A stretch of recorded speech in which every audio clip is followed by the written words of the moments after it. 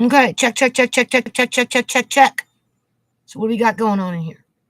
Bailey, come on, come on. Get the notification. Or is YouTube gonna let me just sit here and do a freaking solo? What's new, pussycat? Seriously, man. I'm very riled up. Come on, Bailey. Maybe I should send you an email. I'm on doing live. She might be at work. No. She made comment. I'm going to read the comment here, what we're talking about, because I'm so pissed off right now. I'm doing a live right now. Okay, so Bailey, I'm going to send you a comment. Maybe you'll see that, being that you don't always get notifications when I'm doing live. I'm on live now. Let's just do it that. I am on live stream now. Well, let's see if she gets the comment first. I'm on live stream right now. Okay, so where are we? Yeah, one person. Is that you, Bailey? I need to know. Seriously, I am so riled up.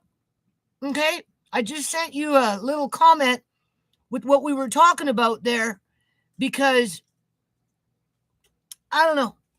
My spidey senses are up. What's the title of this video? Right? What is the title? Gang stalking is real. Right? I'm feeling suspicious because too much stuff is happening month by month by month, right? In terms of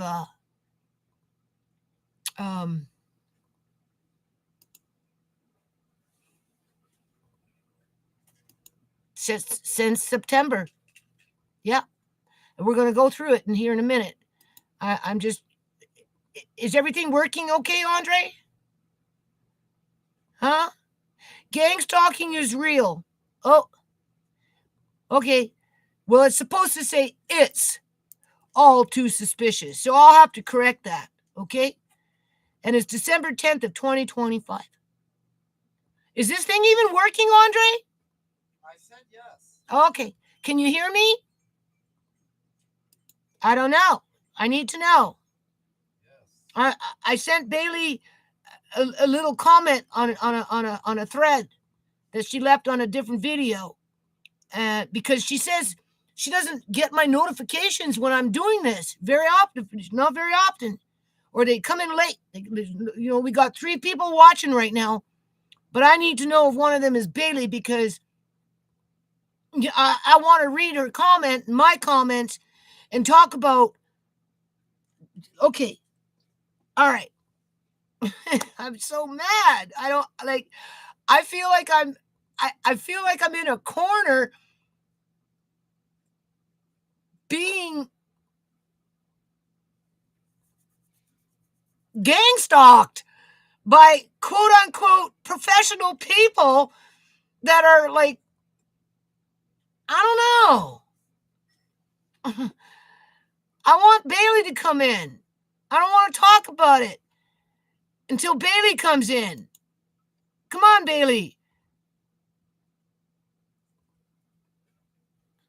The surgery is a day surgery. If you would like to speak to the doctor regarding this, I have scheduled you a telephone tomorrow. Yeah, I do. Please be available by your phone. Okay, perfect. Yes, thank you. Thank you. Yeah, because, okay, I have done eye surgery already, people. Now I'm going for the second round, okay? And I really don't have, just let me say yes, please, thank you. I don't have too many choices right now, because this eye guy, he's telling me that if I don't do this to bring down the pressure in my eye, okay, I just put yes, please. Good enough for me. Okay, my eye specialist is supposed to call me tomorrow. All right. Where are we? All right. Bailey, where are you? Okay, well, you're going to have to catch up with this. Okay. All right. So, what's happening right now that's getting me all worked up into a little tizzy? Okay, because I'm in a tizzy. But I have a right to be in a tizzy. Okay, because, first of all, I'm very highly sensitive about the healthcare system. Why? Well, I don't know. Well, no, it wasn't Andre. It was Uncle John, who was medically kidnapped by Fraser Health Authority so that his inheritance could be robbed of him as he was stuffed away into an old folks' home after his assets were taken away from him, and he died an old, lonely old man after his sister robbed him blind with the people that she bribed within Fraser Health Authority and CIBC Bank to steal his money, as she threw away his family, his immediate family, which was the kids and I, okay, and Andre. So that's the first thing, all right? And then what happens? MAiD gets murdered. And what happened to MAiD? Oh, I don't know. She was taken to the hospital even though she was dead, all right? And her organs were illegally harvested, and I can prove that. I've already got the videos up online, but of course YouTube likes to blur things, so it makes it a little harder to see it. But, I can walk you through it again, but as if I'd get any justice, because even if I took the government to court, to which I already did, all they have to do is, pay off the judge and accuse me of being, faking the funk, and I'm frivolous and I'm scandalous and I'm a waste of the court's time. If it's not that, it's, oh, you're past the statute of limitation and blah, blah. And okay, so either or. Her organs were illegally harvested. They had her dead body on the bed for 9 freaking days. It was embalmed. I can prove it. So why would I trust hospitals? I wouldn't. And then what happened to Sierra? Well, Sierra was lured to her death. She died. And of course, they gutted her open as fast as they could, took out what they wanted, and then let me identify the body 19 days later after it sat in cold storage. Okay. Yeah, right. And they took those organs because that's what they do, right? And then, of course, we got the birth injury of Amari, to which the neurologist, looking at the MRI, who apparently is maybe a little more experienced than other doctors, has kind of suggested that, the injury of Amari's brain happened at the time of birth or soon after, compared to what everybody else has been saying. Oh, it was the mother. She did drugs when she was 2 months pregnant. First trimester. It's all her fault. Yeah, no, it wasn't her fault. Okay? It was the negligence of Fraser Health Authority. So why the hell would I want to go for eye surgery? Well, maybe because I'm in a corner and I don't got too many choices based on what my eye specialist has to say. Because here's the timeline that makes everything suspicious, which makes me wonder, because first of all, gang stalking is real. That's what my channel proves when it comes to being a targeted family. Okay? Or an individual, depending on who you're running with. If you're in a pack, like a family, consider it like a pack, you're running like a pack, well, there's going to be more than one person in the family that's going to be targeted. If you're just some homeless person out on the street with no family, then you're the targeted individual, okay? Because they go for the weakest of the weak. They go for the vulnerable. They go for the ones that they can pick off and harvest when they want. All right. I'm just saying. That's what my life has shown me in regards to what walks among us. I'm still waiting for Bailey. So I'm kind of suspicious because too many things have been happening since October. Well, no, that's not true. Since September. Okay? And it just seems to be compounding to where now I'm having to go for a freaking physical in order to get day surgery on my eye, my right eye, for the second time, because the first time I had surgery, it wasn't required for me to have this test, that test, this, and this. Okay?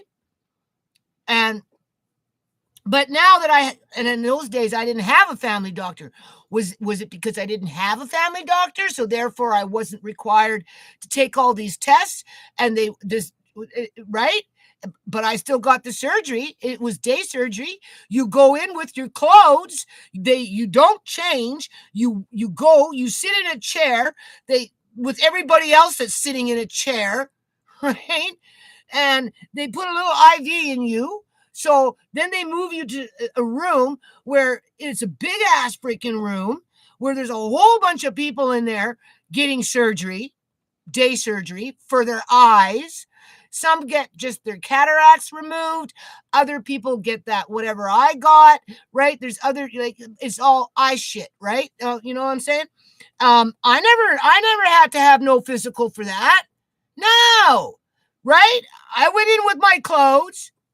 I came out with my clothes on. They never took off my clothes, right?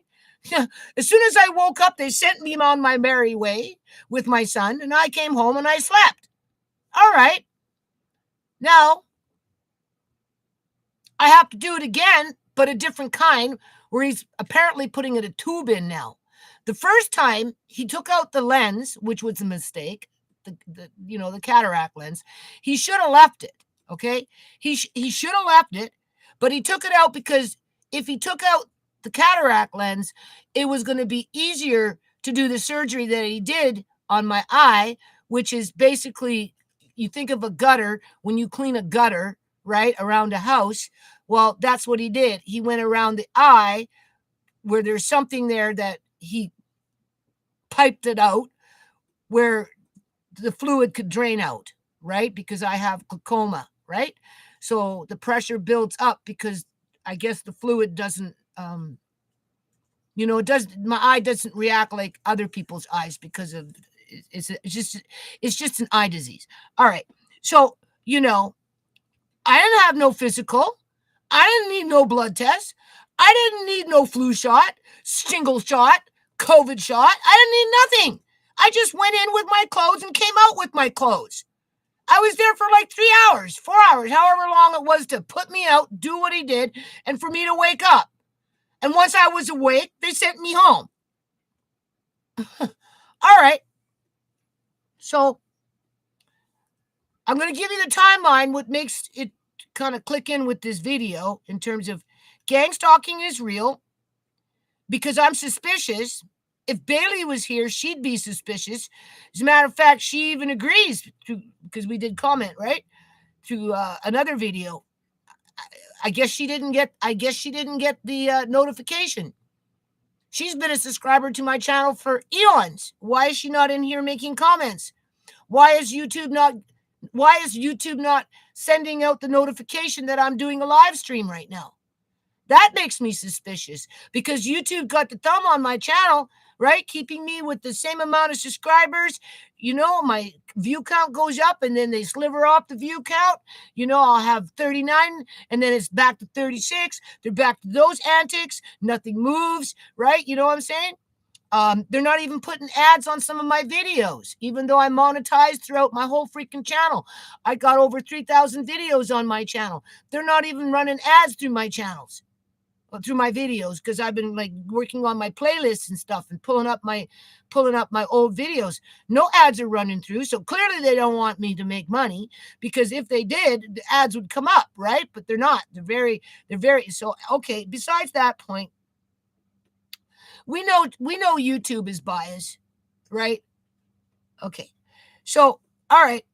So in September, this is why I'm mad right now, because maybe other people don't see it, right? Other people wouldn't acknowledge it. Other people would just explain it off as something else. But I know better, okay? I've taken Fraser Health Authority to court, okay?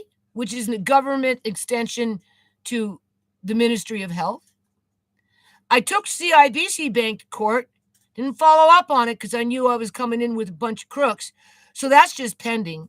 Never got a response back, never told it was stopped, nothing, right? I took the province of British Columbia, Canada, to court, the Attorney General and the Public Safety Solicitor Attorney General. They just threw it out, but I've never gotten anything back, right? So it's not like I haven't stood up for my family against the healthcare system within its corrupt employees and activities for self-gain and profit. Because ultimately it's the workers that are committing the crimes. Illegal organ harvesting is a crime. Medical kidnapping is a crime. Injuring children at birth due to negligence in terms of permanent brain damage is a crime, right? Especially if it's being done with intent, to which if you looked at Shimei's medical files and whatnot, you could almost lean in that direction that they purposely did it to create what Amari is today, on the fact that the process of the birth within 5 days of labor and the end result could be, well, definitely negligence. Malfeasance, quite possibly. Right? Okay. So anyway, yeah, I guess Bailey's not getting my notification. Isn't that something? YouTube antics. Yeah. Because if Bailey got it, she'd be letting me know. And she's not here. But she understands what I'm thinking. Because she's been watching my videos and she's heard and seen what has happened to my family members over the last several years, 10 years, because of public union sector workers to one degree or another, basically, because that's basically not all of it, but that's where a large majority of gang stalking stems from. And with AI now out to depopulate the planet, to bring us down to those 500 million, with the smart cities sitting half empty or empty just because that's what the elite like to do. I'm just saying, you know, I'm not the only one that's being targeted for nefarious reasons, as our family members drop off one here, drop off another over there, and get injured and yada yada. All right, so we're going to start from September because too much is happening since September. And that's the point of this video. Because I can't justify what my quote unquote family doctor wants me to do in order to give me a green light to do day surgery on a right eye that's already had day surgery on it without any physicals. But all of a sudden, I have to have 15 million tests? And for what? And inoculations? 3 in a row? I don't think so. Why? Because if I don't, I'm going to go blind? Oh, okay. Well, let's talk about that. All right? All right. So in September, let the idiots leave. Because sooner or later, whatever the hell is happening to me is going to happen to them. And they're going to be like, holy shit, what the hell is happening? And they won't understand it because they're ignorant or they're part of the problem. They're the ones that perpetrate it. It's one or the other. They're either ignorant and think it will never happen to them because they're what? Goody two-shoes? They stay quiet? Or is it because they're bullies and they perpetrate the shit? Which one is it? Right? You know what I'm saying? Okay. So in September of this year, I came up for renewal for my respite for my, if you don't know, because I don't know who you are, because you're not commenting, clearly it's not somebody that knows me and likes to chat with me. It could be a foe, just, taking notes. But besides that point, um, in September, I was up for renewal for my respite, which is a once a year contract where I get a little bit of money to pay out to get help with Amari. And apparently, once you're signed on to it, it's right up until the age of 19, from my understanding.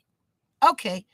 So I get this phone call saying, oh, well, you're up for renewal. Let's do the paperwork before school starts. Blah, blah, blah. I'm like, okay, if that's what you think, sure.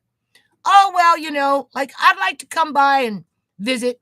I'm the kind of social worker that stays behind the desk and, I don't do child protection services, right? I used to work for that department, but now I'm in this department. And, they got me locked to the desk.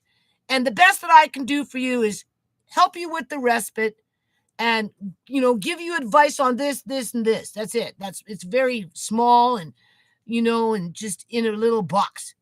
And I'm like, okay, well, that's fine. You can come by, right? Because I've already had workers come in the past, because this is my second or third year, right? And they just come to the door and I sign the paper and they go. But this time I thought, okay, well, I'll chat with you. I'll invite you in the house. Oh, Tammy, I'm so mad, Mal. You don't even know. Tammy, right, Tammy? Wish you just put the word Tammy there. It'd be so much easier for me to remember. All right. So I feel like I'm being gang stalked here by all these professional people, Tammy. They got me now going for complete physicals. They want me to go to this quote unquote family doctor that I have. This is what provoked this freaking. Yes. Okay. This is when have you I have day surgery coming up in January for my eye, which is my second day surgery. Okay. The first time I went in, you go in with your clothes, you sit in a fucking chair. They put in a stupid thing in you. They put you into another room with a whole bunch of people around. They knock you out. You wake up, then they send you home, right? Right. Since when do you need a complete physical for that? When I went for the first time with the eye surgery, I didn't get no freaking physical, but then I didn't have a family doctor. I wasn't being gang stalked by a bunch of social workers and this, that, and everything else, but like I am right now, in my opinion. Okay. So that, because I'll get to it. Okay. Right. All right. So that's kind of what we're talking about here. But how it started was in September with that quote unquote social worker that's confined to a desk with a small little portfolio, wanting to be helpful, bring the paperwork to the house so I can sign it.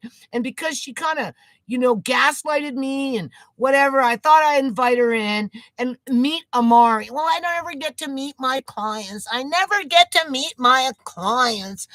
I'm like, well, okay, well, I'll let you meet Amari, right? And Andre, and you can come in my house. So I invited her in the house. What a mistake that was. Seriously, what a fucking mistake that was. Because the first thing that I said to her, I said, mind the path. Just, because it's always the issue, right? Because my house is small. It is the equivalent of a small rancher on one floor. Okay? Right? Which is not a lot of space. Eh? And don't forget that my son has been doing what my son has been doing for almost 3 years, throwing out my shit. So a lot of that shit that was downstairs came upstairs. I couldn't take food prep down. So, blah, blah. Okay. Either or. She came in, stood in the living room, looked at Andre, looked at Amari, and it's not, asking me questions, blah, blah, blah, right?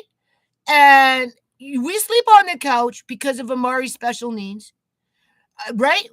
The last time I had those kind of like social workers, child protective services, right? Come to the house was what? I don't know. It's like clockwork every couple of fucking years, right? Ever since I got Andre. I had 5 kids, never had that problem until I got freaking Andre. And then it was like a given. It's like it's like they feel that they have the right to do it, and it just takes one phone call, supposedly, for them to do it. I had social workers come to my house, child protective social workers come to my house because there was a loose screw on my back railing on my outside porch deck stairs that go down to the ground. They came for a loose screw. That was the excuse. On a railing that's outside, off a porch. I'm like, you gotta be kidding me. Oh, no, we gotta come. I'm like, okay. Right? Now the stairs are broken. You can't even use the stairs. They all came crashing down. Ain't nobody saying shit about that, though, are they? No. Anyway, so I let her come in because I felt, I don't want to say sorry for her, but I wanted to show her that I trusted her and that I appreciate, and being that you don't get to meet your clients, I thought I'd let you meet the kids. You know, Tammy knows what it's like to look after a disabled child. She knows that with a disabled child or a disabled adult, you end up getting special circumstances that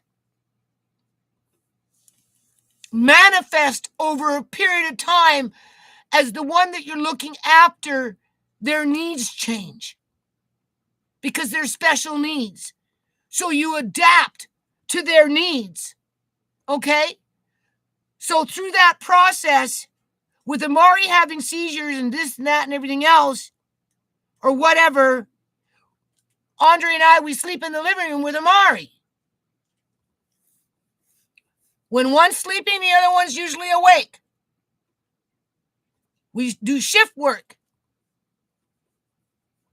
If we're both sleeping, chances are one will hear something if something should happen with Amari in terms of a seizure or whatever, choking or whatever, okay?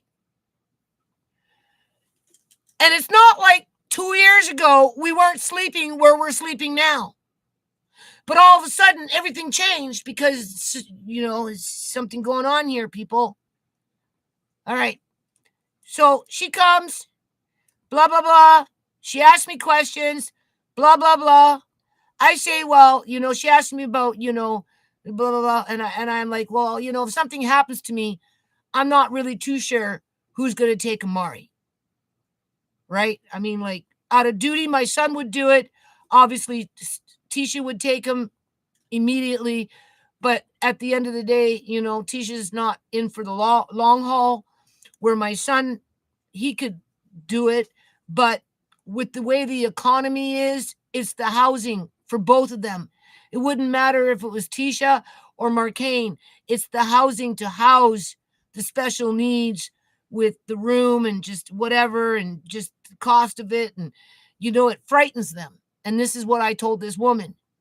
So if I die, let's just say, I haven't put anybody down as whatever.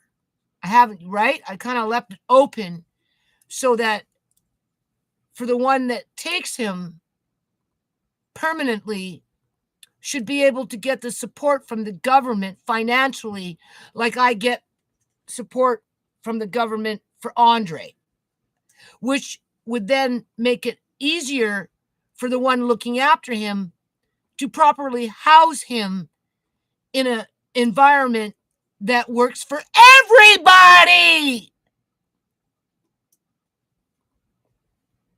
To build in stability. If the housing market was affordable, it would be different.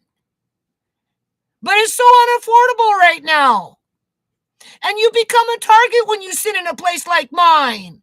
And that's part of the reason I'm talking about this shit on this title. Because I'm being targeted in this house, people. I can feel it. There's too much shit happening from month to month to month. And now you want me to go for a physical? For day surgery? And get shots? And mammograms? Poo tests? What else? Freaking pap tests, diabetes test, blood tests, heart tests, lung tests.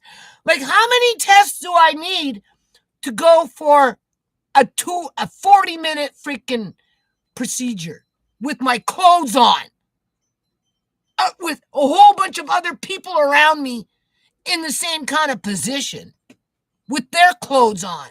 It's not like we're in an operating room. We're just in one big freaking room. Like, it doesn't even make sense. It's a setup. And I'll tell you how I lead into that conclusion. All right.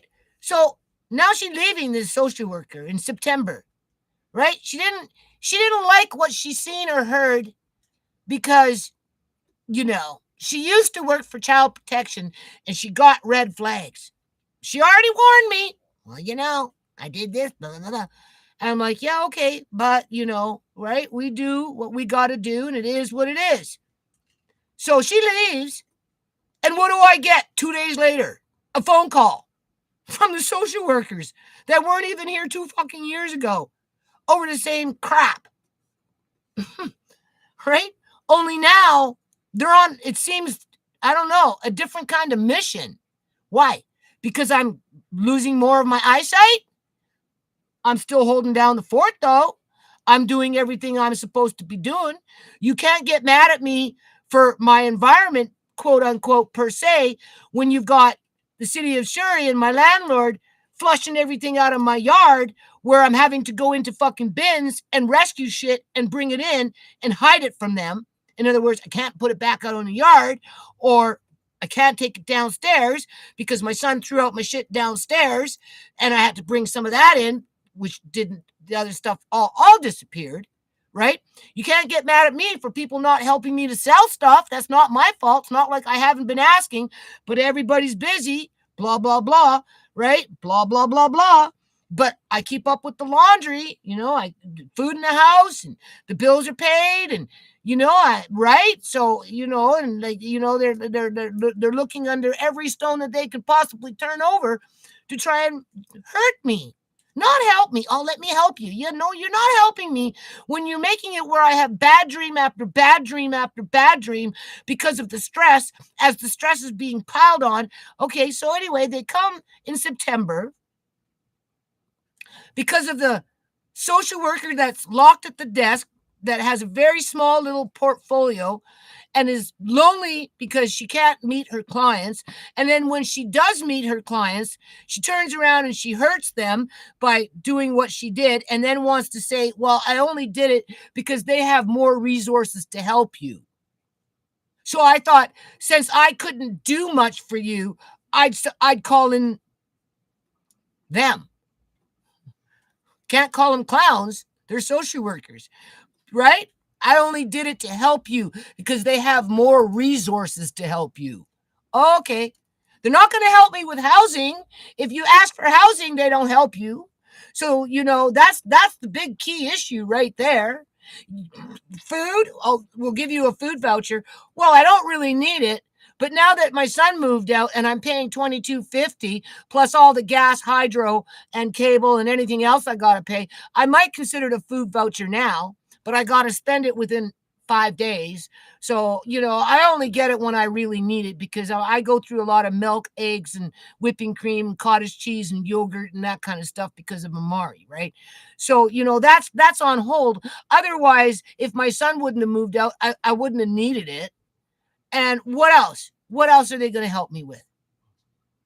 Outside of looking for the dirt on me so that they can try and take Amari away from me. Okay? Where do you think all these bad dreams are coming from? Right? All right. So, because they're still around, they won't close the file yet. Right? All right.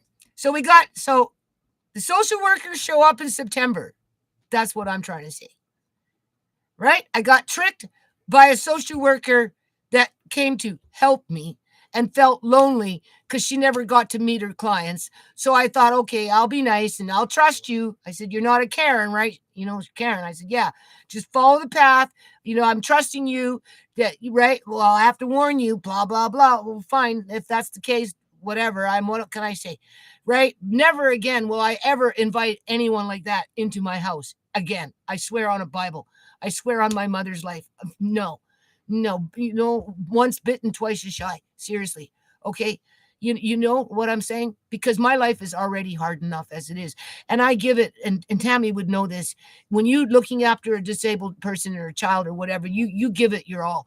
You give up your life. Literally, you do. And whether you get paid for it or not, it doesn't matter. If you love the person that you're looking after, you put yourself last. You really do. All right. So, and I just feel like I got backstabbed. Seriously, I do. Because now I've got people just not letting go. They're just not. And if anything, they're egging something on here. And that's the point of this video. They're egging something on here. Okay. Because I already went through eye surgery and I didn't go for not one damn test. Was it because I didn't have a family doctor at that time and they couldn't force me to do it? Now that I've got a family doctor, all of a sudden I'm expected to take 15 freaking tests just to get a freaking 40-minute freaking surgery with a whole bunch of other people laying around in your damn dirty clothes in the same freaking room that I'm in. Yeah, okay, I don't know. I want to speak to my eye doctor because that's bullshit. Right? Because, okay, so the social worker comes. Now I got other social workers. All right. It's not the first time, it's like clockwork. That's what gang stalking is all about. If it's not dead bodies piling up with their organs being ripped out, it's, injuries of this or mental kidnappings of that. And then it's the social workers coming in, doing whatever they do. Or it's the city of Surrey with the yard. The yard is too green when it comes to, it's too green. You need to cut this, this, and this. And if you don't do it, like in 2 days from now, we're coming back in and we're going to cut down this branch, that branch, and we're going to charge your landlord $15,000. So you better get out there, bitch, and start cutting off back some bush. I'm like, holy crumb. And then next time it's too gray. Of course it's too gray. Nothing's blooming. We're just going into spring. It's still wintertime for crying out loud. Oh, well, you need to get out there and spruce it up a bit. Okay, I'll go get my black walnut stain that I made myself and I'll start painting whatever I can paint to put some fucking color in it as if black walnut gives color. But you got to break up that gray. Seriously. Well, the dude's taking a picture of a brick that is a border with a whole bunch of bricks in line. He didn't take a picture of the bricks all in line. He just took a picture of one brick so that he could say that he had a case. Because whoever freaking called on me did it with the intent to hurt me, to build a fucking case so they can say, oh, well, we've had the city there 5 times already since she's been there. It's all her fault. Blah, blah, blah. The little slave girl didn't work hard enough in the yard, so therefore there's something defective about her. And now that I can't work as hard as I used to, 10 to 12 hours a day, 5 to 7 days a week for a whole year and a bit straight, I'm useless. I'm just saying. Okay. So anyway, the one social worker comes, then it's a whole band of social workers, right? And then I got to go in October 1st, to go see my eye doctor. This is where the gang stalking is starting to creep in. Now, we know I've been struggling with my eyes, right? But before I went to go see him, things were clear. They were dark. They were getting a little blurry. Because of whatever. I'm always changing glasses. I do a lot of computer work, whatever. But I could see. I could see better on October 1st before I went to go see the eye specialist. I go for my eye appointment. He does 3 different kinds of tests with 3 different machines, has me go in and sit down and see him, right? And he puts eye drops in that burns the crap out of both my eyes, like really, really stung bad for almost a minute. Then he looks in my eyes. Then he prescribes me another eye drop, which in the past made me sleepy and somewhat dizzy and whatever.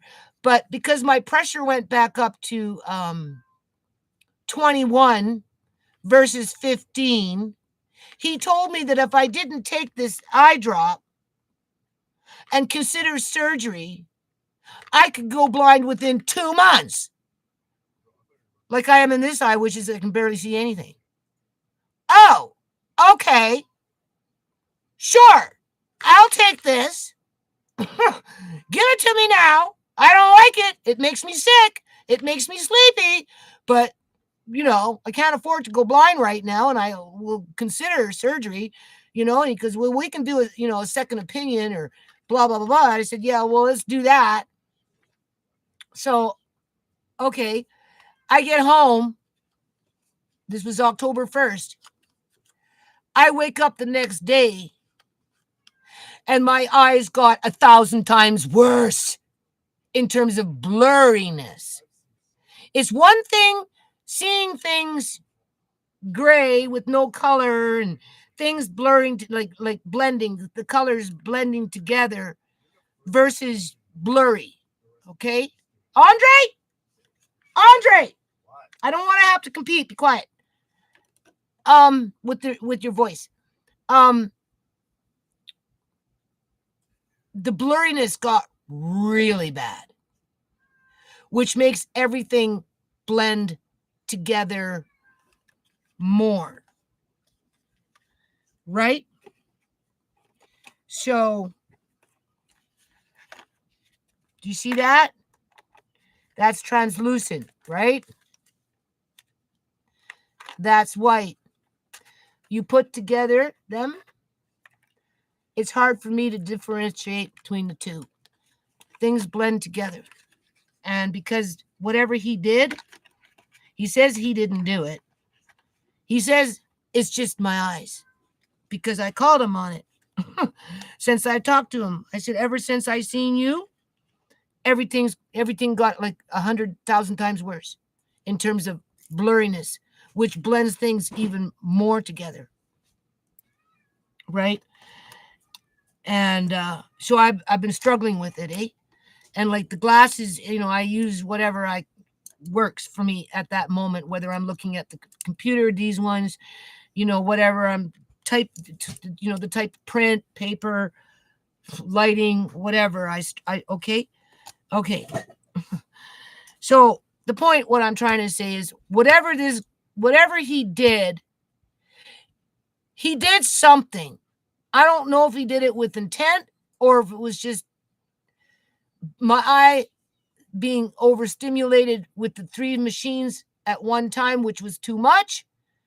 And then the eye drops that literally burned my eyes for over a minute, both of them, in terms of the freezing agent, all of a sudden they burned and the burning wouldn't stop, right, for quite a while. And then the next day I get up and it's like blurry, and it's been blurry ever since. And when I spoke to him about it, he said, oh, it's just the coma getting worse because of the pressure. You're at 21 now versus at 15, So that's how he just explains it away. I'm like, yeah, okay, what can I say? Nothing. I can't prove anything. I just know what happened. I could see better before I went to see him. As soon as I seen him, it's just terrible. It makes life so hard. That's all. It just makes it harder. That's all, right? Okay.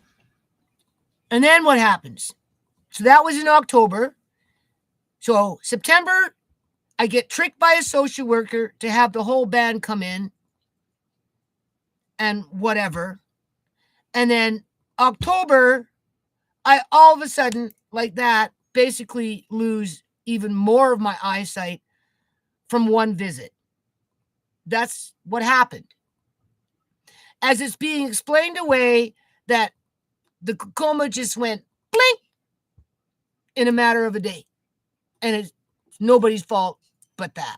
Okay, I beg to differ. But besides that point, it is what it is. And then what happens in November? Was it November? Yeah. Oh, just suddenly, out of the blue, I got city sewage coming up out of the fucking toilet downstairs from this big gaping hole because the plumbers didn't come when they were supposed to come. Because my landlady phoned them. Said, look, there's an emergency going on at the house there. You know, you need to go to the house. Oh, yeah, well, maybe tomorrow. Yeah, sure. So they didn't show up when they were supposed to show up. Instead, they showed up at 11:30 the next day, which by that point, all this sewage came out of the fucking hole. Well, out of the toilet, really. The toilet was still on the hole. But it flooded everything, which went down the hall and everywhere else it went. My son said that because it came out of the toilet when he was sleeping, right? It just purged itself. And when he got up, it was coming out, but it was, as it was coming out of the bathroom, going into the hall, he said the sewage water just went down into the carpet and disappeared, which tells you it's under the floorboards, the subfloor. Okay? And that's why they're moving. Yeah. Because of what could be brewing from that over a period of time, being that you're on a cement floor under a subfloor. How much is down there? Well, I don't know. All I know is all of a sudden, out of the blue, it happened. And then when the plumbers did come the next day at 11:30, clearly they weren't professional about it because they didn't show up with the big snake until 6:30 at night after the goof that was down there doing whatever he was doing phoned Mrs. Gill and ran me out of there because I did, a 30-second fucking video on it with the gaping hole with the shit coming out as he was running a snake at 6:30 at night when you got called at 2 o'clock in the afternoon the day before. Why did it take you over 24 hours to come and do something about it? And then after they did it, that's when it was determined that it was a city line endpoint where they had to call the city. So the city shows up at 7:30 at night? Why couldn't they have showed up at 4 o'clock in the afternoon the day before the fucking toilet overflowed and saturated everything? You see, doesn't it sound like a setup to you? You got 7 guys downstairs looking at a hole full of freaking crap and just standing there as if you what are you looking at? And you want to get mad at me because I want to record that shit? Being that it's polluted my living environment, my son's living environment, right? And I'm the problem? No, you guys are. You should have showed up at freaking, as soon as my landlady called you and said it was an emergency. One of you, since there was 7 of you down there at 7 o'clock at night, fucking 24 hours after the shit was all over the place, walking back and forth, spreading it around, doing whatever. Like, you should have showed up within a half an hour, 20 minutes from the time my landlady called. And I'm telling you something, people, if they would have done that, okay, they had enough time to go out there and talk to the workers before they went home, to get the city to come in and shut that freaking pipe down at 4 or 5 o'clock in the afternoon versus leaving it purging itself in the middle of the night with my son without even realizing that it was going to do that, to even flood the basement. All right. Sounds suspicious to me. Where's Bailey? Because it sounds suspicious to her, right? My landlady called those guys at between 2 and 4. It's an emergency. They didn't show up until the next day, until 11:30, and they came with one guy with nothing. Nothing. And then they had to go get a dinky little snake that did nothing. And then they had to wait until 6:30 for the big snake to show up because it was on duty somewhere else doing something else.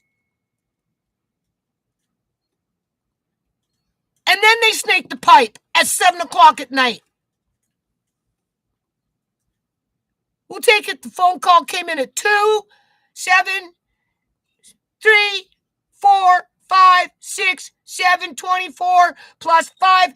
It took them 29 hours from an emergency phone call to determine that it was a city broken pipe that was purging, pumping up sewage into a basement suite that soaked.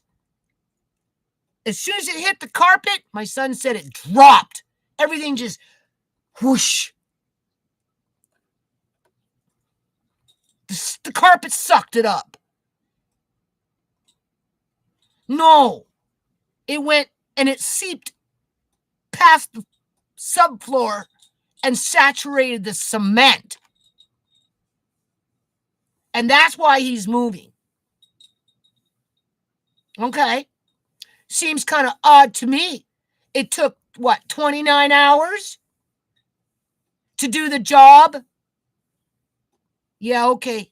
And then when the one guy was down there just monitoring the hole, sucking up the freaking sludge as he was pouring it out my window all over my backyard, waiting for the plumbers to show up from their day job, because that's what it was. They were busy at the day job and couldn't really come until after work. And that's why they started the shit at 6:30. Anyway, that dude said, you know what he said to me? Because I asked him, is this normal? Does this stuff happen? Like, how often does this shit happen? Like, right? Like, why did this happen? Did it happen because of all this building, property development? He goes, yeah. And it happens often because of the property development. So it's not like these guys don't know what was happening. They just didn't care. Right? You're right. That's exactly. They didn't freaking care. So, all right. So now I got my son moving out. Right? My eyes all of a sudden within a day got 100 times worse. 1,000 is probably too extreme, but definitely 100 times worse in one day from seeing an eye specialist. As I'm being told I have to go for surgery, which is more serious surgery than the one I had before, but it's still day surgery, right? Which isn't that serious if it's day surgery, If you go in and you're out within 3-4 hours and you're wearing your clothes and you're in a room with everybody else, right along with them getting their day surgeries, there you go. It can't be that serious. The risk to problems, severe problems, is 1 out of every 200 people. Okay. Well, when I went the first time for quote unquote day surgery, what did the pharmacy do? They gave me 3 bottles of medication that I had to use a week before and at the time, and right. And when I went and took them all to the doctor after the fact, a week after the surgery, over that 2-week period, it turned out that everything was all mixed up because they took the labels and they mixed them up on the fucking bottles. So whatever drops I was taking was wrong because the labels on the bottles were wrong. And then when I said, well, gee, don't you think that's a little suspicious to the eye doctor? Don't you think maybe that's why I'm having such a heart? No. It doesn't matter. Well, it's antibiotic and this, that. Well, if it doesn't matter, why was I told that I had to take it this way, and it was important that I didn't mix shit up? I was expected not to mix them up. But the pharmacy put on the labels wrong, so whatever I was doing was mixed up, and it didn't become important for them, but it was important for me to take it the way I was told to take it. Now, if that's not backwards and asinine, I don't know what is. Okay, but you can't argue. He's a doctor, right? So, yeah. So social worker shows up. Next thing you know, a whole band of social workers show up, and then I go see the eye doctor. All of a sudden, my pressure jumped up, and I got to go for eye surgery because if I don't, I'm going to go blind just like that, right? And I need new medication, which is going to make me kind of sleepy and sick, and just because I don't do well with eye drops. But besides that point, so he's got me on 2 eye drops now. One that I had to take before and I stopped, and that's why I did the eye surgery, right? But now that the eye surgery doesn't work anymore, he didn't tell me that at that time. It's supposed to last for about 5 to 7 years, but for whatever strange reason, it only lasted 2.5 years for me, or whatever it is. Is he okay? So I didn't even get the full 5 year benefit out of it, or even a 7 year. I got 2.5 years. So either or, I have to go for surgery again. Then all of a sudden, something going on with the toilet. My landlord tries to get the plumbers to come, but they wait for 29 hours to show up under an emergency phone call, right? Yeah. To determine that it was the city pipe, when clearly they knew that, because they come into contact with that stuff because there's so much property development. So it kind of makes you wonder if they purposely just didn't show up because they wanted to screw you around. Right? I mean, that guy was quick to call Mrs. Gill and say, "Oh, get her out of here. I'm trying to work." Yeah, you're trying to work. You came in after work. You're like 29 hours freaking late, buddy. 29 hours. Where were you 29 hours ago?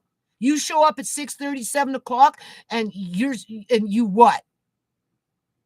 When you guys knew already what it was, because you've come into contact with before, there's only certain things that are going to be pumping up shit through a freaking hole from a toilet connector. City sewage is city sewage, comes from a city fucking pipe. It's not that hard to do the math. Sorry, boo-boo pipe. They knew, people, and they dragged it out for over 29 hours. Okay? Well, my landlady's getting mad at me because I want to freaking document what the hell was going on, just in the event of, whatever. Just for whatever. All right. Now my son moves out. Okay. Well, there's pros and cons, right? I get the basement back, so that's good. I get to get into my food preps and reorganize and have access to it without strife, and right. And I have now some space to start taking things to sell, sort them out. I'm thinking to set up a little sewing area and let Andre try to sew. And it would be nice if I could use my fleece fabric to make Amari some pants, which I know I could still do. I might not be able to thread the machines, but I'm an experienced person like seamstress, so it wouldn't take much to sew a couple of fleece pants and put on some elastics. And I've got the fabric for Amari, and I don't want to buy. And if anything, it would be better if I made them for myself, because I know what he needs in terms of comfort. Right. But right. And plus I've got the space now after the carpet gets changed downstairs, assuming it's not going to be a big argument. That's because now we're going to get into another stage where, gang stalking is real. Things are kind of suspicious about. Why did it take you 29 hours to show up to know that it was a city problem when you knew all along, just by looking at it from what it was, that it was a city problem? They should have came and looked at it and said, "Oh yeah, that's a city problem. That's fucking sewage. That's coming from a sewage pipe. That's not just some poop that was put in there and you'd have a plunger." No, this stuff was purging, people. It was purging. Okay, they knew. All right. So now I'm paying now $22.50. My gas bills are going to come in between $4 to $4.50 a month in the wintertime when it gets real cold.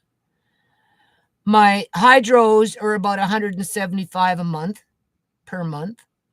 And then, of course, I've got my telephone and the internet, right? I don't have to worry about food, quote unquote, because I did food prep. So no regrets. Seriously, no regrets. I need the basement in order to sort out my life and, have the space to put things in warehouse or make. I want to make the pants for Amari. I have the fabric.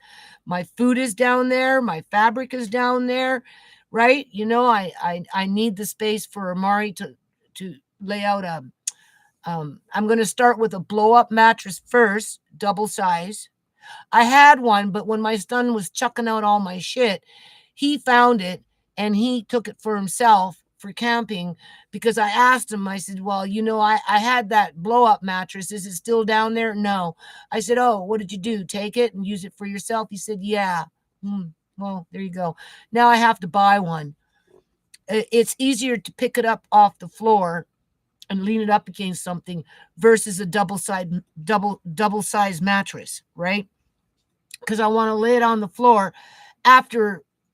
I don't know what's going to happen downstairs, but something's going to have to happen here, right? And just to see how Amari likes it to be moving around and just, right? Just right. As Andra and I were going to be cooking down there and, or whatever. Point is I'm keeping it, but my son is kind of saying that my landlady is already arguing to try and take it away from me. Well, she can't. I rented the whole house. I have food down there, food preps. I have other things down there. I need the space. Right? But she has to change the carpet. She said she will. She realizes that she will probably have to change some subfloors. We really do need to look at the cement, and it might have to be bleached and cleaned and all that stuff. And I'm going to be paying rent for that. In terms of I'm not going to say, oh, well, I can't use the basement, so I'm not going to give you all the money. No, you want $22.50? I'm going to give you $22.50, even though technically I won't be able to use the basement for a while the way I'd like to, because we need to make sure that this sewage water isn't contaminating it under the floorboards on cement that sweats, because they don't have a moisture barrier on the cement. And I know that for a fact because when they did the kitchen and took the subfloor off the kitchen as they were changing the cupboards and the counters, there was no moisture barrier on that cement. And they were just going to cover it up before it being cleaned. And I said, no, you can't you got to clean it first before you put on new subfloors. So, okay, whatever. They did whatever. But, I don't know what they're going to come into contact with once they start ripping up carpet and taking a boo under subfloors. My son said, I don't know, Mom. When that crap was coming out of that hole and it was going into the hall, it just disappeared right into the carpet and seeped into God knows where. And there's only one place for it to go. And that would be onto it seeped under the floorboards, which is now on the cement. And that's why he's moving out, because it's just a matter of time before it's going to create black mold. Right? But my landlady wants to take over the basement so she can rent it out to God knows who. And it could be very well to 7 or 8 or 5 or whatever freaking international students, aka the UN soldiers, depending on how you want to look at it. And they'll be stacking and packing down there. And my hydro will go out off the roof, as she's telling me I still need to pay $22.50 because I got to get with the program, because it's a sign of the times when it comes to market value, as she's charging them a $1,500, $2,000 a month. And now she's getting her $4,500 a month because of a broken pipe that was left to flood, I would say purposely, in my opinion. When you are called on an emergency phone call with crap coming out of a toilet that you can't stop it from coming up because you yourself don't know why it's coming up. You just know that you can't stop it. And they wait 29 hours to show up to fix it.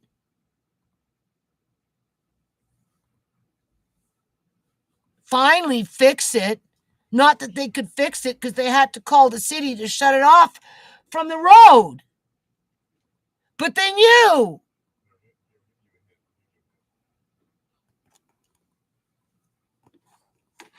Because the guy told me it happens more than you think.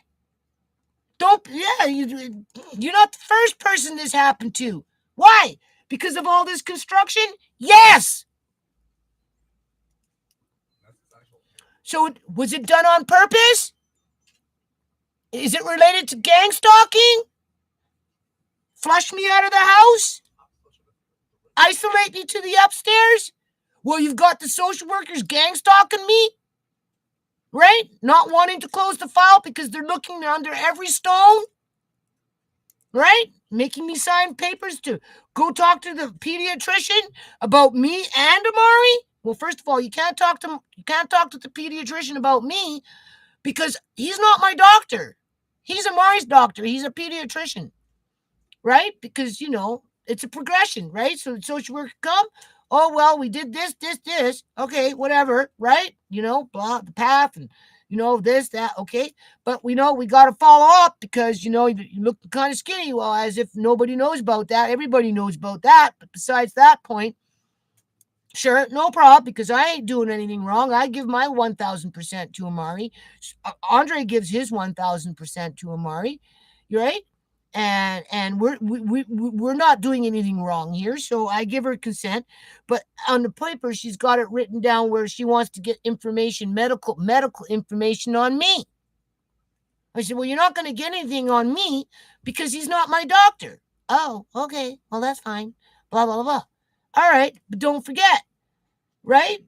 I see the eye doctor. Next thing you know, I got to go for eye surgery as my eyes deteriorate like that in one day and stays that way. Right? And now, because of that,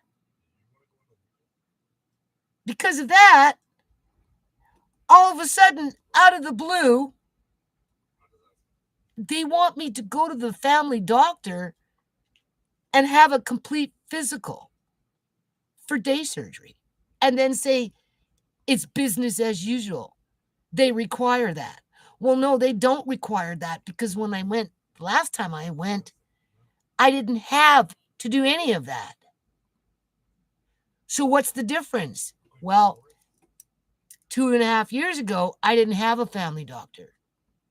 So it's not like they could refuse me.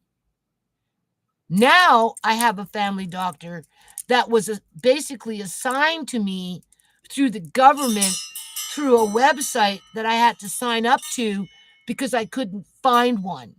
And then I had to wait until one was assigned to me who became available. And of course, if you're waiting for help, and in that case, I needed either a referral, to keep up with the eye specialist. Otherwise, I'd have to go to emergency and get the referral there. If my eye specialist couldn't keep me, because you have to get yearly referrals, right? What do you call it?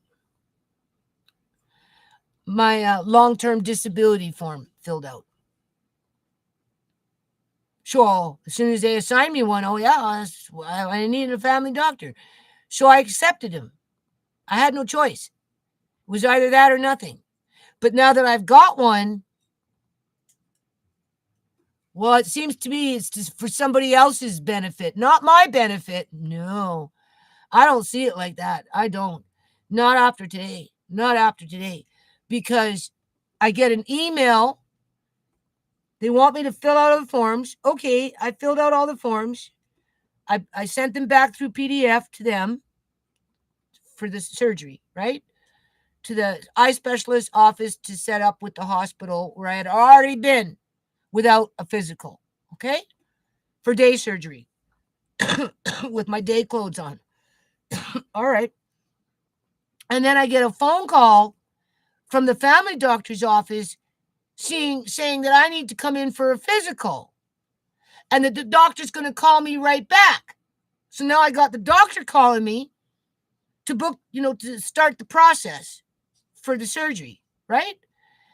To go through the checklist of all these things that he's going to check before I come in because I have to make an appointment now.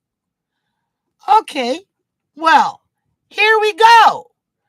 Now, keep in mind, did we just not have the social worker at my house not even 2 weeks? Well, a week and a half ago? A week and a half ago. making me sign a form to consent so that she can call up the pediatrician to get information on Amari and me. Only she can't get information on me because he's not my doctor. She really can't even get information on me with this doctor that I have now because there's no file for him to draw on, because any little file that I have is still sitting up with Dr. Vicinski at the Surrey City Central freaking medical clinic, the doctor who told me to take him to court as he refused to let me get access to my dead daughter's medical files, and then denied me access to get a referral to see an eye specialist so I could get drops, and he denied me access to fill out my disability form because he told me to take him to court because he didn't want me to see my dead daughter's medical files. And that's how I went 2 years and almost 3 years without a family doctor. And then I get a family doctor that is assigned to me through the government, as I got government workers doing what government workers do best. So if you're signing on a consent form to get medical information on Amari and the caregiver, but you can't get the information on the caregiver because the pediatrician doesn't have that information, how would you go around that in a sneaky kind of way if you wanted to get that information? Well, you would use whatever is to your advantage, to which all of a sudden I can't have day surgery unless I have a complete physical. Oh, well, I beg to differ because I've already had eye surgery and I didn't have nothing. Okay? So, doesn't wash with me. So, okay. So the doctor phones me. Oh, that was fast. Jeez. I was surprised. Okay. All right. So what's up? Well, what do you want to do? I guess I have to do something if I want to keep my eyesight, because if I don't, I've already been told I can go blind within 2 months. And that's assuming, well, that's assuming that the drop is not working. I don't know where it is right now, but right. You know, I got that second drop. That's the second drop is the only thing that's holding me losing from my eyesight. And even then I need the surgery. So I really don't have any options. Talk about Russian roulette here. Okay. Maybe there's a few more bullets in the chamber, but it's a form of Russian roulette here. Okay. As I've got the basement, situation, and the son moving out situation, and the social workers lurking the situation, and, digging here and digging there. And all right. So he calls me up. I'm like, okay, so what are you wanting to do? Huh. Oh, well, geez. He wants me to do a mammogram. I said, no. I've had one in the past. I don't want it. I don't need it. If I feel something, I'll call you. I'm not worried about it. Well, what about a pap test? I want you to have mammogram, pap test, colon, you poop, you check your poo, right? Colon, whatever, blood test, diabetes, heart, lungs, all of it. Like, what the fuck? For a 40-minute day surgery. And I'm like, and then he's saying, well, you need to be up with your inoculations. You need your flu shot. You need your COVID shot. You need your shingles shot. I'm like, no, I'm not getting those. Well, blah, blah, blah. Like last time I had a flu, I was 19 years old and, I was feeling good and I was strong and it wasn't a problem. I said, listen, first of all, I don't get sick very often. I asked Andre, when do I get sick? He said, never. Exactly. Not saying I haven't gotten sick, but I told him I've had 5 kids. I've got my 2 grandkids. Every now and then, Andre will come up with, that bacterial puking flu because he went to Tisha's house or went to a birthday party or whatever, and there's other people around that have it or whatever. I don't get it. Amari got it once, only once, and I come into grody shit all the time. I told him this, and I'm not doing a flu shot. I'm not doing a COVID shot. I don't want a shingle shot. Oh, and talk about, he got mad, people. He got mad and he basically cut me off and hung up the phone on me because I wouldn't agree to it. Because, he goes, well, it's my recommendation. I said, that's all it is a recommendation. And I disagree. I don't want it. I don't need it. If I get a flu and I get pukey or whatever, well, I'll be like everybody else. Sips of ginger ale after 24 hours. You have to clear the gut. If you get the puking flu, it's not a flu. It's a bacteria that's in your gut that you have to flush out. So that's why you don't feed it. You don't drink a lot of water or anything. You don't eat a lot. You let it empty your gut out for 24 hours as best as you can. Only teeny, weeny, little teeny baby sips. And then after 24 hours, you just have little bits of sips of this and little bits of sips of that and a few dry crackers. Okay? And that will clear it up. If you feed it, if you give it lots of liquid, if you give it lots of food, it's just going to puke it right back up because it's a bacteria. That's why it passes through schools like wildfire. Okay? You can go into somebody's house that had the puking flu the day before and nobody's puking the day you walk in.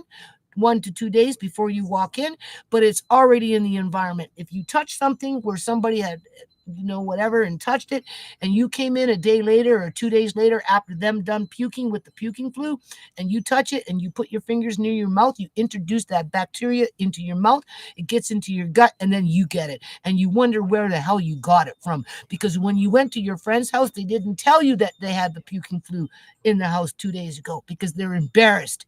But that's where you got it from. I'm just saying. Most people, they don't know it because they hear the puking flu. They think it's a flu. It's not a flu. It's a bacteria. In terms of a virus, well, you just run its course. You run its course. Oh, but you're getting old. Yeah, well, whatever. So now he's mad at me. A doctor that I barely know, I only met once, talked to on a few times on a phone. He's mad at me because I won't do a mammogram. Yeah. He's mad at me because I won't take 3 freaking inoculations that he wants me to take. Literally. If that's not a setup, I don't know what is. And for what? So now I'm phoning now the eye doctor specialist. I'm talking to the woman that sent me the email to fill out the forms that's got in touch with my family doctor who's now wanting me to do all these things, even though I disagree, right? To one degree or another. And she getting mad at me because I'm like, well, I want to speak to the doctor about this because, I didn't have to do this before. And she getting all on the phone with me. So he's supposed to call me, I think, tomorrow. Because as far as I'm concerned, it's just one big setup. Yeah. Because I've already had day surgery. And I didn't have not one test before I showed up. Not one. Not one. And now all of a sudden I'm under a freaking microscope. Okay. And I'm being gaslighted to take inoculations that I don't want, and x-rays like a mammogram that I don't want. Okay? Right? And for what? To make me sick so that you can say that now you can do more? Listen, I'm looking forward to getting back to basement. Finally, after all these years. You know what I'm putting down on the counter? A juicer. Oh, yeah. I'm putting, you know why I want a juicer? Well, so I can juice some carrots and some celery and maybe go buy me some lion mane. I think it's called lion mane. It's a herb or a mushroom or something that you can get off the internet at like it's a healing property, right? Lion mane. I don't know if it's like a plant or a mushroom base. All I know is that it helps for the body to repair itself. And people put it in their smoothies and stuff like that. I don't like smoothies, but I might take a shot of carrot juice with a little bit of celery in there and a few pieces of spinach and maybe some lion mane and some what is it, gojo berries? Yeah, maybe. Right? Cut back on the coffee with my half a cup of sugar that I drink every day like clockwork. And when it comes to coffee, and more than 2 teaspoons of sugar per cup, by the time I'm done, I'm at either a half a cup of sugar up to 3 cups of sugar. I can guarantee you I drink a half a cup of sugar a day in a 24-hour period every day with coffee. I can guarantee you that. It might even go as high as 3/4 of a cup. I'm just saying. So I'm going to try and replace it with something else. I have dandelion roots. I just haven't done it yet because I'm under a lot of stress. And when people are under a lot of stress, they tend to migrate to what makes them feel comfortable and what they're familiar with.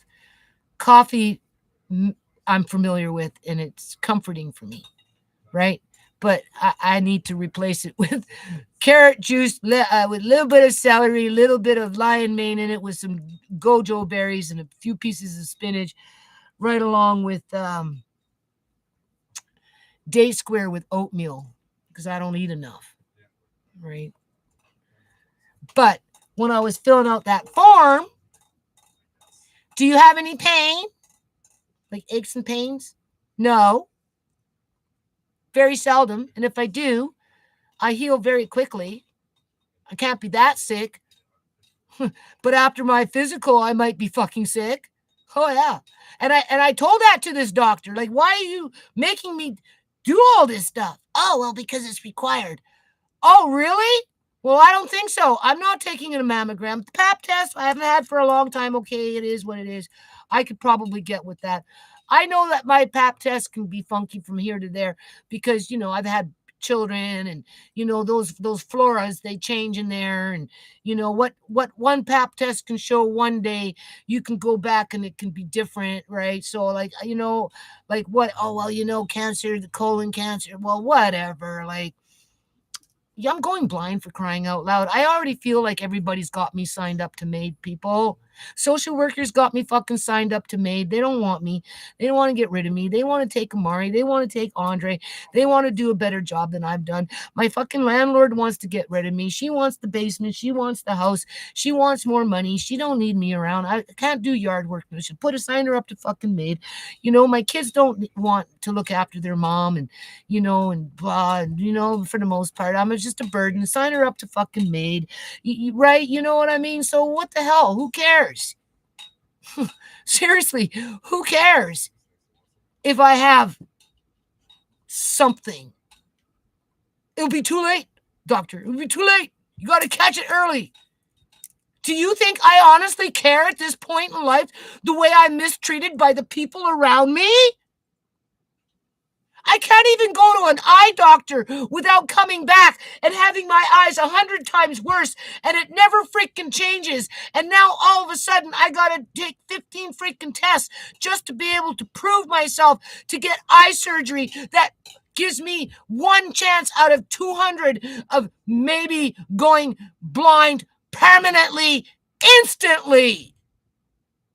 But I signed a waiver saying that I accept the risks. Yeah, well, we know how that works, don't we? You can harm Uncle John and get away with it. You can harm Shimei, Chorney, and rip out her organs and do what you want with a dead body and play her off like she was alive for 9 days, right? Mock her family and get away with it. You can do what you did to Sierra for 8 years while you kept her out on the fucking streets, strung out on freaking heroin, right? And fentanyl and all that crap as you abused her as she was going in and out of the hospital, right? That's why you don't want me to get her medical files, because you don't want me to see what the truth of what she told me you people were doing when she was going in and out of the hospital. And then when she died, what did you do? You took her organs too. You can injure my grandson. Okay? He's 8 years old. It took 8 years to get one doctor to finally say, I looked at his MRI and it's suspicious. It seems to me that the birth injury came at the time of birth or soon after. Not at 34 weeks, but at the time of birth. Because he knows how to read MRI brain scans. But it took 8 years and one man to say it. Where everybody else, it was one big cover-up, and they tried to blame Shimei for it. And the only one that's been fighting for justice for Amari has been me. Well, everybody else is trying to cover it up, saying, oh, but we care about Amari. Yeah, you care about Amari. Then why don't you get down to the freaking truth of the matter? You know what I'm saying? And help with that versus covering up what happened to him and his mother and his aunt, Sierra. So why would I trust the healthcare system? Not to mention what happened to Auntie Joan with the IV being shut off in that old folks home when they didn't want her anymore because they needed the bed for somebody else. Yeah.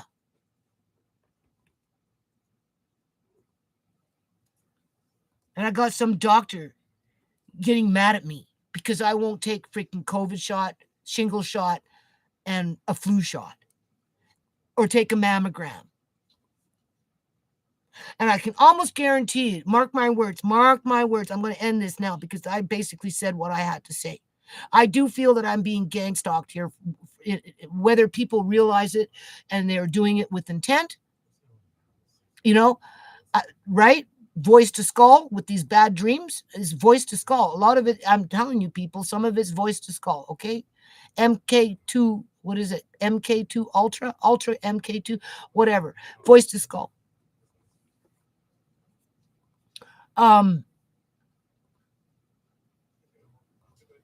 It's to all started with the one social worker. And it's just compounding. The one social worker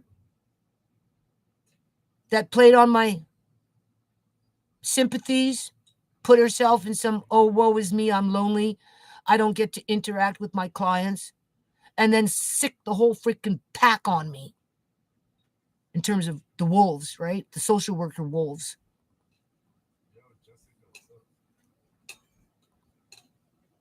As they're going from stone to stone. And if they're writing it down that they want to know about my medical history on a pediatrician's form, but they can't get it, what's the best way of trying to get that information? Well, I don't know. She needs eye surgery. Well, there you go. Here's your chance. So after I do all my tests, just so I can qualify for day surgery, what? The social worker's going to say, well, we want a consent form for that? Just go watch my YouTube videos, for crying out loud. You already are, so what the fuck?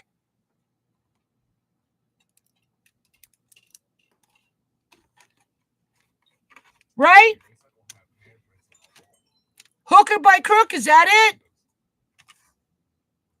And now I have to fight my landlady for something that I've had for 15 freaking years just so I can get on with my life and sort it out and give my grandson an opportunity to learn how to sew a little bit. And I can actually use my home food, prep food, and, and yada, yada, yada.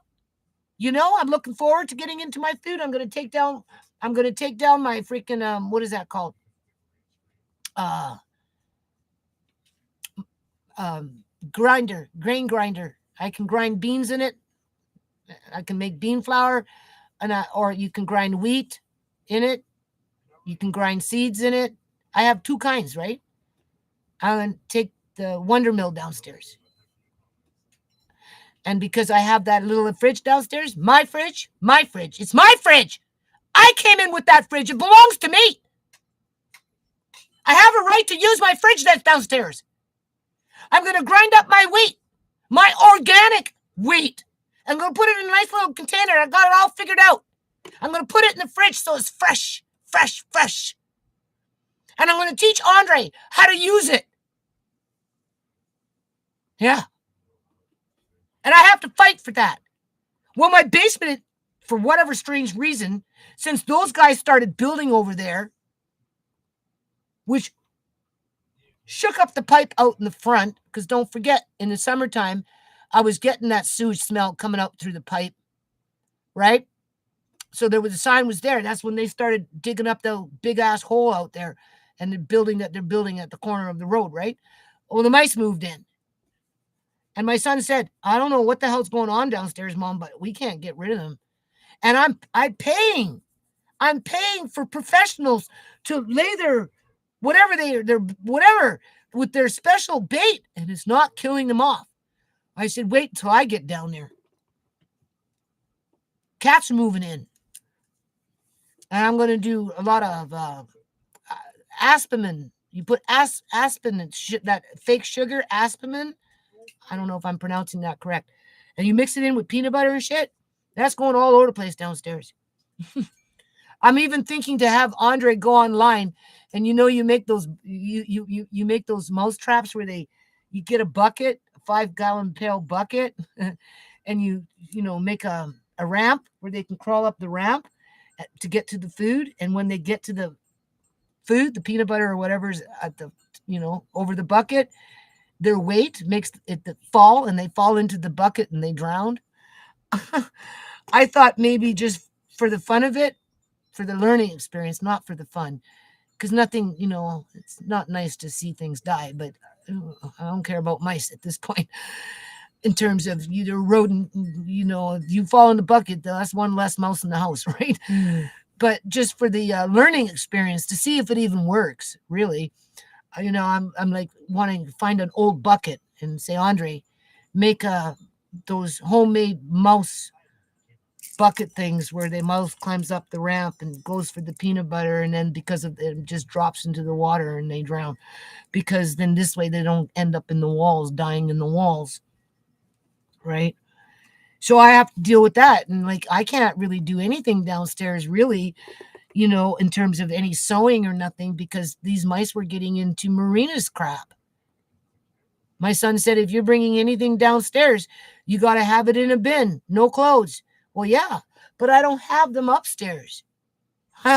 Yet. And the one or two that I have it's all I have is one or two. My problem are roof rats, which nobody wants to help me with. But this main floor, I don't have that problem yet.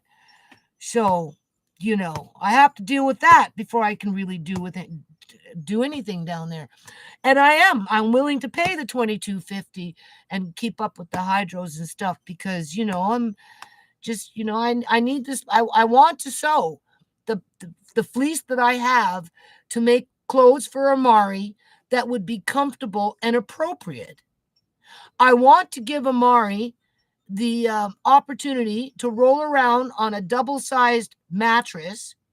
I'm going to start with the heavy-duty blow-up kind, right, which is easy to pick up and lean up when he's, because there's only so much floor space. And that's assuming that there's not too many problems when they start changing the carpet, and they're going to have to look underneath the subfloors. They're cracking down there anyway. So some of them are going to have to be changed. But it's like my son said, you don't know how far that water spread out, to which is way too convenient. From if other people want the house so they can maximize on the dollar value in terms of rent gouging, as well as quite possibly house immigrants where there's kickbacks to house them, whether they're international students, a whole band of them, or a Syrian family where there's 7 of them, and you can stuff 7 upstairs and 7 downstairs and make $4,500 a month between the 2 suites compared to $2,250. It's nothing to have a $10,000 or so or whatever investment to rip up carpets, do this, do that, to kick out the tenants, the previous tenants, to get rid of them, to frustrate them, to do whatever, just so that the whole house becomes vacant.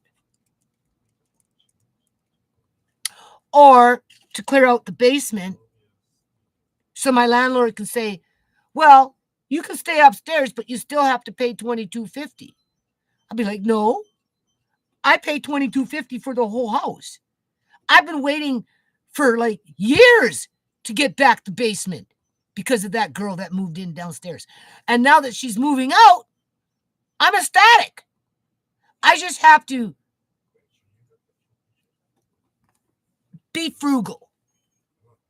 Be frugal. Right? And I have no regrets doing food prep. But I have to fight to keep it. You see, that's the thing, which makes me think of gang stalking. I have to fight with my family doctor to say, no, I don't want all these inoculations. I don't want a mammogram. I don't even want everything else that you're doing to me. But I've been cornered by the other doctor who says he's trying to help me. But every time I see him, my eyes get worse.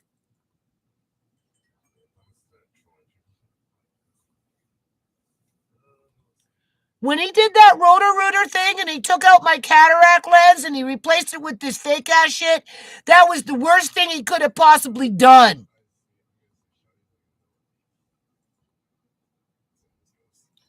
But you can't put back the old cataract lens. And he refuses to change this one.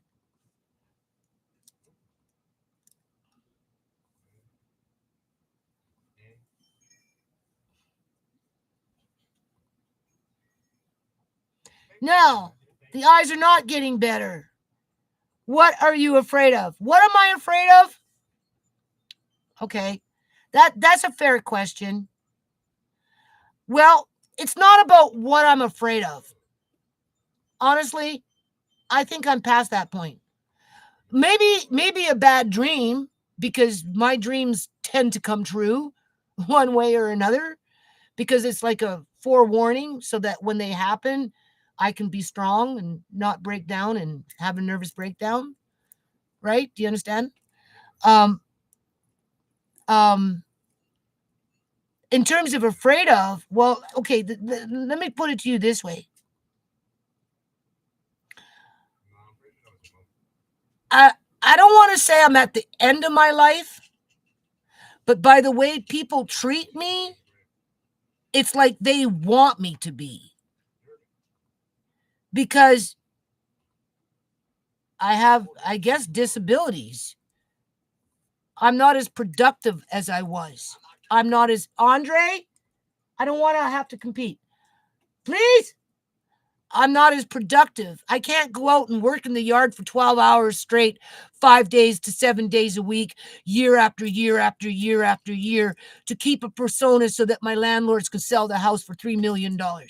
And now that I can't do that and I can't pay $4,500 because that is quote unquote the market value, even though, you know, blah, blah, blah, right? By law, she can only increase the rent, right, so much, and because I've been here for 15 years, right, you know, is like I'm at 2250, right? So what I'm trying to say is there's no value, whether monetary for me, in terms of I can't cough up $4,500 to keep them happy, quote unquote, the landlord, as they keep me still working in the yard. In order to keep them happy, I'd have to pay $4,000 a month because that's what they could get if they break up the house and rent it out to 7 up, 7 down, easy peasy. And then they'd have 14 people. Somebody out of 14 would work in the yard. Where I lived here for 15 years, basically gave up almost 12 years of my life to work in the yard just so that they could say that there's garden beds, greenhouse sheds, this, that, blah, as they use the yard basically against me to build a case so that they can kick me out so that they can get higher rent. But it hasn't happened yet. And that's what makes me suspicious about this city crap, because those plumbers, they knew what was happening because they'd come into contact with it before, because I already had a person tell me this is not the first time he's dealt with this shit. So if that's the case, if you knew it was a city problem, why did you even come with the snake in the first place? The first thing you should have done was call the city and say, you got your city sewage coming up through this hole. You need to come figure it out like ASAP and save my landlord a whole lot of money. Unless, of course, my landlord doesn't mind spending $10,000 to rip up subfloors that are rotten anyway, and old carpet that's been down there since I've been in this house for 15 years, which was old before I even moved in, just so that she can put new carpet in, take over the basement as she pressures me to get out of it, even though legally she can't, right? Because she wants that $2,000 for the basement after with the new carpet on there. So paying the $10,000, by the time she gets the rent increase of $2,000 per month, I mean, what's that? That's, right? What is 2,000 times 12? I mean, she makes her money back within less than a year, a half a year. 2,000, 4,000, within 5 months, she gets back her fucking 10 grand that she invested in, right? And then it's free money after that. It's what they call good business, right? So for me, fear. If you're still there, I don't even know if you're still there, but um, what am I afraid of? Well, nothing really, because I'm bracing myself for anything bad that comes my way, and it's coming in waves. It doesn't seem to stop. You see, that's the thing. So what can I do? I have to take my lumps, right? Like I have to. It's like there's too many gang stalkers in my life right now. It started with the one social worker saying, "Oh, woe is me. I don't get to work with my clients." And when you got a client to come, you got a client that takes the time to actually see you as a human being and respect you and allow you to come into their house and trust you. And then you turn around and you stab them in the back and you set them up for fucking failure so that you can bring in all your sister social workers in to make it even harder and put fear into your step and to make you feel bad and, make your grandson feel bad and, and just whatever, and go hunting for looking for dirt and, right. You know what I'm saying? And then, yeah, you got the city now sewage coming up and flooding out your basement. And now your landlord wants to kick you out of your house. Now she has an excuse because of whatever, blah. And you got to fight for that, even though your shit's downstairs and you need space and you've been waiting to use it for a long time. But you're not afraid of the fight. Fuck no, I'm not afraid of the fucking fight. I'll fight. I have a right to keep what's mine. My shit's down there, right? I had to forfeit for almost 3 years with that girl downstairs not being able to have access to my food and my belongings. I lost tens of thousands and thousands and thousands of dollars because of what my son did with that girl downstairs. And then my landlord showed up in January of last year with the city, wiped me out in the fucking yard, that took it out, half the shit, like $10,000 of shit gone there, and then made me pay $2,100. I just finished fucking paying her that $1,900 plus I gave her money to pay for the city quote unquote fine. It was a total of $2,100 I gave her. I just finished the last $180 when I paid rent this month in December. And now I'm looking at full rent. Okay. And with that and high hydros and everything, and I'm trying to give my grandson, Andre, a little, that just um, memory of making pizza pockets and apple pies and cake and sewing and Amari rolling around and you're right, right? So,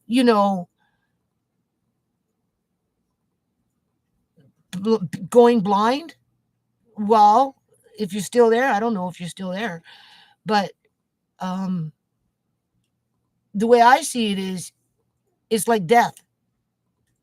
It's like a form of death. I just get to see where my stuff goes before I die because I can still see, right? So I've already accepted losing everything, which is like a form of death. When they say you can't take it with you when you go, when you die, you can't take it with you. Well, it's kind of the same thing when you go, just imagine it completely black and you're completely dependent on whoever's around you. My biggest fear would be somebody spitting in my food or trying to poison me because that's the kind of society that we live in where we don't care about other people. We're more interested in taking from other people than helping other people as humans in general.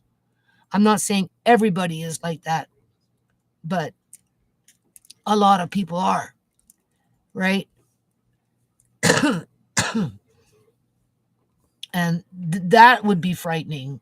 So, in terms of who's cooking my food, who's feeding me, who loves me, who respects me as a human being that has the right to life versus signing up to MAiD to get rid of the problem, right? And when you go blind and you can't see material things anymore, doesn't mean anything. What does it mean? Sooner or later, it's all going to be gone because I won't see it. So what do I care? But while I'm here, I care.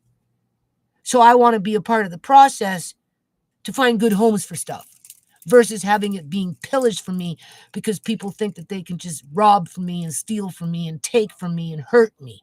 To which that's what a lot of my videos show is that's the kind of people that are around me in general because they're wanting money, they want power, they want authority, they just whatever, right? People take for different reasons, right? Some of it's for power, some of it's for, for to be an authority, some of it is for just things, I want the pen just because I want it, not because you need it, but because I want it.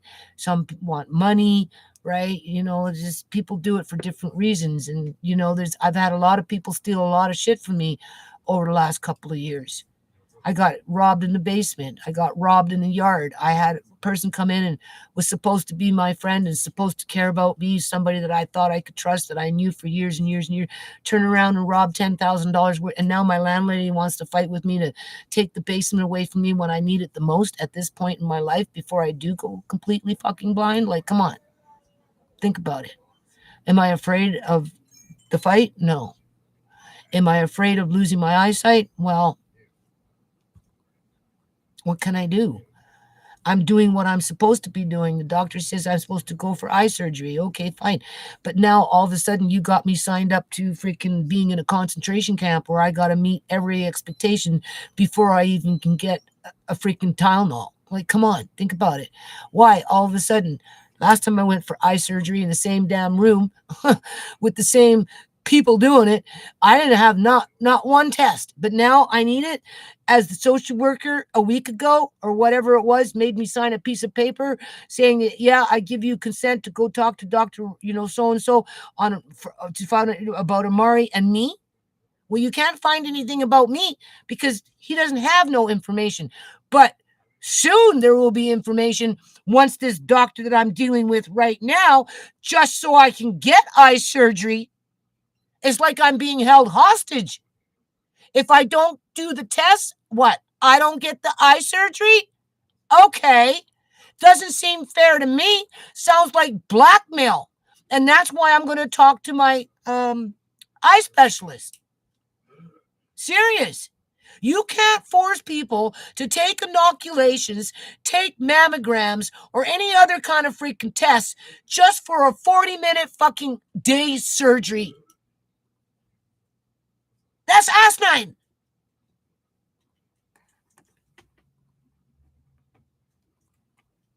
And if that's what our healthcare system is coming down to, then people got a whole lot of shit that they're going to have to worry about soon.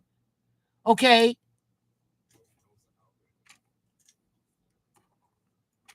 That's like when they had the lockdown and you couldn't go visit your loved ones unless you got inoculated.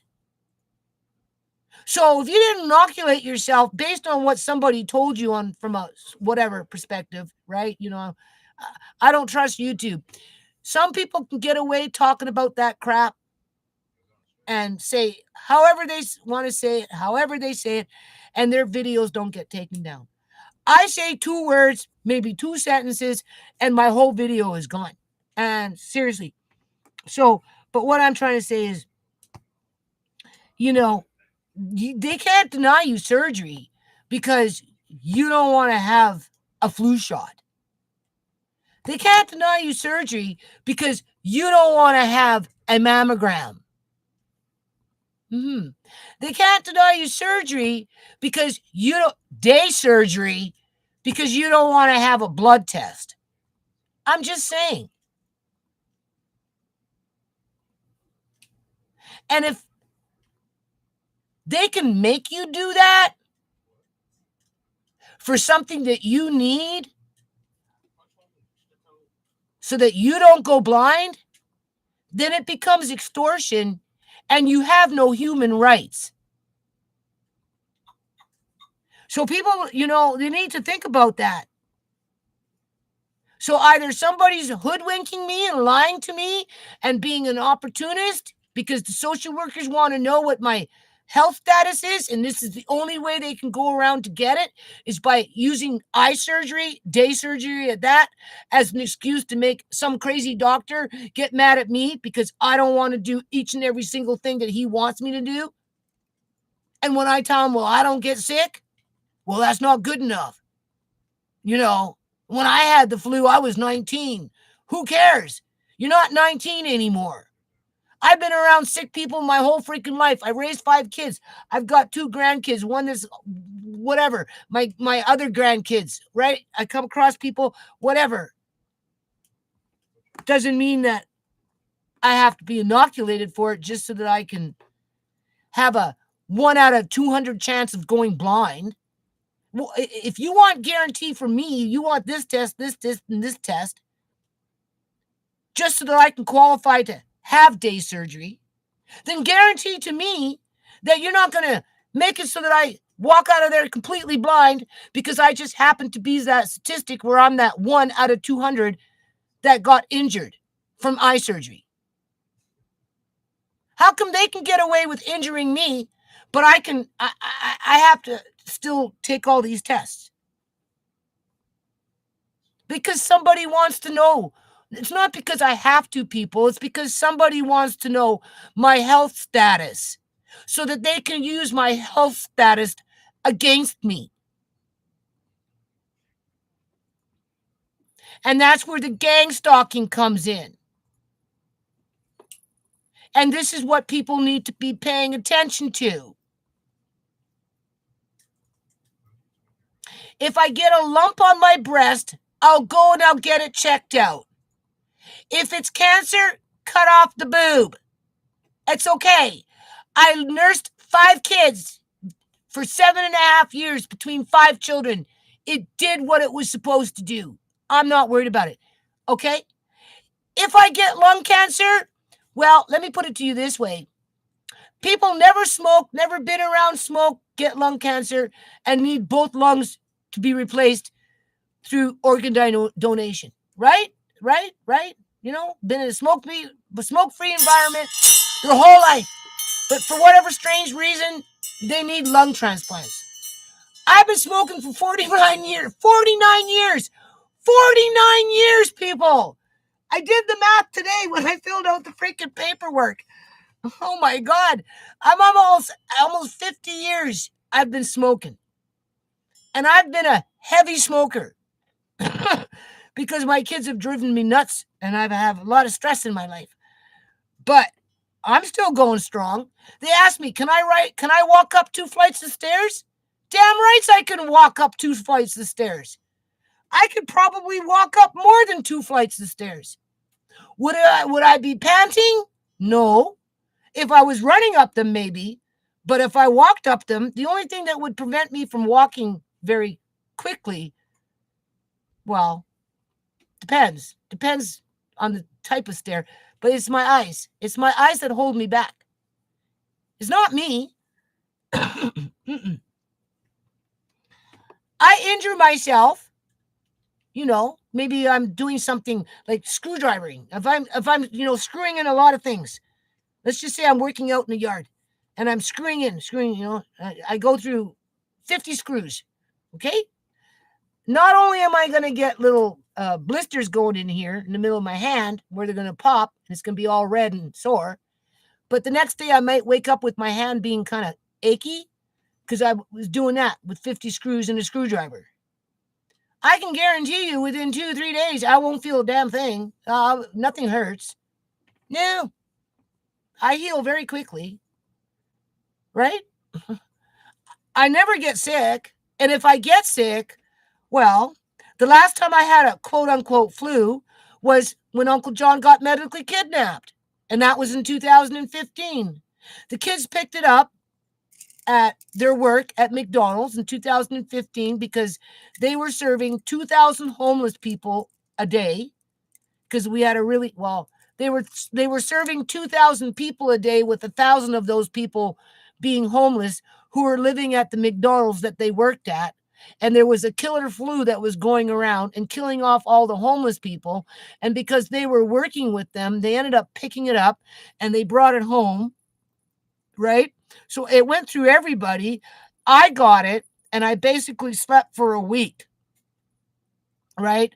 Well, Uncle John was holding down the fort, keeping an eye on Andre. And then, of course, I got over it. Right? After a week, I did a lot of sleeping. Right? And, he was holding down the fort and stuff and keeping on. And the kids were going in and out and they had their whatever. And then I got better. And then, coming out of it. And then he caught it. He was the last one to get it. And so, of course, because it was bad, right? I slept, eh? And he was old. I said, gee, John, I don't want you sleeping because I don't want you to get dehydrated and, die on me, right? Because you're getting old. Maybe you should go to the hospital, right? Just because. So he agreed. So we called non-emergency ambulance to come and get him. They took him. I phoned his sister or his mother or somebody saying, John's in the hospital. I don't know what's wrong with him because he did get dehydrated, and through the dehydration process, because he was drinking coffee and whatnot, which for elderly people is not good to be drinking a lot of coffee. And he was the last person to get the flu, and he was 76. And he got a little delirium from it, right? And with the delirium, his behavior was changing. And I didn't know, though. At that time, I didn't know. And so anyway, he went to the hospital in a non-emergency. It turned out he had pneumonia, and that's what it was, right? But his sister, she had that freaking life, that the inheritance that she didn't tell him about, and she wanted to steal it, and she did. So he was medically kidnapped. But that was the last time I've gotten sick. Serious. 2015. That was 10 years ago. For as stressed out as I am, for as much grody shit that I've come into contact with this yard, and yada.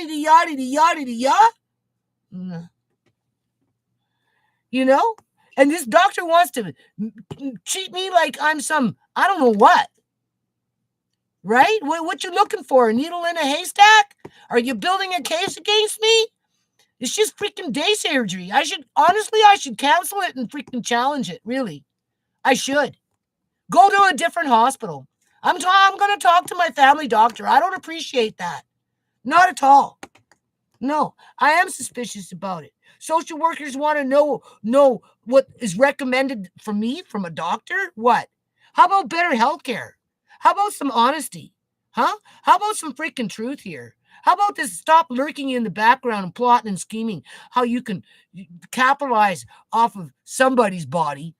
You know, if it's not their body parts, it's something else. Right? Doctors making money doing eye surgery, right? So okay, so what am I afraid of? Nothing. Really. I'm afraid to be attacked. No, I'm sorry. I said that wrong. I'm waiting for it to happen. Because that's what's around me. They just don't physically do it yet. They do it psychologically, intellectually, physiologically. They do it because you're being attacked emotionally, gaslighting and intimidation, threats, that all plays a role on your brain, right? With the cortisol going in there, and you get stressed out and you drink more coffee, which overstimulates the your whatever. But like, I think the biggest fear that I would have, to be honest with you, is to be in a situation like with Sierra, where she was lured to her death with those nasty ass freaking 6'7" freaking so-called Royal Canadian Mounted Police officers guarding the door with their robotoid, denying my son and my daughter and me the right to identify our loved one, as they insisted that she was dead. Yeah, that's what you insisted, but you didn't let us verify it. You didn't let us verify that it was her. You kept her body for 19 days, supposedly in a morgue, before I could even identify it. And when I look at her dead body compared to what MAiD's dead body looked like on a hospital bed, decomposing as it was embalmed, trust me, it was two different types of bodies.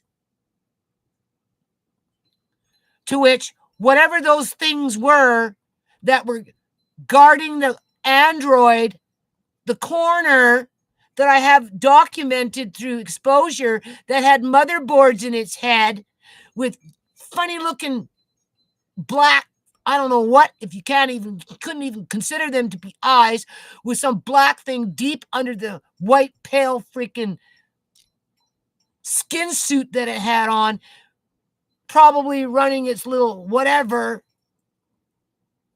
That's my fear. When I'm on that moment, when they're coming in with their tentacles to suck out whatever's left inside of me, holding me down, paralyzing me so I can't scratch their eyes out. Because if I could scratch their eyes out, I would. And I can't. That's it. Everything else, I go with the punches. Because there's a lot of bad people around me, plain and simple. For whatever reason, they enjoy it. They enjoy hurting others. They enjoy taking advantage of other people that they can take advantage of. The good old days of helping each other is far and few in between. That's not what the world is about these days. It's take what you can. Yeah. And have no morals. Who cares if you're a thief? Who cares if you're a liar? Who cares if you're greedy? Right? Who cares if you're a sadist and a sadist, like you like to hurt people, right? Isn't that a sadist? Like to hurt other people? Go out of their way to hurt them? Like, I don't believe Sierra was dead behind that door. No. I think they tortured her. Considering what was guarding her, I think they tortured her. That would be my fear. My salvation would be God. I'll go up to heaven. Because I'm not like that. I'm not like them. Don't want to be like them. Never wanted to be like them. Have no desire to be like them. So, What else can I do? I'm stuck though, right? Because, where can I run to? I can't even go to my fucking family doctor now because now he's mad at me because I don't want to take his recommendations and inoculate myself. 1, 2, 3, shingles, COVID, flu. Oh, are you going to ask me to get a tetanus too? Oh, yeah, throw that in there. Tetanus. What else do you want me to get? Oh, I don't know. Let's look in the list. Oh, well, there's one. You can just throw in another one just for good measure. And then you got to come back in 3 months and get your booster. I don't think so. I don't think so. Well, we can't do surgery then. Oh, really? Okay. So it's back to that. Are we on lockdown? Just didn't tell anybody about it? Okay. What? The only way I can have day surgery is to do all that shit and have a mammogram and a pap test and a poo test and a pee test and a freaking blood test and a sugar diabetes test and whatever other test you're going to test me on. Why? Why? It's just day surgery. That doesn't scare me. It's just annoying, right? It's not fair because it's somebody else that wants that information. It's not the hospital. If I hurt myself right now and I had to go to the hospital and get treatment, they would not deny me that treatment, even if it required surgery, because they didn't have all the test results in yet. Think about it.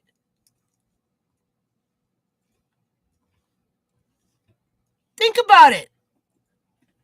Oh, we can't do emergency surgery from the car accident she just had, even though it was the taxi driver that was driving. It wasn't her fault. She was just the passenger. But we can't do the emergency surgery because we have no medical statistics on her to see if she can survive it. We don't know her blood type. We don't know if she has diabetes. We don't know if she's got, breast cancer. We don't know if she's got colon cancer.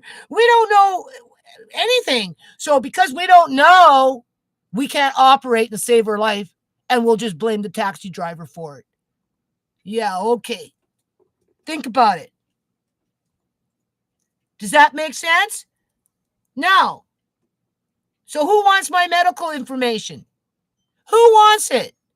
Do you honestly think my eye doctor wants it? No. Because the last time he did surgery on me, he didn't ask me for it. And neither did the hospital. The only person who wants the medical information on me is the social worker that came to my house a week ago or whatever the hell it was and made me sign a consent form to get information from that so-called doctor that is a pediatrician to Amari. And for whatever reason, she put me down. And I said, well, I don't know why I'm there. Well, because, blah, blah, to see what services we can give you.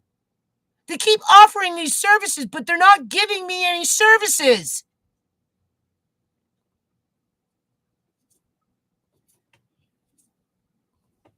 And being that they can't get it from the pediatrician, that information, they have to create the information by using this that just suddenly popped up in one day from seeing the eye doctor on October 1st. I can see without it being really blurry before October 1st. I go to the eye doctor the next day. Everything is 100 times blurrier, even with glasses on. Doesn't matter what the glasses are these days. And somewhat brighter because something happened on the 1st when I went to see the eye doctor. To which made it where I had to go for eye surgery. And now I can't have eye surgery unless this doctor that was assigned by the government,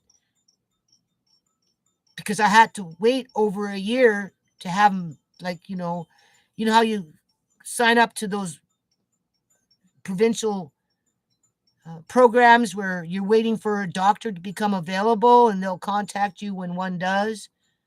Well, that's what I had to do because I couldn't get one. Anywhere and everywhere I was phoning, I couldn't get one. So I went years without a family doctor because of the one doctor that told me to take him to court because he didn't want me to get my daughter's medical files, to which they had their organs illegally harvested. And Sierra was used and abused by the system for years. So yeah. No, the only thing I'm afraid of are those shapeshifters sucking on whatever it is that they like to suck on. And I'm paralyzed or pinned down where I can't fight back.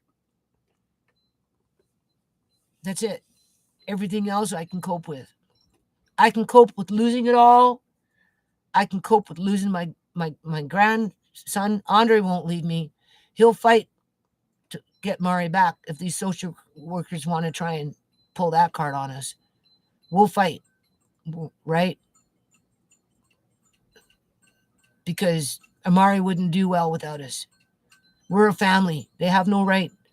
That's not helping. That's not offering services, right?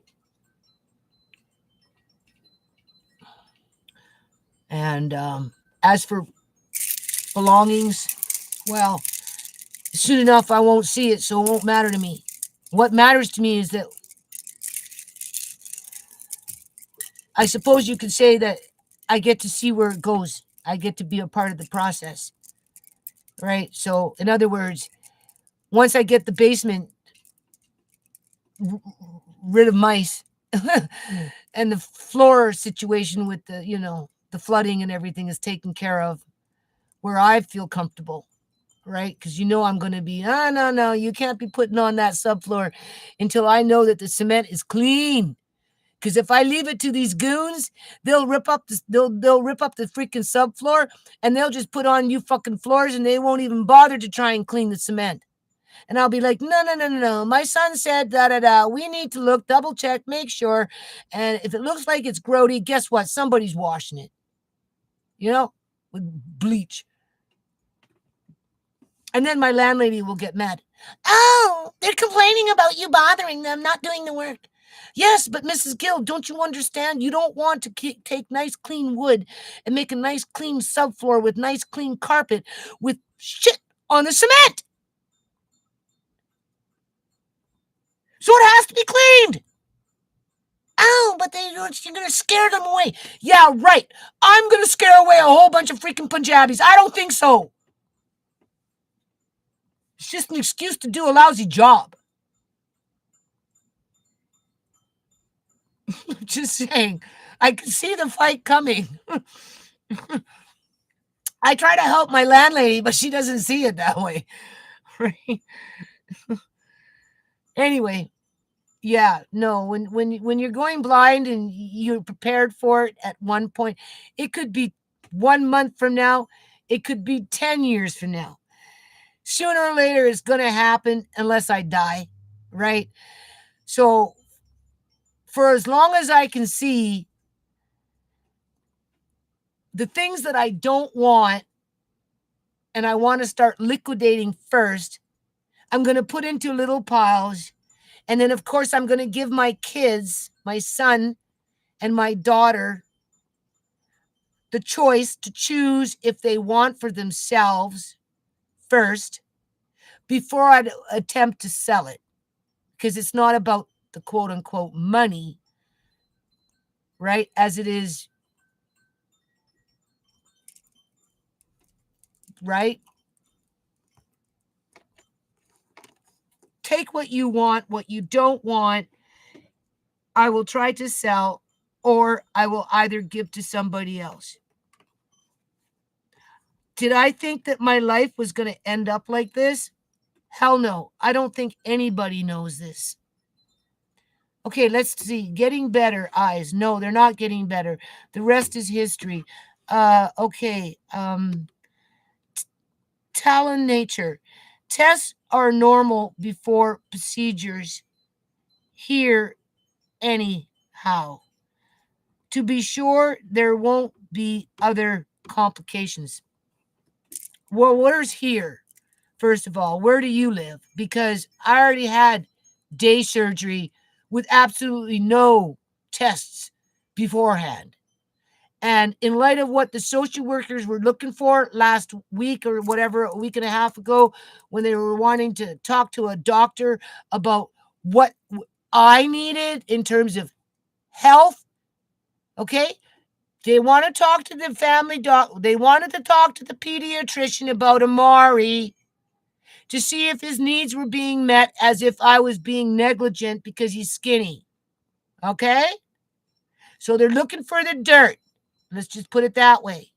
But they have to throw me in there too, because if they don't find the dirt, but the family doctor says, oh, well, yeah, she's got this health issue and she's got this health issue and she's got this health issue versus just eyes, okay?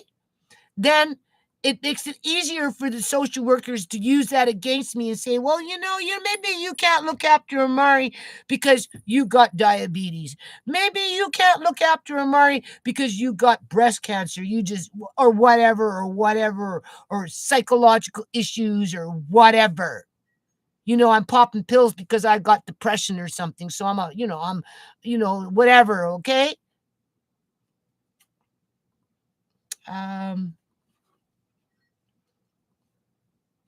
And being that there are no files on me, they have to create them. So they're opportunists. They're using my eyes as an excuse and using surgery for it. And they're forcing me to do something I don't want to do. Because if I got into a car accident as I'm sitting in a taxi and I showed up at an emergency ward and I needed emergency surgery, they're not going to be running a bunch of tests before they do the freaking surgery. They're just going to give it to me. And that would probably be in a main operating room with a doctor freaking Barr coming in with his own operating team, snatching a little organ here and a little organ there, being an opportunist, and then come out and say, oh, the patient died. Yeah, okay. It's all her fault. She didn't have tests before surgery. How did we know that she was going to come in? No. Okay, let me read. I'm being sarcastic. All right. I have a similar condition, eye-wise, and was told to have eye surgery. And my response was, oh, hell no. Your landlady has been taking you for quite an illegal ride from the laws I read in your area. Yeah, it's money.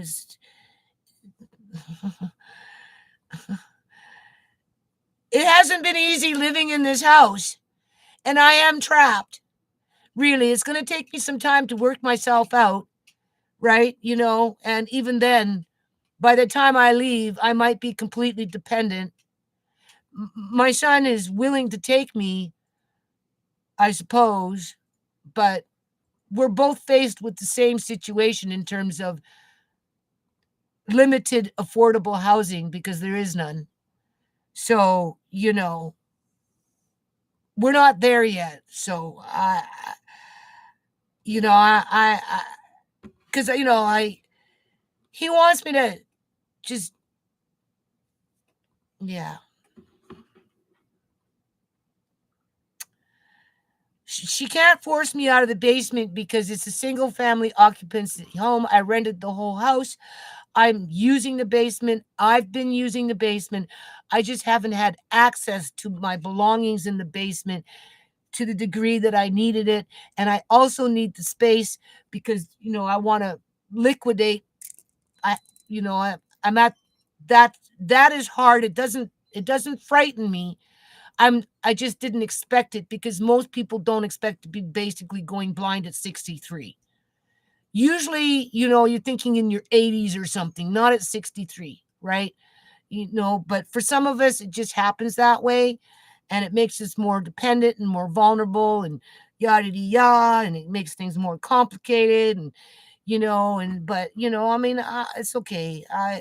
I'd rather see where it goes and be a part of that process for the most part, I suppose, than just have it robbed from me. And right now, what I've been experiencing over the last several years is people just stealing from me and then justifying it so that they don't have to feel any guilt or anything, right? No remorse, no guilt. They think they're entitled to it, whatever. Okay. Um, yeah, when she told me she was going to change the carpet, she told me to move everything out. I told her no. I told her I need the basement. I'm going to pay rent, not to worry. I've got lots of food. That's why I did the food prep. I can cover it. I told her I'm thinking about going bankrupt or whatever. So, I can hold down the fort for a while. And, I'd like to get myself like a lone wolf, a man, a single man, basically, with no drama, keeps to himself, does whatever, and doesn't steal, and can help just pay a bit of rent, just to, and keep an eye on things and ear on things, and just, whatever, right? And then just work on whatever I put in a pile. I'm giving dibs to my kids first. I don't care, mad or not, depending on the mood of the day. Tisha can take what she wants. Marcane can take what he wants. And if they don't want it, then if I'm ready to sell, I'll sell. If it doesn't sell, then I'll give. Right? You know what I'm saying? That is a whole lot better than having somebody steal it from you or deny you access to it. Okay? That's all I'm asking. Because ultimately, at the end of the day, it would be amazing if I'll be able to see anything in the next, I don't know. I'm taking it one day at a time for sure. It would be amazing if I can see something in the come spring and summer. I really hope so. It would even be more amazing if I can see something in the next 2 or 3 or 4 years. It would even be more amazing if I can see something in the next 5 to 6, 7 years. It would be a miracle if I could see something within 10 years. But realistically, I'll probably be blind as a bat in 10 years, if not already off this planet. None of that frightens me. The lizard people do, because they play dirty pool and they're slime. And they are the ones that need to be eradicated off of the planet. That's what my dead daughters taught me.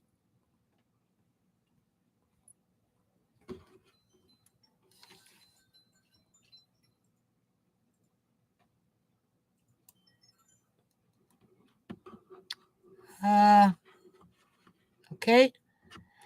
Renting your basement out is illegal by her. Well, yeah, she can't just pull it out. You see that when she came in 2022, in January of 2022, with her son, telling me to kick out my son because they wanted to rent out the basement and wanted me to pay. They wanted me to pay $2,000 upstairs by myself, have my son kicked out. Now, my rent at that time in January of 2022, my rent was $19.50. My landlady came with her son out of the blue, out of nowhere, right? He started threatening to evict me, have my stuff all thrown in a bin if I didn't start paying at least $3,000 for both floors. But he wanted me at first to kick out my son and then pay $2,000 upstairs by myself. And then he compromised and said, well, if you give me $3,000, your son can stay and you can have both floors. But I was only paying $19.50. Anyway, that didn't happen. They didn't kick me out. But it really messed me up psychologically. Right? Because there's a part of you that kind of has to take it serious. There's a part of you that kind of has to take it serious to the point where you got to be prepared to lose everything out in a fucking bin. Or get an eviction notice where you got to take it to court and fight and be whatever as if you get a fair trial in this province. I'm just saying. Okay, renting your basement out is illegal by her. You, however, can rent the rooms. Yes, and I probably I'm giving one room to Andre. I'm giving Andre Uncle Marcane's room for two reasons. Okay? Um because that's will help him to be close to Marcane. Right? It's Uncle Marcane's room. Just like we have Auntie Shimei's room, we've got Tisha's room, right? AKA the business room. Well, we've also got Uncle Marcane's room. Well, Andre is going to get that room for now. For now. Where he can have his Lego, because he misses building his Lego, right? He's really missing building his Lego. So I got a beautiful dresser in Tisha's room that's going to come out because, now that they're changing carpets, that carpet in that room really needs to be changed. It's been needed to be changed for years. That room sweats because of the gutter. It hasn't been fixed. And when it rains, that corner over there just gets saturated. It saturates underneath the freaking cement into the bedroom. Anyway, so we got to gut that room, put everything into Uncle Marcane's room so that when they come to change carpets and it's close to the bathroom, they can change that carpet, right? And then that room, I'm actually thinking of maybe renting out to somebody at some point. It's smaller than Uncle Marcane's room, but I just think in light of everything that's been going on, I just think that it would be nice. I just think it would be, I don't want to call it mental therapy. Maybe comforting, reassurance. It's like comfort food, right? You know what I mean? Where he can say, "Oh, I'm in Uncle Marcane's room. This is my uncle's room," right? And it has a closet there so he can learn to hang up his clothes nicely. And the dresser I've got is old real wood. It's right. It's not an antique, but it's definitely vintage, and it's well made, and it's got a beautiful big mirror on it, and a long flat surface so where he can build his Lego and he can have like a display. And so I'm going to give him that room anyway for a while. And then as we're clearing out the two rooms up here, as I'm selling stuff or using it, depending on what it is, then we can talk about, whatever. So, and then Tisha's room, AKA the business room, I mean, ideally I'd like to put back what's in there, but it depends. I need a little bit of financial support. Plus, I would like to have somebody, you know, just be around for when the rains come, that kind of thing, or whatever, right? And so we'll just have to wait and see. I'm not too worried about it at this point. I got food in the house. This is where emergency food prep comes in handy. This is exactly why you do emergency food prep on a serious note. Because I don't have to buy food. If I absolutely didn't, if I absolutely couldn't afford it, I could still feed my family for months and months and months and months and months. All food groups, except for maybe fresh, because I didn't have $1 to go buy an apple. But I got applesauce, home canned, and I've got fruits in cans or whatever. I've got meats, I've got milk powders, I've got breadcrumbs, I've got wheat, I've got beans, I've got rice, I've got multiple different kinds of sugars, I've got oils, I've got tallow, I've got freaking lard. I'm good. Jellos, puddings, everything. Everything and almost anything. Seaweed sheets with sushi rice and what is that called? Wasabi. I got wasabi. I'm just saying, right? The only thing is, people don't want you to have that, because if you don't have that, then it's easier for them to take advantage of you and accuse you of not being able to feed the kids.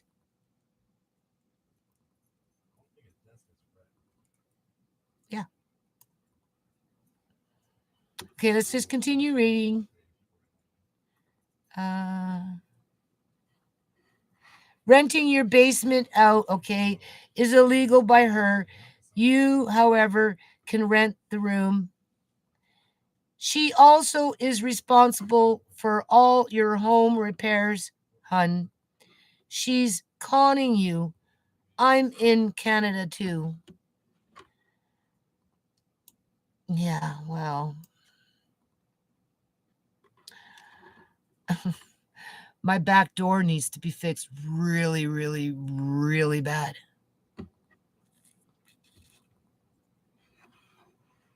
Uh-huh. I'm sorry you're going through so much. Yeah, it just seems to be like a whole lot. Like, way too much. Andre? Andre, please get a Pediasure for Amari. And could you make me a coffee, please? There's my coffee. Oh no, that's like at least three, what is that called? Teaspoons. More like 2 tablespoons of sugar. Okay, I'm just saying. Well, maybe a tablespoon and a half. It depends. Depends. He makes the coffee strong too. It's instant coffee, but anyway, okay. It could be, but I think it's to rate the service your family needs. Okay, I missed that in terms of you're probably thinking about talking about the social workers gathering up whatever information they can from the quote unquote doctor in terms of what the recommendations are. Yeah, okay. All of a sudden, I have to have 15 freaking tests just to prove that I can survive day surgery? I don't think so. It's a little more than that. Yeah. In my opinion. When I listened to your appointment with Amari, it was worrying. Then, knowing your health problems, especially losing your eyesight, it's possible to use that against you to remove the boy. Why? I did everything I was supposed to do. I didn't do anything wrong. But I didn't appreciate Tisha just dropping me off like that and leave me hanging, because if I would have known that, I just would have brought Andre with me. Right? So the next time I go, if Tisha can't help me and whatever, Andre's coming with me. The appointment went fine.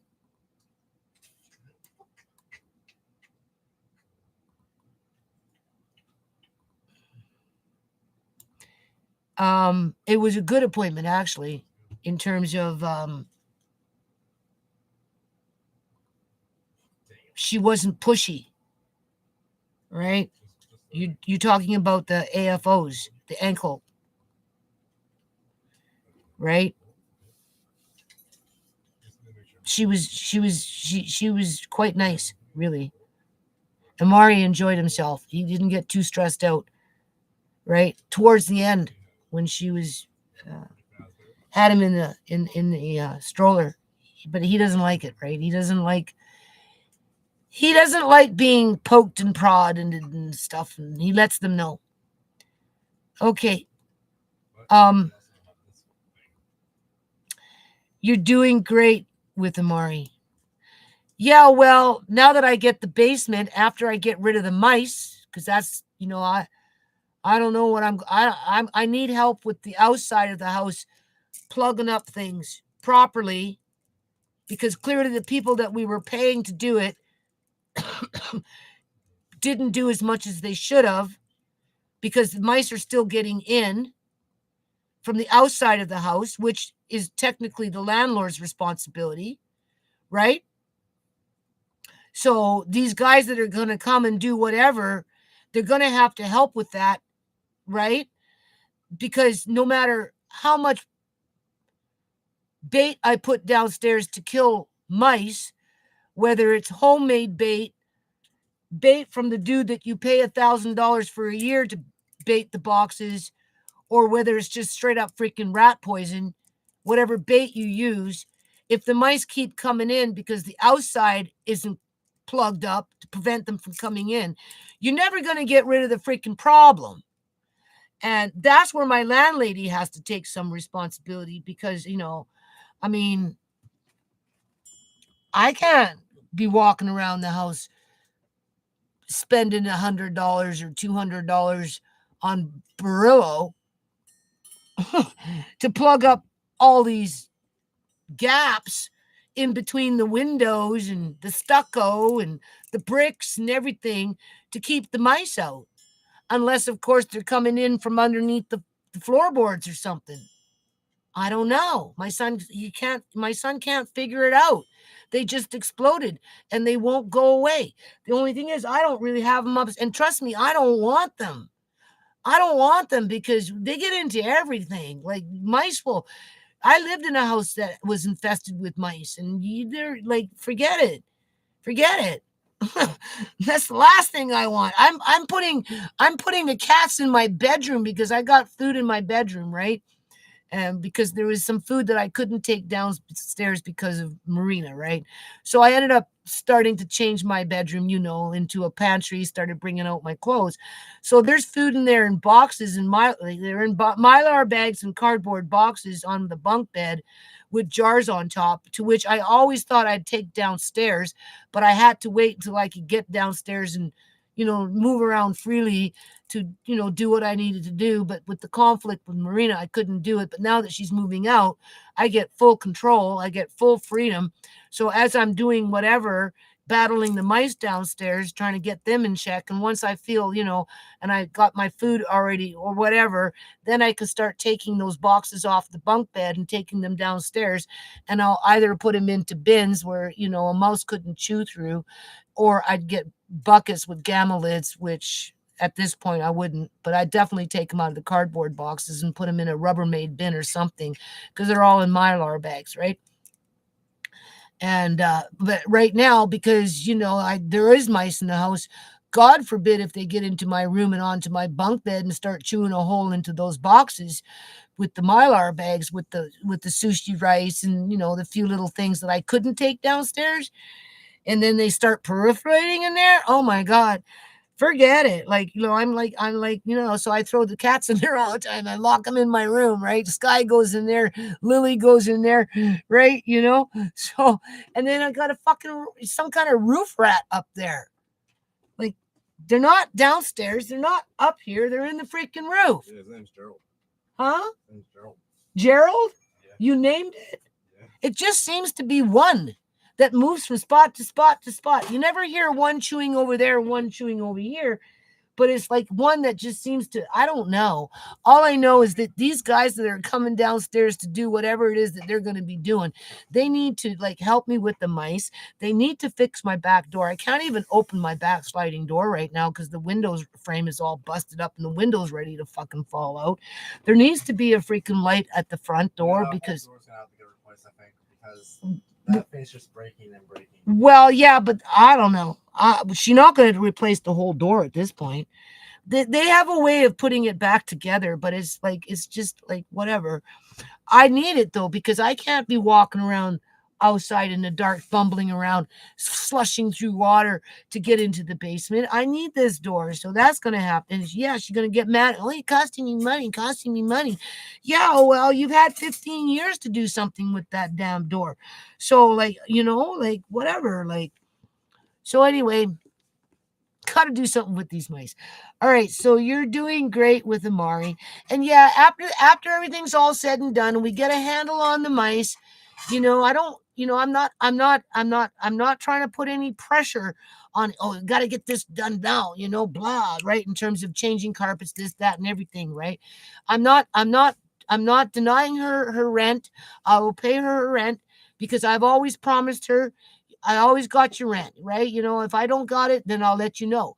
But again, that's was part of the reason with the food prep, was so that I could, in cases of emergencies, I could do it. And at this point, I can still do it in terms of paying the full rent. And then, I'm going to try and find somebody that's decent, where I don't feel that they're stealing from me. I don't want crazy women coming in fighting with them. I don't want other people coming in and or whatever. And I am thinking a little bit to try and do some program development with the foundation. Maybe Coffee, right? Yes, please. Maybe get some, if people want to do some sewing, like make do rags and make some money. Well, I'll supply, the sewing table, the sewing machine, the scissors, whatever, the threads, the fabric, because I've got it all anyway. And you cut the do rags, or I'll cut and just do the piecework, and it's very easy peasy. And then make an effort to help sell them, and they can make money on it. But the problem with people when it comes to that kind of stuff, I know I'm not reading fast enough here. The problem with that kind of stuff is when anytime people do start doing any kind of little bit of work, doesn't matter what it is, they expect to get $25 an hour. Well, first of all, when you're sewing, you're not going to get $25 an hour. That's the first damn thing. You might get $2 an hour, depending on what you're sewing. Right. But if we sell a do-rag for like $15, but it's got to be a nice do-rag, right? Because most people would only want to pay 10. But that's do-rags from China, or mass producing, right? And this is individual, one at a time, whatever. I don't know how we break it up where, they get some money, I get some money, and I should get my money back for the fabric and the materials. So, whether I find somebody that wants to do that because, they don't have money and they want to make a bit of money, it doesn't matter to me if it's a man or a woman. It's the fact that they're sincere, they don't steal.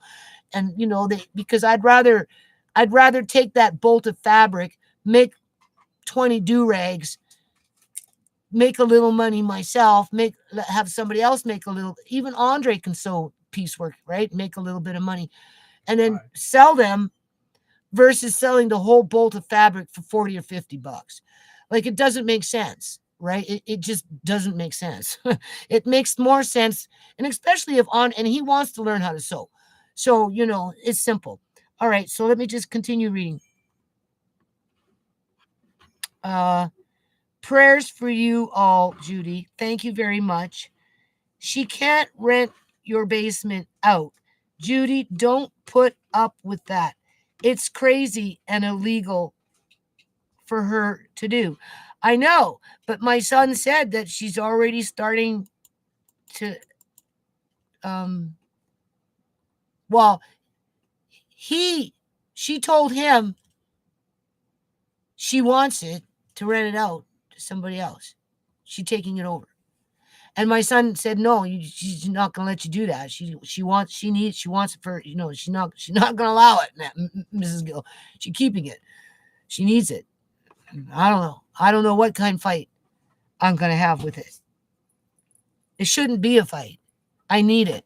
I've been waiting ever since that girl moved in. Yeah. And I know my son is feeling kind of bad, right? But I told him it's okay. Pros and cons. It is what it is, right? I understand. I wouldn't want to live downstairs knowing what's underneath the carpet unless something was done with it, right?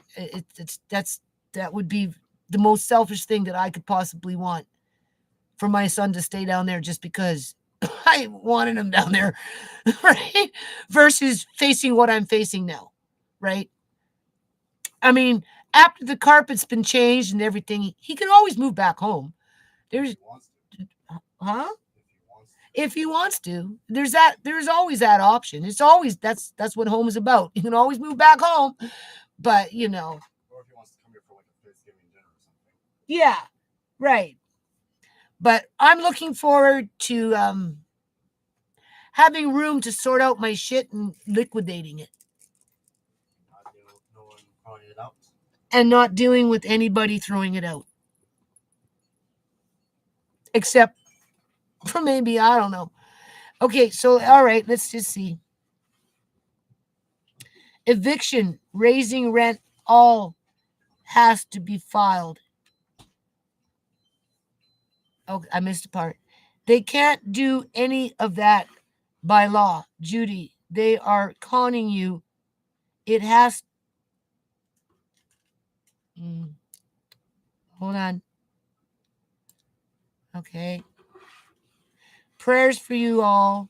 She can't rent your basement out, Judy. Don't put up with that.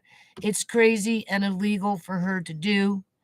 She also can't raise your rent without written notice. What a horrible landlord. Well, she raised the rent last January. Okay. She wasn't satisfied with the going rate. So we offered her 100, which was much over the going rate, but either or, she got a little extra. She took it, and then not even 12 days later, the city of Surrey showed up and wiped me out of everything in the yard and costed me $2,150 to pay for the bin with all my shit gone in it. It's not giving you that receipt yet. And I still haven't gotten the official receipt yet to see what was listed in the bin. I don't think they want me to see the receipt because there's a listing of what was in the bin. And water was one of them. I paid for freaking water. And I just finished on December 1st. I gave her the last $180 out of all that money. And now we're going into January, and I am concerned about her raising the rent again, with just me in here by myself. And I won't have a choice. I'll have to pay it because if I say no, well, there you go. There's her excuse to stick her son on me and call me this and call me that and accuse me of this and accuse me of that and threaten me with this and threaten me with that. So I'll have to pay it. I'll have to. It will be like, I'll tell her, well, I can't do 100. She'll say, well, the going rate isn't enough. But I'm here by myself. Yeah, but I just spent $15,000 on carpet and had to fix the back door and put a light in the front. I understand that. Well, get out of the basement. I'll rent it. You pay $2,000 up. No. But I'm not going to think negative. Mr. Gill is telling her to stay quiet. He is. Because when I told her I was moving, McCain was moving on the phone. Oh, well, you empty everything out of the bed. I'm taking over the bed. I said, no, Mrs. Gill, I need the basement. Oh, no, you can't afford, you can't, I said, Mrs. Gill, I need it, okay? And then I heard Mr. Gill in the background. Shh, shh, shh. So, because I do, I need it. I do. At this point in life, I need it. Right? And I'm up for the challenge. I'm out to get those nasty little mice out of there. Okay? What about Gerald? Well, yeah, Gerald's got to go too. That's the rat up in the roof. Gerald's got to go. Now that, oh my God, the rat has a name. Gerald. She can't rent your basement out, Judy. Don't put up with that. It's crazy and illegal for her to do. She also can't raise your rent without written notice. Well, she'll just come to me. We never had anything in writing. She'll say, oh, it's been a year, blah, blah, blah. Everything costs you more, blah, blah, blah. I'll say, okay, this is how I'll say it. This time it's the going rate. What's the going rate? Oh, well, whatever. And that's what she's going to get. Because I'll be like, come on, Mrs. Gill, I just gave you $2,100 last year, and I'm so far behind on shit. Let me just get caught up and ground myself. At least you get a little something out of me. And because I am either going to go bankrupt or whatever else option, there's just two options I have to choose from. I haven't chose the option yet. Once that process is done, it should be a little better. It's just for the next few months, I'm kind of like in a transitional stage as to what decisions I'm going to make. And, it's very hard giving up your credit cards after having them for years and years and years and years and years. And, I don't know, it's a weird feeling, to say goodbye and not be able to. If I go bankrupt, I lose everything. But you see, Uncle John went bankrupt. So I remember what it was like for him when he went bankrupt. And really, it wasn't that bad. Now, his debt load wasn't anything compared, and it wasn't even his. It was Jones. It was Jones, but it was joint, right? So he had to go bankrupt in order to break away from her, whatever she was doing, right? And I helped him with that process. It's been so long that I don't remember now. I think he went bankrupt in 2000 or 2001 or so, or maybe even sooner than that. I don't know. Maybe it was 1999, 1998, 1997. I don't know. I don't know. I just know I helped him with it. I have his papers here. I still have his bankrupt. As a matter of fact, I should try and look for them just to familiarize myself now that I'm thinking about it. There's an idea because I completely forgot. But I helped him with it. And once it was all said and done, I was kind of like flabbergasted with it because it's such a scary word, bankrupt. You're going bankrupt. Oh my God. It's like I don't know. Once he did it though, it wasn't that painful. It really wasn't. Right? Right? And I don't remember how long the process took, but and then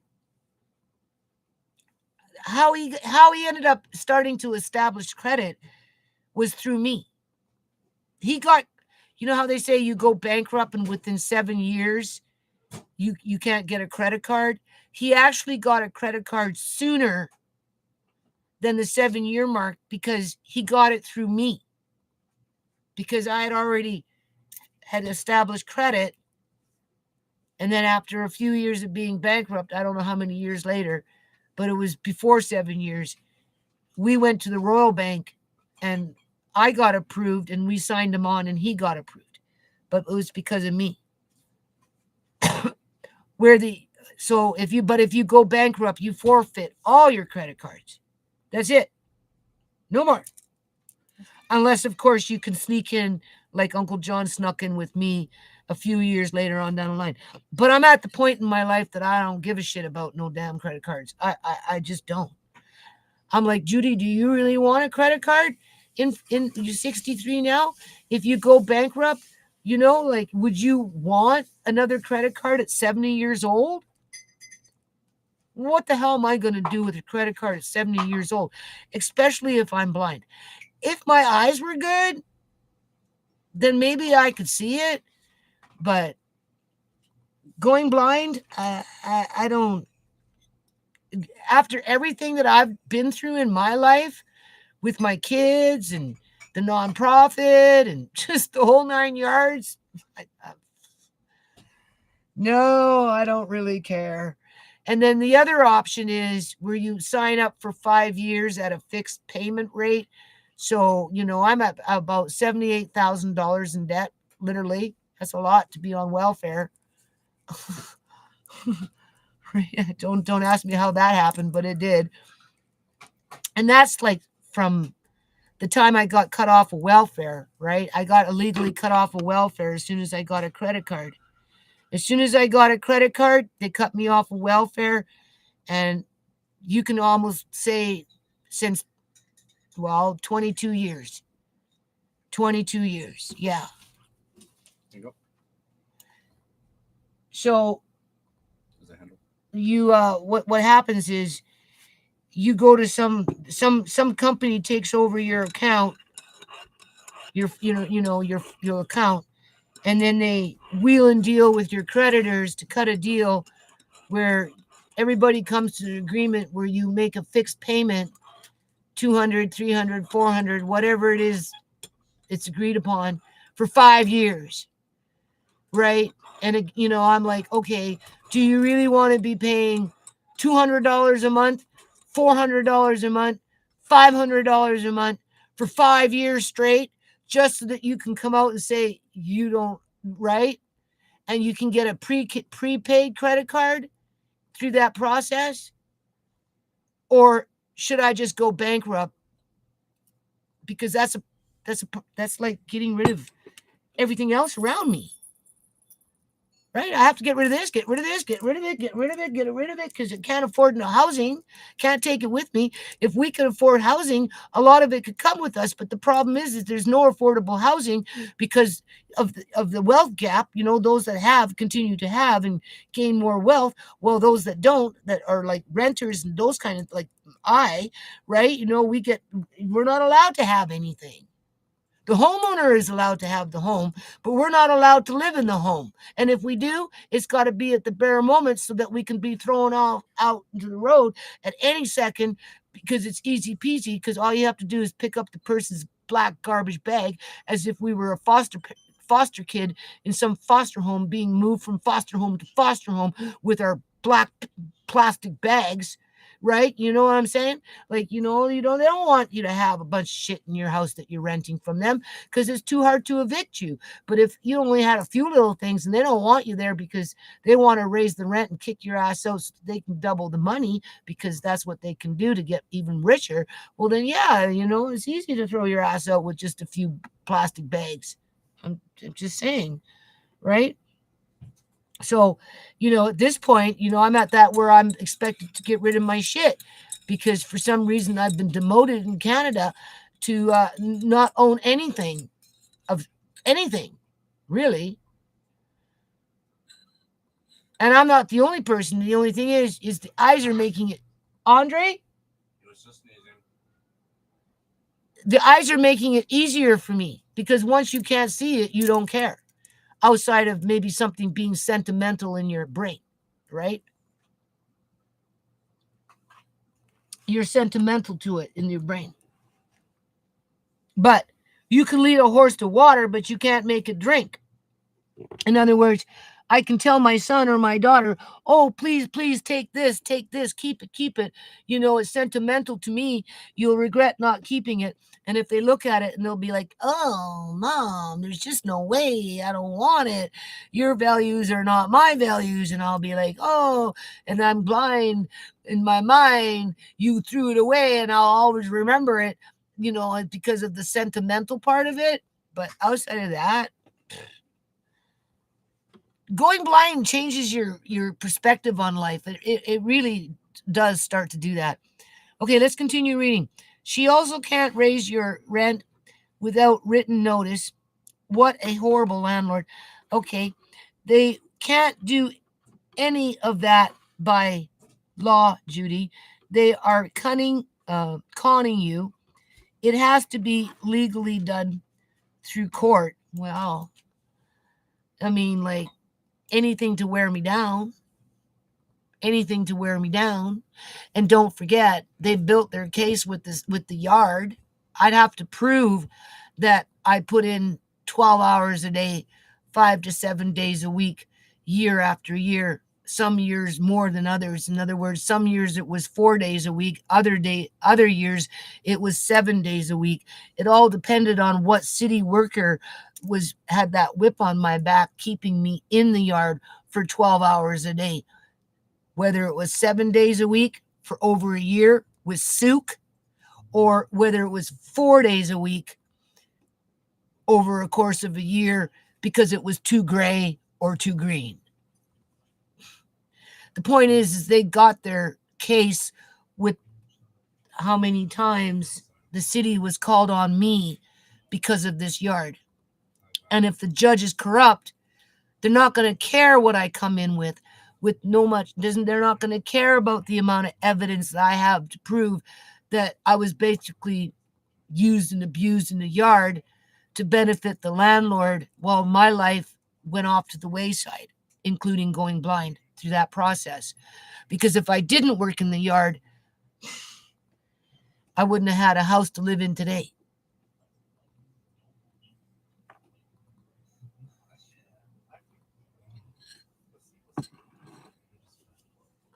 I just wouldn't have had a house. Eviction, raising rent, all has to be filed. Wasabi will put hair on your chest. I'm here, sorry. Had to stop, step away. Okay. You can actually get an order from police to keep her off your property. Totally legal. Well, I wouldn't do that. I wouldn't do that. I like to think that she's just worried at this point in terms of, it's a big responsibility taking on what I'm taking on. But I see it as hopefully temporarily to where I can find somebody decent to at least help a little bit with rent, right? And keeping an eye on the drains, because that's the big one for me, is the outside back drain and also the drain in the laundry room, because if that backs up, I can't see it, right? Because, but I'm just taking it one day at a time. It sounds extreme, but she's treating you. I know a lot of what she does isn't correct. Okay, you can actually get an order. Okay. Next one down. It sounds extreme, but she's treating you illegally and it's costing you money, health, and because you're occupying and paying, that property is yours. Well, she doesn't see it like that, though. Because when they did what they did with the city in January, and just how she, I don't know, it kind of got to her head. Now, mind you, she's old, right? She's 84, right? So, maybe, I don't know, like, I just seen a side of her that I never seen before. Let's put it that way. I mean, I know that she has a side to her. Like, there's, right? But what happened in January with the bins and everything, and just, I don't know. I don't know. I don't know if she gets pressure from her kids to maximize on every dollar that they can get from this house, because it's money, money, money, money, money, money. And she wants to feel loved or not have them get mad at her, because what happens is when we get older, I don't know if you have kids, right? But when we get older, we don't like it when our kids get mad at us. So we try to please them, even though what they're doing is wrong. Or if she is the one that's in the wrong and the kids are feeding off of her, and I don't know. I just seen a side of her that I never really ever seen. Did you get him a Pediasure? It was just a side of her I never seen before. Like, she was like a little viper, just like a little demon from hell, just, she was just buzzing, and she was really power tripping, and she was really getting off on it, and like, she was in her glory, I'm like, holy shit, Mrs. Gill, calm down. Like, why? I don't know, but I don't know. I can't be afraid though to. I don't know. Okay. Extreme, but she's treating you illegally and it's costing you money. Well, it has for years. Health, most definitely. And because you're occupying and paying that property is yours, again, she doesn't see it like that, right? Because I don't know. Anyway, you won't get a receipt because what she did was illegal. Well, that's kind of how I'm thinking about it. Honestly, I feel like they don't want to give it to me because they know that what they did was wrong. Yeah, because she said that they lost it and they'll write me out a new one. That's not good enough. I personally want the original because I want to see what was listed in there in comparison to what I know that what was taken off this property. Okay? Whether it was sentimental or not. And I lost a lot. Okay? So, but no, she's not giving it to me. Everything the owner does has to go through court to be filed. She is a crook. Yeah, but she also says it to me like this too, and there is truth to it, where she allows me to stay here because if she really, really wanted to get rid of me, she could, and there's truth to that.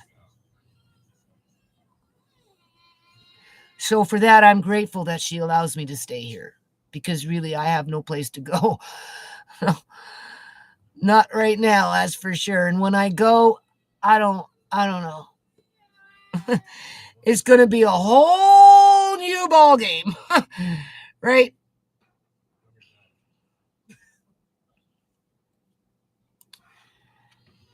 It sounds extreme. Okay, read that. Okay, you get the idea. You have housing tenant laws. Use them. Well, I will. If she tries to take the basement away from me, I won't have a choice. She's not leaving me any option because I can't bring what's downstairs up. Can you help him? I did. He's just pushing right now. He's pushing? Yeah. Okay, we'll go see. Can you give him some juice? I give him a drink. Okay, we'll go see what he's doing. He got real loud, real fast. I'm cooking.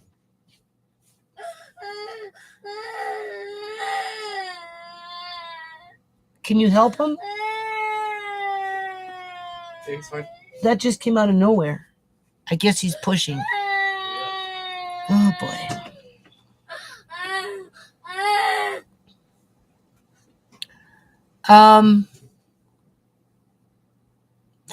Okay, you won't get a receipt because what she did was illegal. I tend to agree. Everything the owner does has to go through court to be filed. She is a crook. Well, no, what she did is she hid behind the city and the city hid behind her, which makes me suspicious about the pump. I'm sorry, that city pipe out in the front. I almost feel like, Sabotage? yeah, I almost feel like that whatever it was, whatever pipe that broke up by the fence there was sabotaged. And it was just a matter of time before it was going to break. Because ultimately, whatever she pays to do whatever she's going to do downstairs, she can recoup her losses very quickly by getting rid of me out of there. Whether I'm gone from the whole house or just half of the house. If you want to be crooked about it. Right? Okay, well, I got my food, okay? Yeah, well, I smell the pan. So make sure it's off the burner so it doesn't burn. Oh no, that was off the pan. Well, something's cooking in there. Because I just made it. I just got it. What's smelling? This What is it? pizza. Well, you can make me one later, okay? Okay. You get the idea. Your home is one dwelling. She cannot split your property. Well, no, I haven't done anything wrong. My belongings are downstairs. They've been held hostage for almost 3 years, or at least 3 years. I've lost so much already, and I need to organize and okay. I don't want to compete. You know what I'm saying? And I need to take stuff down and sort it out and either give it away, sell it, or whatever. Use it, give it away, or sell it. Right? Otherwise, I'm being held hostage to the shit. And I'm tired of my life being put on hold for other people as I get people like social workers coming in and saying, well, you said you were going to start selling your stuff 2 years ago. What happened? Well, I don't know. Maybe a whole bunch of shit just kept ending up being thrown out into the garage or wherever or whatever.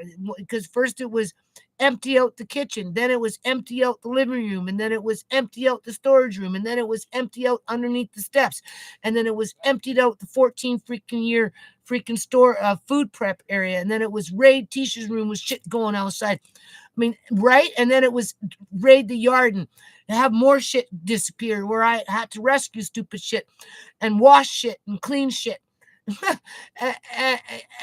And I never had no time to sell anything because people were more interested in stealing my shit, robbing my shit, throwing my shit out, and not helping me with it.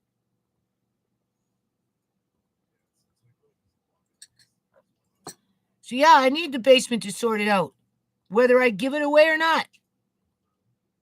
Whether I use it, sell it, give it away. Okay?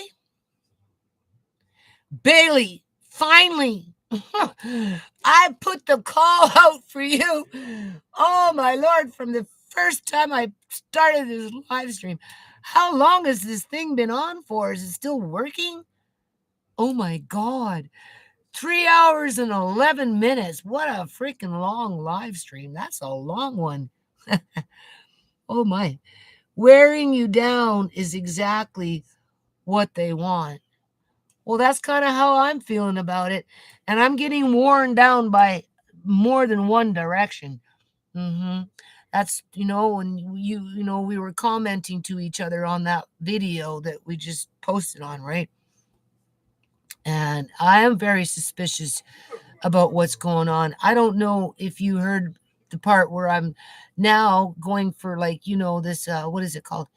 I'm having to go for day surgery for a different procedure, which is basically, I guess, putting a little tube or something in my eye with some kind of patch or something to help drain it because that Roto-Rooter thing didn't work. And when I asked, I went for a second opinion and the guy said, well, you can kind of clean the Roto-Rooter. That would be the less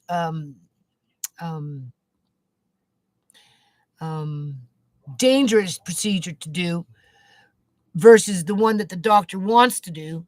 I said, oh, that's nice to know. So when I spoke to the doctor that wants to do the dangerous one, I said, well, why can't you just root what you've already done? Oh, well, scar tissue, this, that, blah, blah. Better to do the tube, blah, okay. And then now all of a sudden, somebody has got me has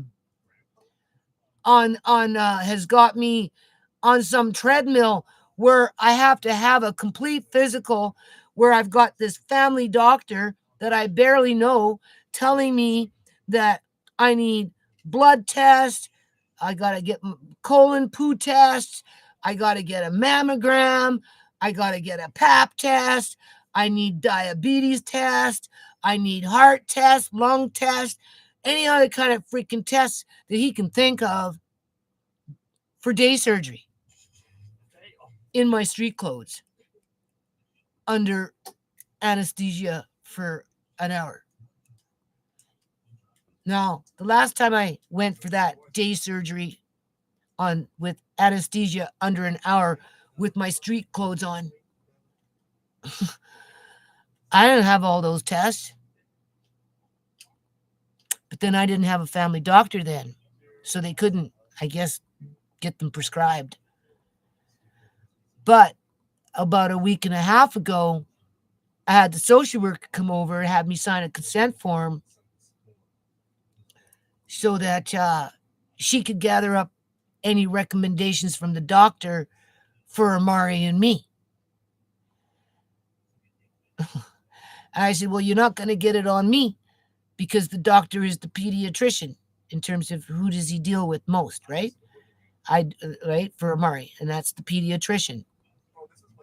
But when she had her consent form, what's the recommendations for Amari and me? I said, well, you're not going to get anything on me. Now, not even a week later, they get everything under the sun. Because if I don't do it, I don't get day surgery. Oh, really? Who needs to have a mammogram for day surgery? For a 40-minute procedure with your street clothes on, with a whole bunch of people in the same position as you, right next to the bed. There's like you go into one big room. And there's tons of people all over the place in their street clothes getting day surgery. Seems like a setup to me.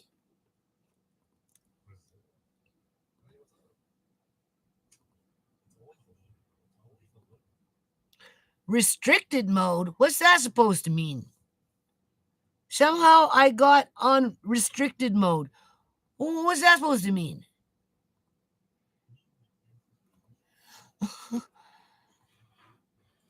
Hey, Judy. Wearing you down. Restricted mode? Well, I didn't do anything. I wouldn't even know how to do that. Anyway. So, yeah. And then the doctor, yeah. And this doctor, so called family doctor of mine, I've only talked to him on the phone like 3 times or something like that. I just came and, right? He filled out my disability form. There was no disputing it. I mean, I'm legally blind. I don't care, right? So he had to fill it out because he's got all the information. But some kind of parent thing.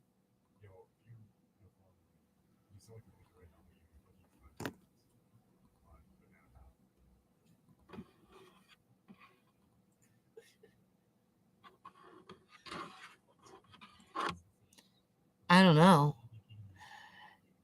And he wants me to take a flu shot, a COVID shot, and a shingles shot. Like shingles, you know? I'm like, no. Oh, but yeah, blah blah blah. I said, I don't get sick very often. I don't get sick. Like I'm good. That's okay. I ain't worried about it. Right? He got mad. And then he cut me off. So I have a sneaky feeling I'm gonna end up losing a family doctor over this shit yet. Yeah. And I'm gonna have my eye specialist call me. Well, I'm glad you got it fixed because I don't know what happened because I just don't know. But yeah, I'm going to talk to my eye specialist. I'm going to tell him, I don't know, maybe you need to book me at a different hospital or something because this is ridiculous. Now you got my freaking family doctor mad at me because I don't want to have a fucking mammogram for eye surgery for 40-minute freaking whatever. Right? Maybe I don't want a poo test. If I was diabetic, I said, don't you think I'd be over it? Oh, no. Well, what? Is that diabetes that's making my eyes go bonkers? No, it's glaucoma. It's a big difference. If I had diabetes, my body would be aching. I'd have sores by this time. Do you know how much coffee and sugar I drink in a day? I drink over a half a cup of sugar every freaking day with coffee. Okay?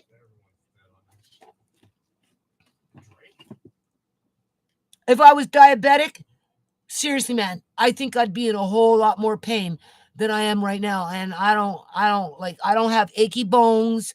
I don't have achy tendons. Like I get achy bottom of my feet because, I'm always on my feet or whatever. But how people with diabetes have like problems with their, you know, they get open sores and those kind of things. I don't have that problem. Their feet swell and I don't have that problem, right? They're like looking for a needle in a haystack. That's what they're doing. I mean, who needs to go for a mammogram just to be able to go to get day surgery? And I'm gonna chew out my eye doctor because I'm gonna tell him, I before I seen you on October 1st, I could see much clearer than what I ever since I seen him on October 1st. That's it. Everything got so fucking blurry, so blurry, blending in more, and conveniently the eye pressure went up to where I have to have surgery because if I don't, I can go blind. Well, the social worker is saying, well, I want to talk to the doctor to see what he's got to say about you. Well, you can't because there ain't no doctor that's got anything to say. Now, all of a sudden, they've got me going through all these tests plus taking all these inoculations as if I'm going to, which I'm not, which now pissed off my doctor, which means I may very well lose my family doctor over this. And then what? Be accused of being irresponsible because I don't have a family doctor now? Wouldn't that be interesting?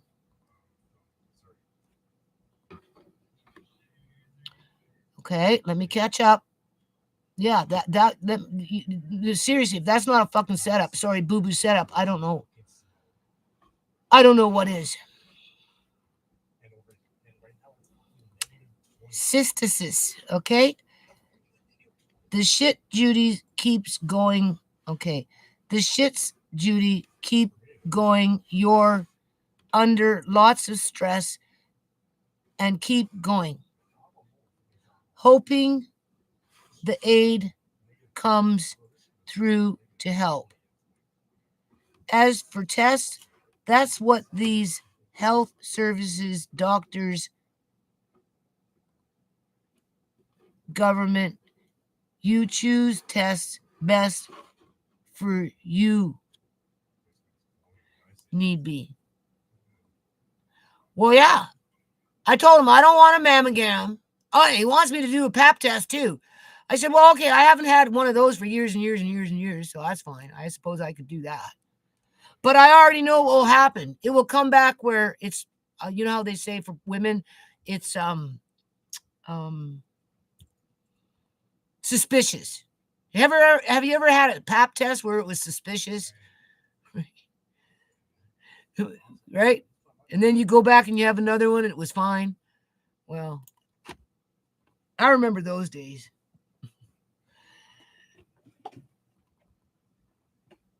So I'd be surprised if it didn't come back suspicious. If it didn't come back. So in other words, if I have a pap test, if I have one, because I'm probably going to just say no, not today. It ain't happening. I'm just going for eye surgery.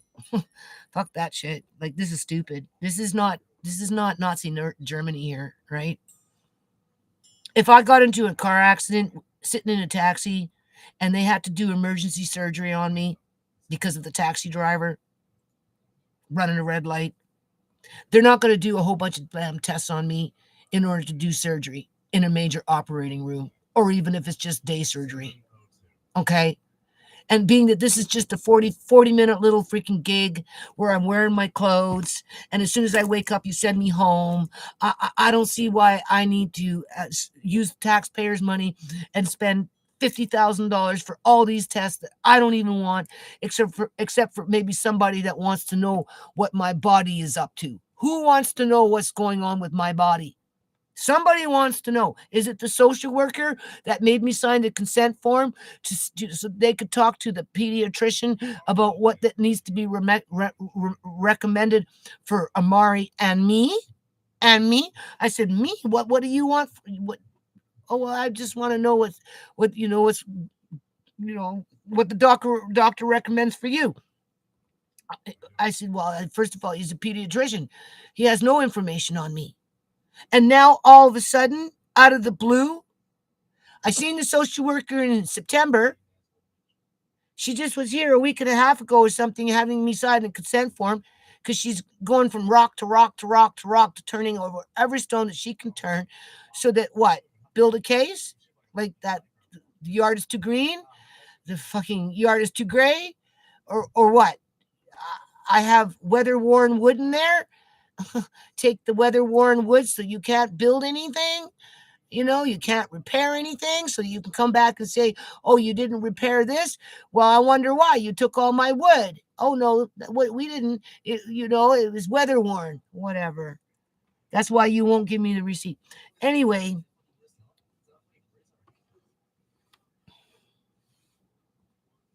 um, yeah, like you don't need a mammogram for a 40-minute day procedure. Mm-mm.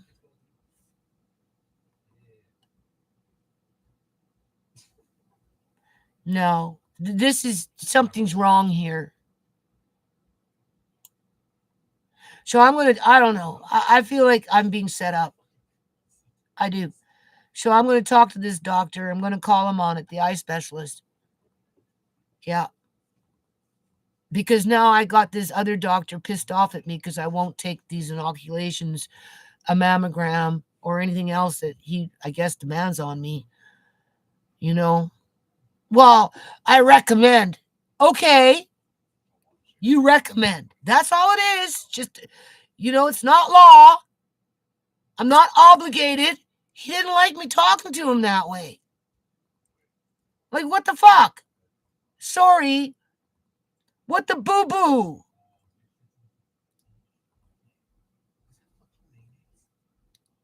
And then he got rude and he hung up on me. And I'm supposed to go see him in a week from now. And he's going to poke at me and be rude to me.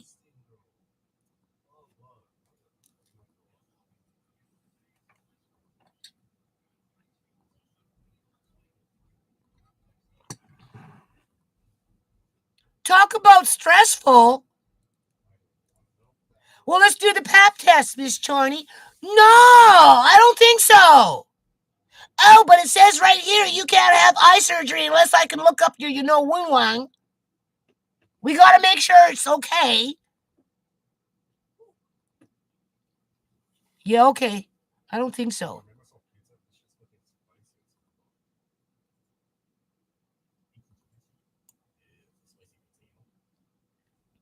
If I had diabetes, I'd know about it. Okay? My skin somewhere on my body would tell me the signs.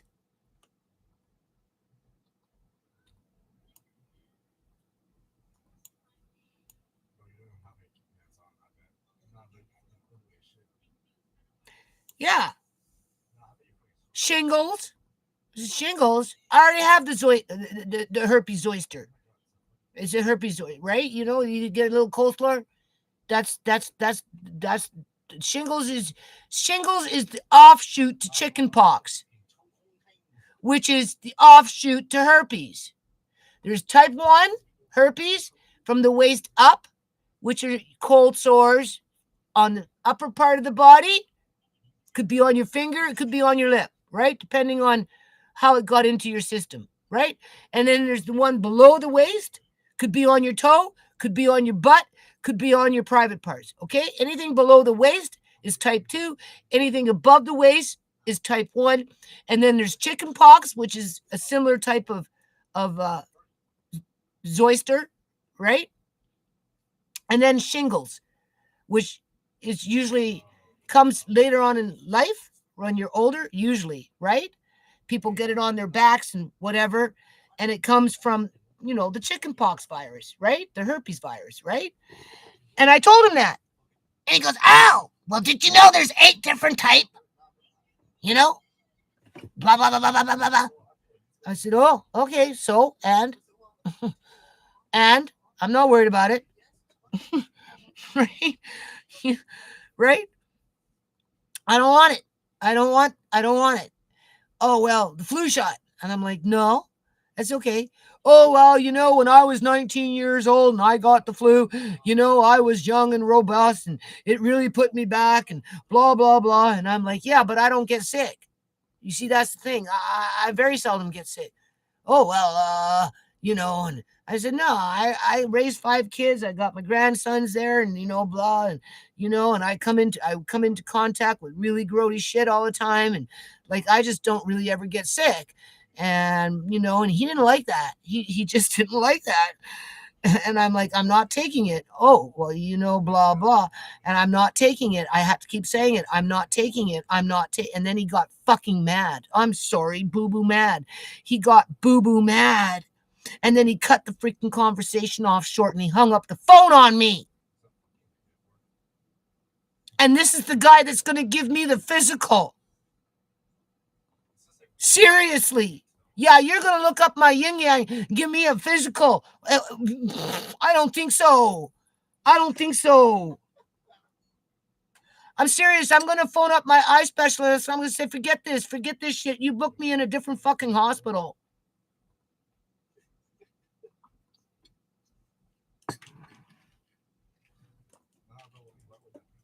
But I can't. That's the only place I'm allowed to do surgery. Let me read your comments. Let me catch up with them.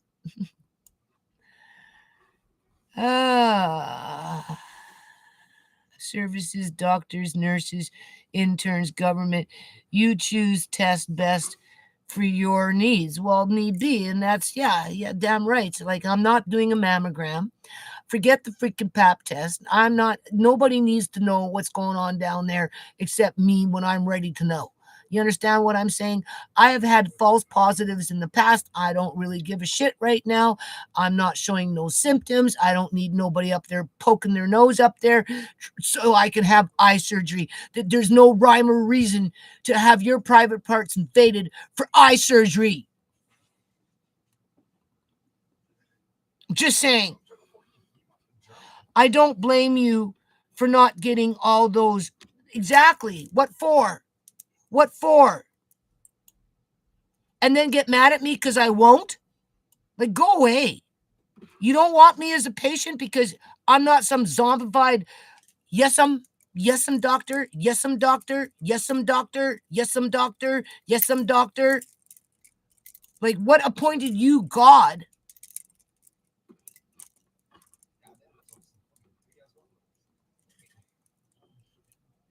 Forget it.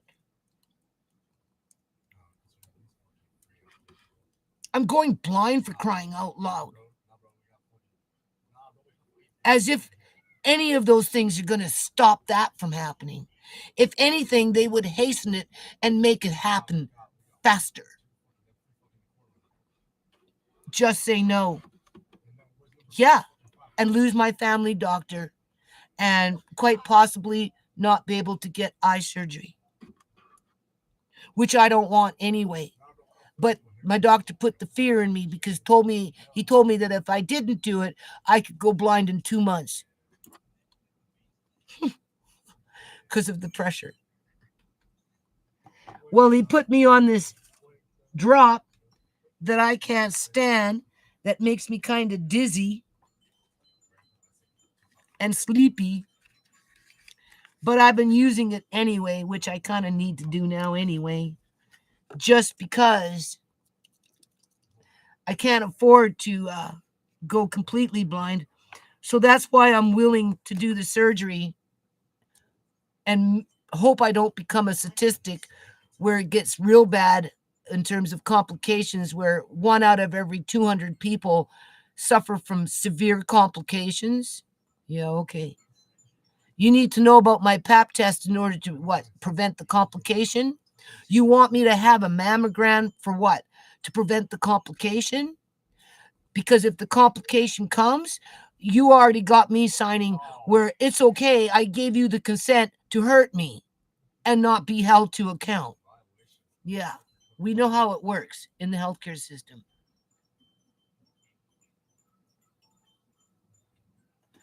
Now, I probably shouldn't have put that in there because it kind of makes my eyes blurry, at least for a little while. Problem is, it doesn't go away.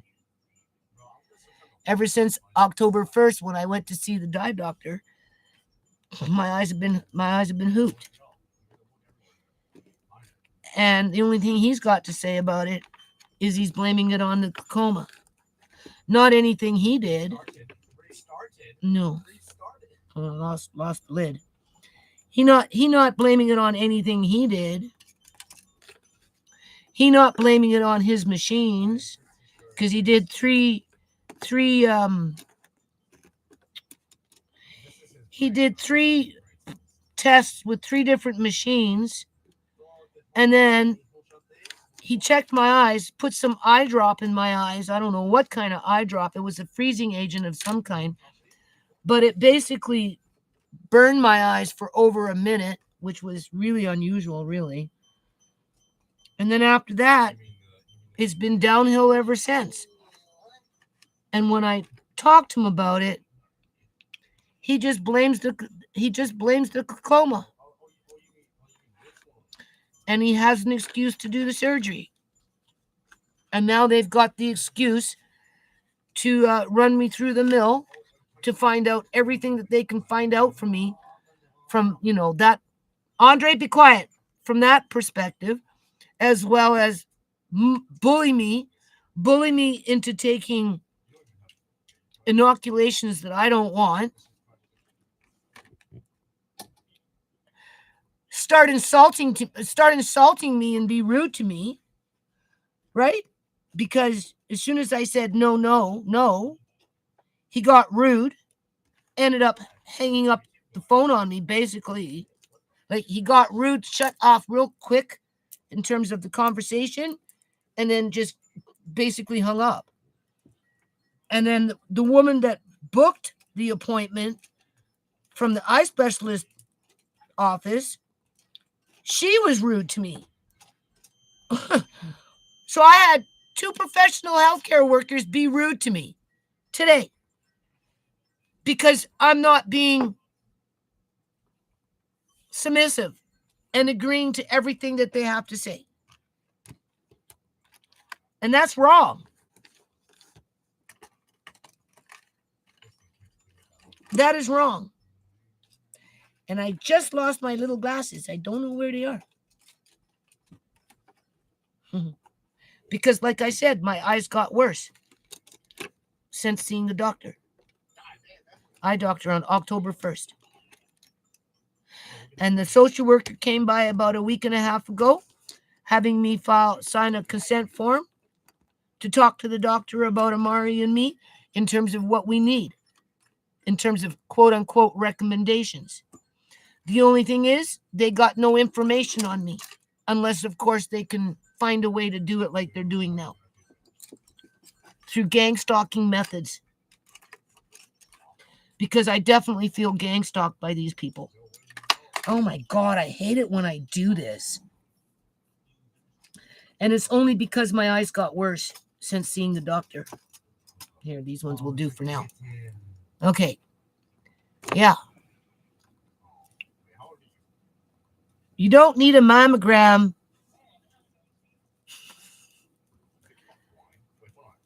Oh my God. Yeah, I'm going to talk to my eye doctor about this. Maybe I just might pull out from this shit. He either finds a different fucking hospital, or he can refer me to a different doctor where they could do it at a hospital where I don't have to go through all these hoops just to prove something to somebody that clearly wants to probably hurt me. Yeah. And it's not about fear. It's about principle. A lot of it's all about principle, because I'm going blind one way or another. Okay. It doesn't matter, sooner or later. Okay, these glasses I don't like. I got two that are kind of like this. I got too many pairs here. That's what's happening here. And of course I can't see, right? Because it's dark. Like, my eyes are dark. Even if there was light, I still have a problem with it. Because my eyes, something happened to them on October 1st.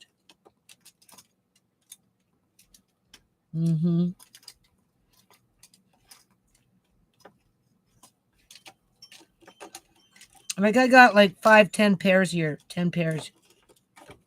And because everything blurs together now, right? Because everything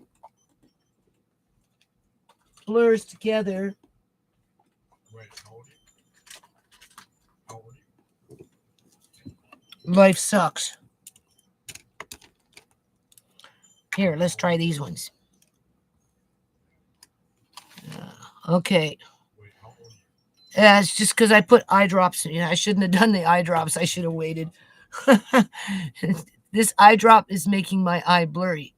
But if I don't do it, the pressure stays high, which could make me blind fast. Oh my god, legalizing. That's why we're doing the eye surgery. So I suppose if I don't do the eye surgery, I become irresponsible. Is that it? Is that how they're going to corner me? Set me up for fucking failure here?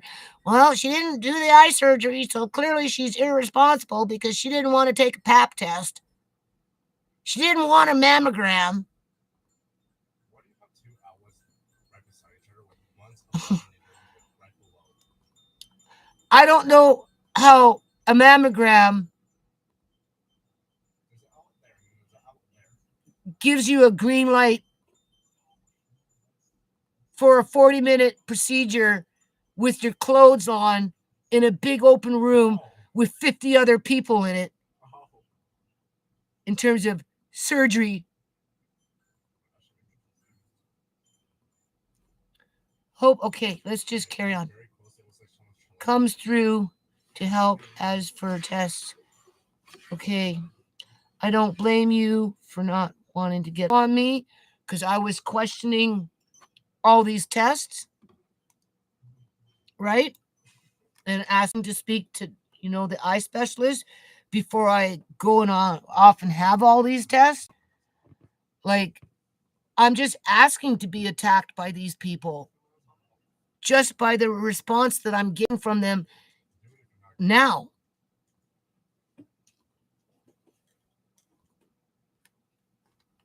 But They're cruel. They're cruel. This is cruel what they're doing on a rudimentary sense.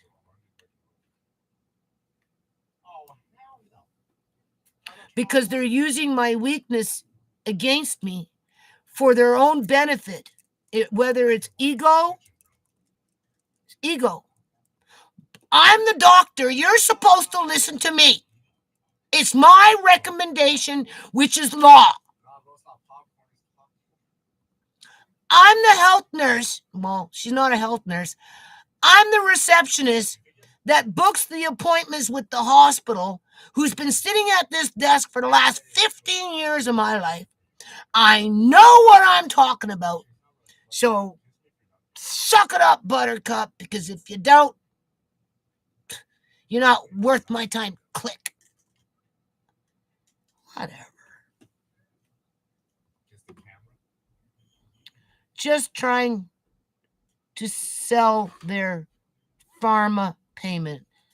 Yeah. So some doctors will use scare tactics and get boohoo pissed when it doesn't work. Yeah. Wow, that's what he said. When I was 19, I got the flu. And like he's younger than me. Right? And I was young and robust and it put me back and it was awful. Yeah, well, I don't know how old you are, but I'm 63. I've had 5 kids. I've got my grandkids. Andre, whatever, right? I come into all contact. I don't ever get sick. He didn't like that when I said that. I don't get sick. He didn't like it. I said, I don't hardly. Last time I had a flu was in 2015. The last time I had a cold, I don't know, lasted not even a day. I'm just saying, right? I had a scratchy throat a few months back for like a day, 2 days, if that. Yeah. And if I get sick, I ride it out.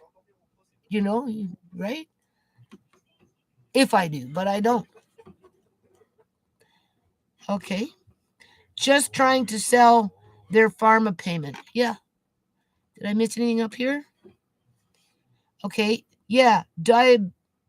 Diabetes have a lot of nerve problems as well as compromised immune system. Yeah. When have you ever heard me talk about nerve problems or ulcers on my skin or like aches and pains in my bones? Oh, if I'm outside working or something, and remember when I had my little back pain because I pinched Amari was sleeping on me, and I don't know, he squished me into the couch or something, and I got that pinched nerve on my spine, and it took a few days to work it out. Well, that's gone. If I scratch myself or whatever, I heal really quite quickly. Like, it doesn't take long, right? If I bruise, my bruises go away fairly good, you know. Yeah, like, yeah, exactly. Like, fuck. Uh, Compromised immune system. I mean, again, I cough. I've been smoking 49 years. So obviously I get congested, right? And I live in a dusty house, and I've worked a lot around a lot of grody shit in the yard, and I breathe in. I stand over a stove with the element, whatever, and I did years and years and years and years of sewing with fabric fibers flying around in the air, and and I mean, like, all in all, for somebody that's been smoking for 49 years, I think I've done pretty damn good considering all things said.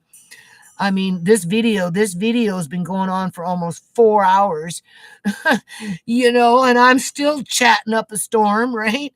And I mean, like, of course, there's things that I could do to make, improve my own personal health. Like, once I get the basement back, and I've got that kitchen all to myself. I'm moving my juicers down, and I'm going to juice some carrot with some celery seeds. I want to get some or celery, and I want to get some lion mane. And I got my jogo berries, and I'm going to be doing my little juice thing with the kids, right? And just maybe try and do something different to break away from the coffee. At least that, right? Just say. Okay, so um, that's what they do. The insurance gives a list, your age recommended, but you're in charge of you. Okay, try and tell that to this doctor that is pissed off at me now because I don't want to take his recommendations. Because you know what he'll say? Andre, be quiet. Because you know what he'll say? Oh, I won't be able to fill out the form properly because I asked him to fill out my disability form, right?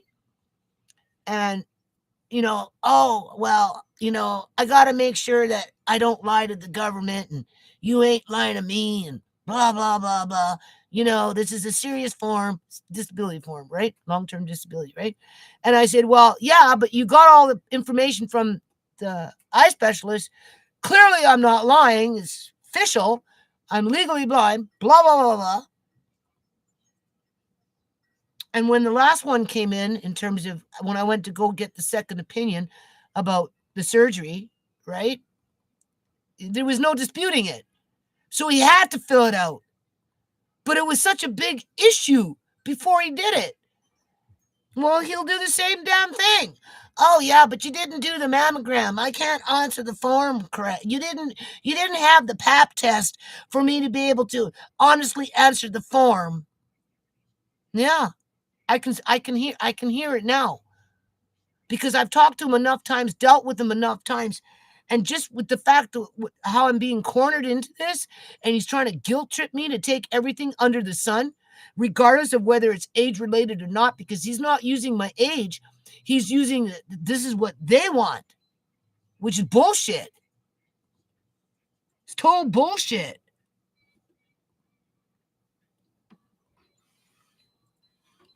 Total bullshit. That's what they do. The insurance gives a list of your age recommended, but you're in charge of you. Exactly. Okay, Bailey. Exactly. And since you don't have signs, you don't have the diabetes. No, I don't have diabetes. The only time I had any form of diabetes, I went gestational diabetes when I was pregnant with Marcaine. Right? So the last month of my pregnancy, because he was a big, his dad's Texan. His dad comes from Texas, right? Andre, shut up. His dad comes from Texas, right? So, he was big baby. He was 9 pounds. Marcaine was 9 pounds when he was born. And I was 105 before I got pregnant, because that's usually was my weight, 105, 110, maybe, right? And I went up to 140. And, when you get like towards the end of your 8th month, 9th month, he was growing so fast because he was just a big ass baby, right? And so they had to put me on a diet. I ate a lot of cucumbers, and I had to kind of monitor my food for that last month because I went gestational diabetes. Otherwise, he just would have gotten bigger and bigger and bigger. And so, but he came out 9 pounds. So other than that, you know, I can I can regulate, I could do better with my, I suppose, what do they call that? Blood sugar level. If I maybe get rid of a half a cup of sugar a day when it comes to drinking coffee in a 24-hour period. Some days it's a half a cup, other days it could be 3/4 cup, depending on how many cups and what I'm doing that I'm drinking coffee. And that's over a 24-hour period. And that's day after day after day after day without eating proper. That's nobody's fault but mine, right? But it doesn't make me sick. Although that's kind of why I want the basement, new habits, new rules, right? Right? So, I want to do more cooking, and I got, right, cuz my kitchen, it gets cluttered, and that downstairs is going to be completely different. So I'm looking really forward to it. I might even be able to quit drinking coffee and replace it with dandelion tea. With honey and turmeric and pepper. I'm just saying. Wouldn't my doctor just hate me then? Oh, you turned into a health guru. Well, that's not what I recommended. Oh, okay. Ah, exactly. And since you don't have signs, you don't have diabetes. I know. I don't think I do either. I just think I don't look after myself good enough in terms of being that quote unquote health guru.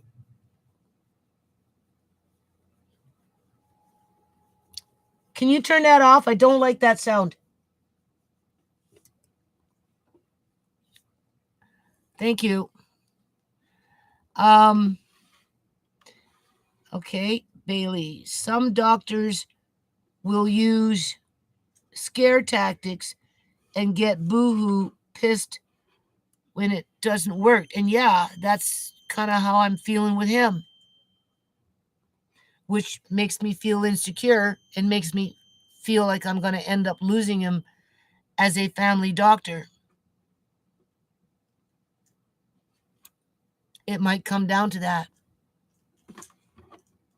And the problem with that now in today's term is it's not like the old days when you could just go to a clinic to go see a doctor, whether it was a family doctor or just a doctor working at the clinic, because the government screwed over the, I don't know what they've done, but all these clinics are privatized now, and you can't see a doctor unless you can, one, be a patient to the clinic with a particular doctor where you can phone and make an appointment, and they only want you to come in for one issue versus coming in and seeing your doctor. Well, I got a mole here. I want you to check.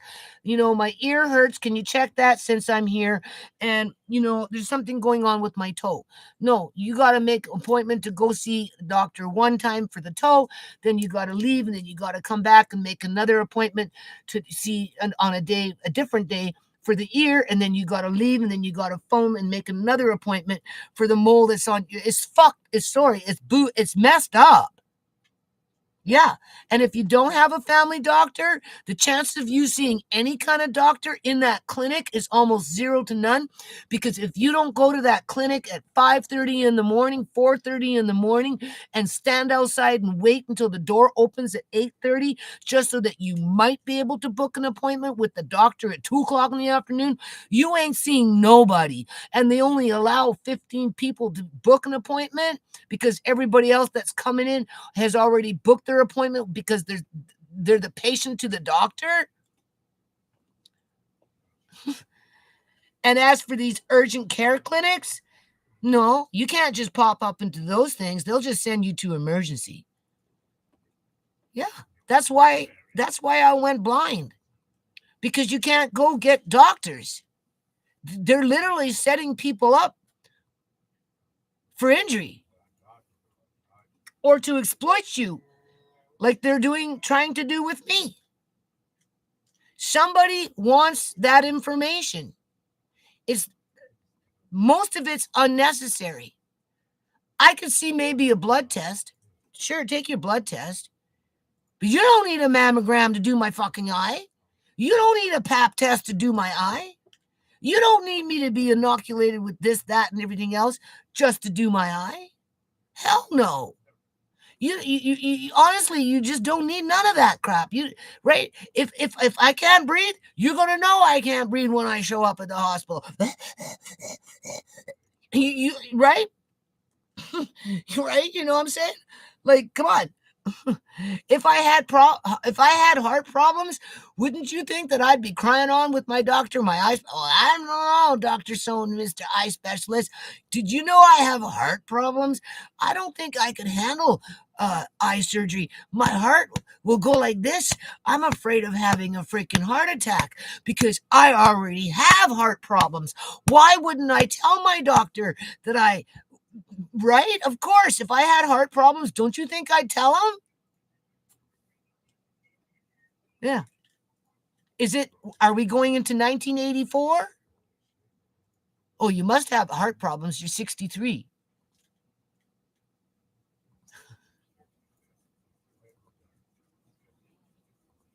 Most people with heart problems know about them and tell their doctor, whatever doctor.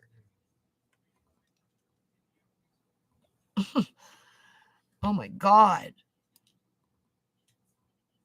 Just trying to sell their pharma payment.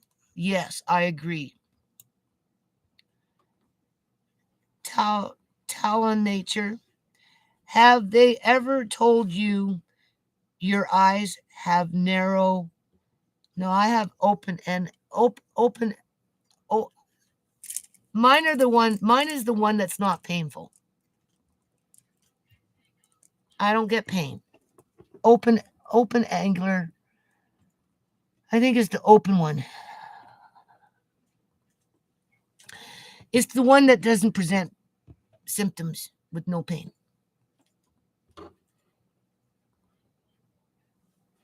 Open angular. Yeah, I think it's not narrow. It's when the drain we have in the back of our eye socket starts closing with age. It causes eye pressure. It's not glaucoma, but it's misdiagnosed. No, I've had this glaucoma for 20 years. Well, more than 20 years now. 25 years almost, I guess you could say. It's open angular glaucoma, right? And my optic nerves are dying, slowly but surely, right? That's why 2% vision in this eye, 13 to 15% vision in this eye. But seeing the doctor on October 1st, it was either the 3 machines that did some damage or it was the drops that burned my eyes for over a minute, both of them that caused damage. Because it was too night and day in terms of being able to see much clearer with the same cloud over it versus everything being completely blurry with the same cloud. But before the eye doctor would take any responsibility, he'll just blame the glaucoma. And that's what makes it easy for these people to hurt you if they want to hurt you.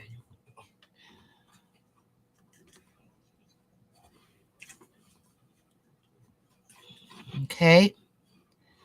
The fix your narrow angles is an office eye laser. He lasered the left eye a couple of years back. He zapped me 4 times, 1, 2, 3, and then gave me an extra one, and it produced 0 results outside of maybe scarring. It didn't even work. It did absolutely nothing. So he's basically written off this eye completely. His idea of treatment is when it becomes painful, if it should ever become painful, he's just going to take it out. Yeah. And then I guess I'll be wearing a glass eyeball or something like that. I don't know. It's not painful yet. I can barely see out of it. Like in front, I don't see nothing. Over here, just a little bit. I mean, the only reason I know it's 2 fingers is because I can move it and, you see shadows, right? Plus, I know. It doesn't help when you know. Anyway, 2% vision, not very much. It's when, okay, I read that. The fix for the narrow angle is an office eye laser. Tried it, didn't work. Fixed to create a new drain in the eye. It often misdiagnosed as glaucoma. He did it, didn't work.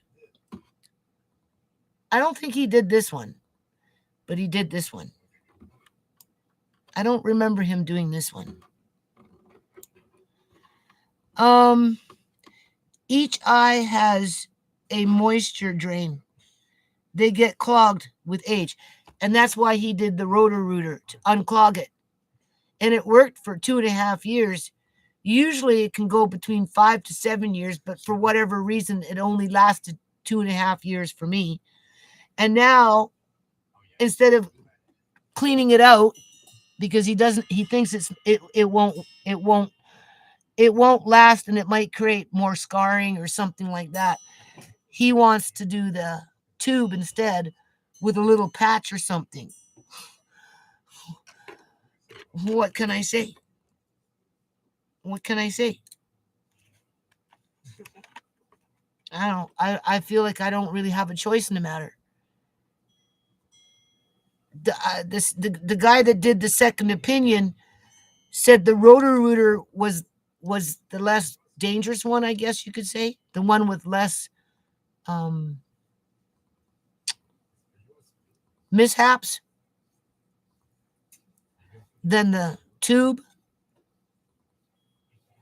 But when I talked to the eye specialist that's going to do the surgery, the guy that I've been dealing with the most, he said if he just cleaned what he has already done, it's just going to produce more scarring, and that in itself could be problematic. So he recommends the tube with a patch. I don't know what to say. But why should I have to have a mammogram for that? Why should I have to have a pap test for that? Why do I need to get inoculated with anything for that? I'm not diseased. I'm tired. I drink too much coffee with with sugar, but I'm not diseased. I don't I don't even remember the last time I got sick, and the last little time I did get a little cold, it was only for a day. I just had a little scratchy throat. I said, "Gee, Andre, I think I'm catching your cold." Like in terms of a cold, right? Okay, so let's just read. See, I put that drop in there and it's just good in my eyes, eh?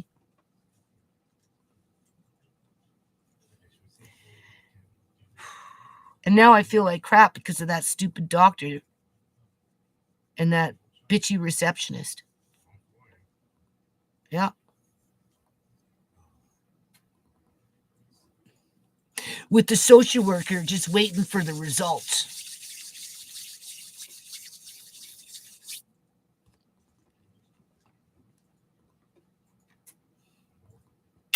Just saying. To fix your narrow, okay. Each eye has a moisture drain. They get clogged with age. That's what I had. Misdiagnosed as glaucoma. I got a second opinion, and the first eye doctor was wrong. Well,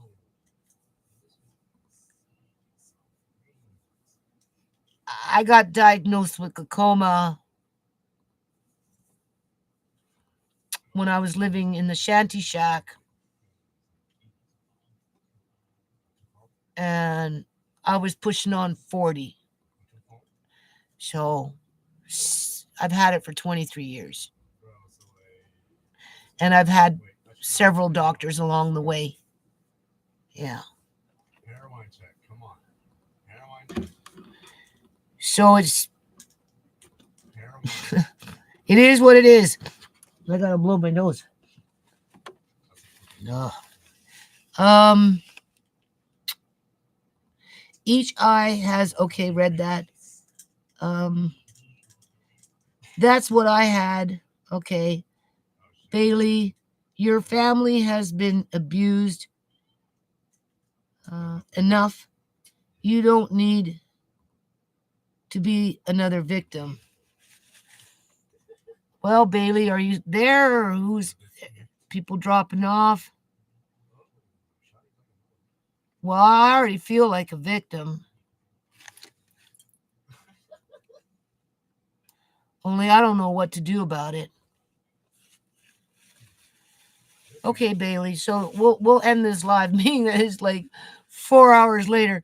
So okay, so let's just between you and I here, because really I was calling out for you when I set up, right? Because I'm disturbed, with this. Like, Andre, please, I'm almost done now. Um, I'm trying not to feel like a victim, but I I know that not everything meets the eye. That's the title of the video. Gang stalking is real, and I'm suspicious, right? Something to do with suspicion, right? Like too much has happened too quickly. It's like all the ducks are in row, right? First the social worker comes. Oh, I want to connect with my clients, and I'm a nice person, and let me help you. And next thing you know, I get stabbed in the back, and then I got a whole bunch of social workers running around looking for dirt under every rock that they can turn, and just right. And I know exactly what you mean. Yeah.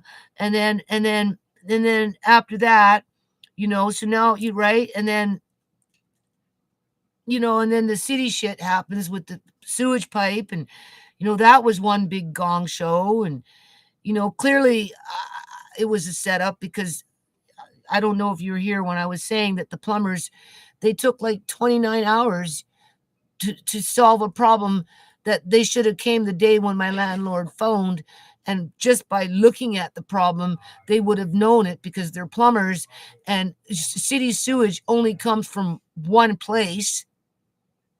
right? There's only one place it can come from. It doesn't take a rocket science. It wasn't somebody taking a dump and the toilet got clogged and it backed up. No, it was city sewage coming up through the freaking pipe. So if that's the case, call the city. It took them 29 hours to call the city when they should have showed up on the day my landlord phoned. So to me, that seems like a freaking setup. They wanted to flood out the basement. They wanted my son to freaking move. They're going to try and muscle to take it away from me so that they can lock me up here and pay $2,000 for half a house versus $2,250 for the whole house. As they stress me out now with freaking, what is that called? Mammograms and pap tests and blood tests and poo tests and and people getting mad at me for not taking this shot and that shot and the shot up the freaking butt and chopping off this and chopping off that just so I can get eye surgery. Like, come on. Well, the social worker is going to be like, well, gee, we would like to do a little follow up on your medical history. Do you have any information? And what's your doctor? Well, I don't know. I think I just dropped the dude because he wanted me to do all these things all of a sudden out of the freaking blue. When last time I had eye surgery, nobody asked me for nothing. Why now? Because the social worker wants to look at my medical files? Why? Is that the last stone you have to turn in order to sock it to me? Like, I don't even know why they're still around. I don't.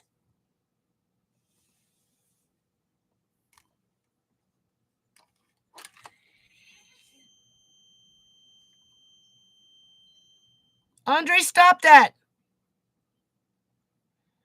I agree. They were trying to run you out. Yeah. Andre! What? Stop with the ringing. Yeah. They didn't come in with the big snake, put on their little freaking gong show until after 6:30, almost 7 o'clock at night, and then they called the city, and the city showed up at 8:30 at night. When my son phoned the day before to Mrs. Gill at around 2:30 or so in the afternoon saying it was an emergency, something gross is coming up through the toilet and I can't stop it. And when they did show up the next day, it was a lone guy with another guy with no equipment, no nothing. He came with a little fish pump. That was it. Just a little fish pump with a little hose that they hung out the window to. It was a joke. And then they came with a small snake, eventually, snaked it out, acting like they were busy. Then they had to stall for more time, wait for the guys to get off work, to come with a bigger snake, make it look like they did something. Maybe that's why they didn't want me to record them, because they didn't want me to freaking figure out what kind of shysters they were with it. Yeah. If they would have came on the day that my son called and Mrs. Gill called them and came immediately, like as an emergency within the first half an hour, knowing what they know about these buildings being built with the property development, with this stuff happening to houses like this, they would have went outside with the workers and the city would have been there within an hour and that pipe would have been shut off and the basement would not have been flooded with city sewage. But that's not the agenda. They had to ruin the basement. What, to create themselves a job? Yeah, okay. So my landlady can use it against me. Well, I have to pay $10,000-$15,000 for this, that, blah, blah, blah, blah. You don't pay enough rent. I'm so tired of all this, blah, blah, blah, blah. Get the fuck out. Yeah, okay, well, maybe you should hire better people to do your bidding for you. Because if they would have came when you called them, you wouldn't have spent not one red cent. But you see, if they spend $10,000, $15,000 and get rid of me, or at least clear out the basement, they can make 3 times that amount of money within a year and get their money back, and then continue to keep making big money after the fact. You got to spend money in order to make money. So that's where it becomes crooked. Yeah.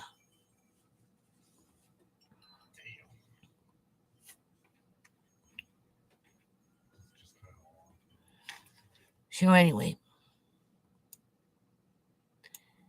it's a damn shame money is more important than human beings. Well, it is that way in Sin City, freaking AKA the New Congo, British Columbia, Canada. Yeah, yeah. I've been saying it for years. If you're a bad person, like to do bad things, like to hurt people, right? Are willing to commit crimes, be dishonest, be a thief, whatever, chances are you'll do good. If you're an honest person, don't want to hurt nobody, kind, right? Helpful, caring, you're just a sitting duck. Really, you just are. Yeah, that's how I feel about it. So, anyway, so that's what's going on. So, in a nutshell, first social worker shows up. Yeah. First social worker shows up because I have to sign some paperwork to receive a little bit of respite for Amari, because now that he's on that little program, he qualifies until age 19, but it has to be updated every year. And she came to the house, and because she's locked in a little cubicle where she doesn't really do very much because her portfolio as a social worker is just limited down to a few things, even though she used to be a child protective service social worker. Now she's in a different department. And she's lonely because she never gets to meet her clients, right? So but she offers to come to the door. I let her in because she's lonely, because she doesn't get to meet her clients. So I thought I'd let her meet the kids, trust her. And it turned out she stabbed me in the back, set me up for fucking failure, to be hounded, criticized, ostracized, under scrutiny, feeling, I don't know, paranoid, right? Because of whatever. Not that I got anything to feel paranoid about, but maybe I'm just tired of being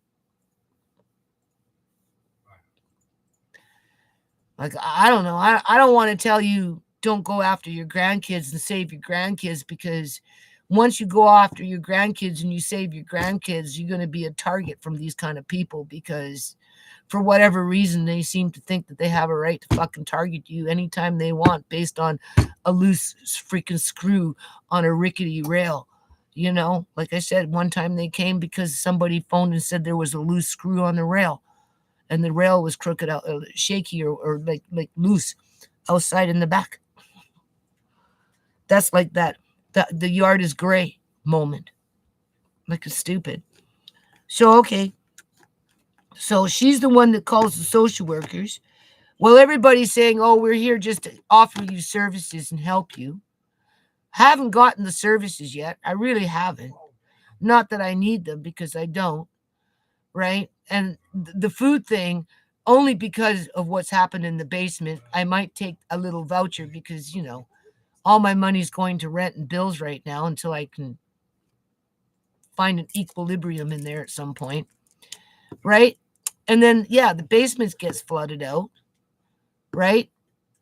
But before the basement got flooded out, the doctor took out my eyes by overstimulating them on October 1st, because by October 2nd, they were already blurring out. And as by the time I got the eye drop 3 days later or whatever it was game over. Right? But it was already established that I had to go for surgery. And then of course the basement. So I mean, like, so social worker, I, basement, and now this bullcrap with freaking family doctors and I don't know. I don't know. I know what's going to happen if I say no to too many of these things. Since when can they make you? This is not major surgery. If it was major surgery, then maybe I could see it, right? Yeah. Yeah, they're trying to run me out. My son already warned me. Oh, she wants the basement back. I said, well, what did you tell her? I told her that no, that I want the basement, like me. She said, no, she's not giving up the basement. So what? I need the basement. My belongings are in the basement. I've been deprived of my belongings for far too long. I need access to them. I need the room to be able to get on with my freaking life so I can get the hell out of this house without losing everything in it. Like I lost everything outside. What? You robbed me once, now you're going to rob me twice? Is that it? Have the goons come in and throw my shit out in the fucking garage, do a 2.20, what is that? 2.20 Marcane move? You gonna treat me like my son? Throw my shit out in the fucking garage? Tell me to pay my $2,000 a month and suck it up, Buttercup? Yeah, okay. Well, my doctor drops me as a patient because I won't go for a pap test. I won't let him do a pap test on me. Yeah, no, motherfucker, don't touch me. Yeah, but it says right here I'm supposed to give you a physical.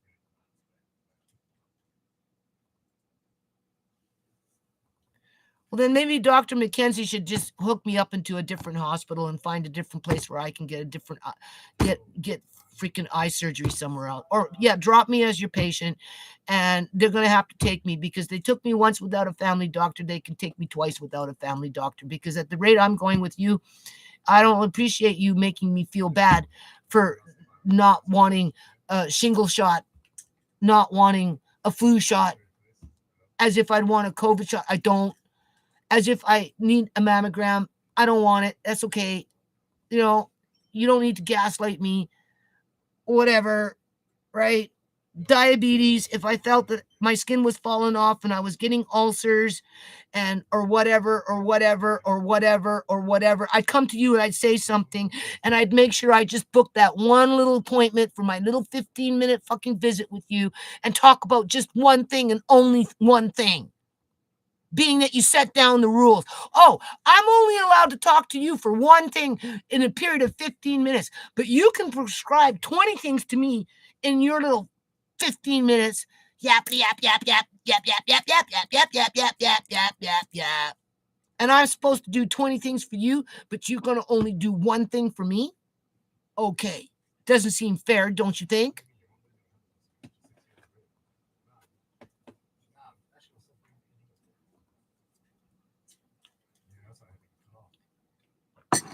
I have a little mole here.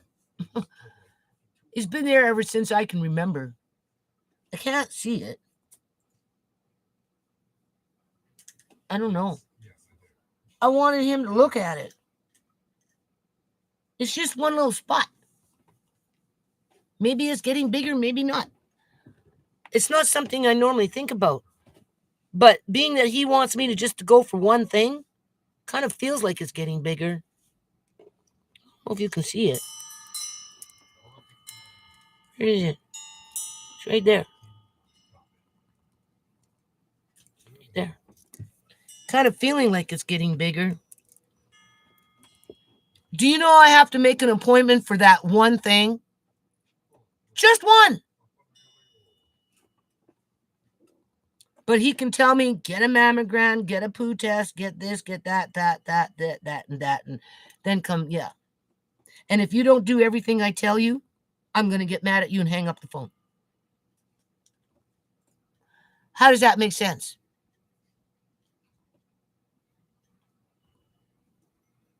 Pyramid scheme. Something's going on. Serious. Something's going on. I don't know what the hell's going on. All I know is like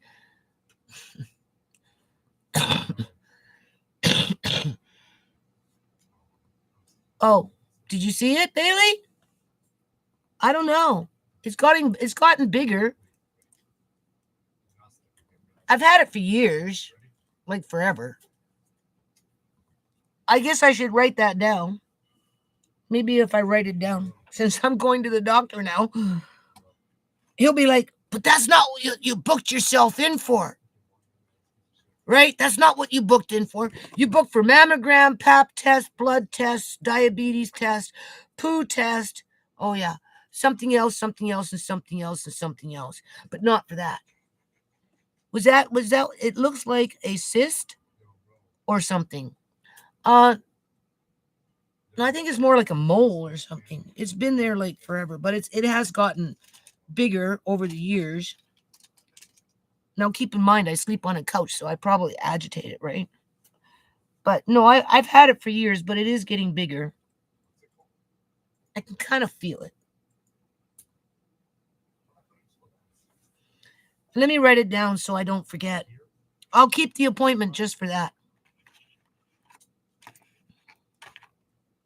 I'm not doing a pap test. No. I don't even know if I like this dude anymore. No. It's obvious he doesn't like me because he can't boss me around the way he thinks he can. No. And I'm not even going to see if I can get the eye specialist to, because these doctors, they can only do their surgeries where they're assigned. But I'm going to see if maybe he can do it somewhere else. Okay, so you think it's a cyst? Yeah, I don't see why they need a pap for your eyes. I know. I mean, that's just stupid. Oh, I'm thinking a mole. It doesn't look like a mole. All I know is I've had it for years. And normally when you get older, those kind of things, they do oftentimes get bigger. A cyst is just a guess, but it could be a mole. Yeah. So I wrote it down anyway. So I'll put for doctor. But yeah, no, if I wanted him to look at that, which I did when I went to go do my disability farm, but do you know I couldn't get him to do it. No, because you're only allowed to see him for one thing. And at that time I was doing quote unquote my disability form.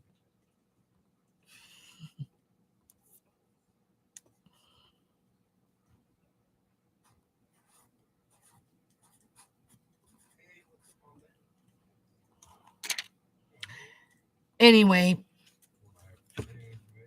I wrote it down. Thank you. It's important that I have somebody look at it just in case. Right? Because I used to spend a lot of time out in the sun when I was a child. And just whenever. Right? I don't think there's anything they can do about it. It doesn't bother me, but it is getting bigger.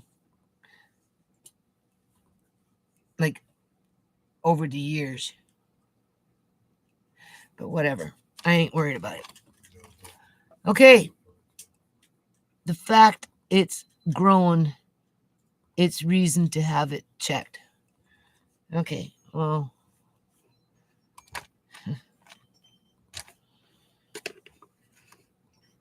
I just. Oh my God. save it from the reboot. We'll have to collect. I just had that piece of paper with my appointment time on it. Put it someplace and I already lost it.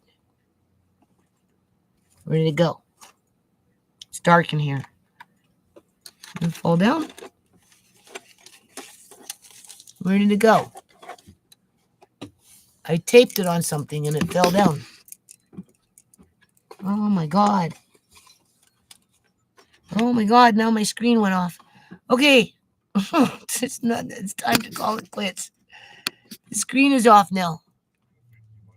Oh my Lord. Come on. Come back on.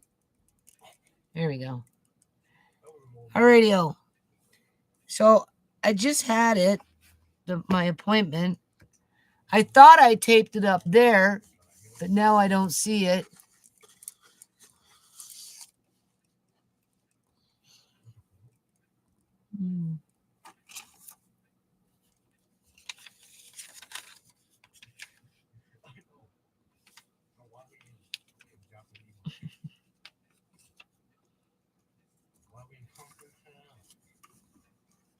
Anyway, I wrote down my appointment time, but it looks like I lost it already.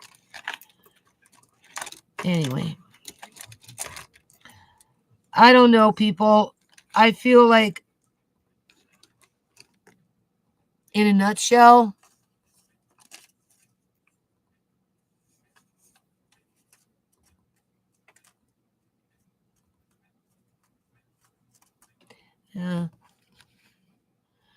well, I got the mole cyst here, but I taped something. I can feel the tape, but it fell down. I don't know where.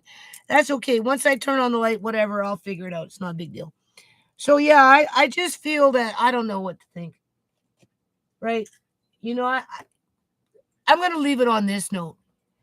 You know, I just feel really sad for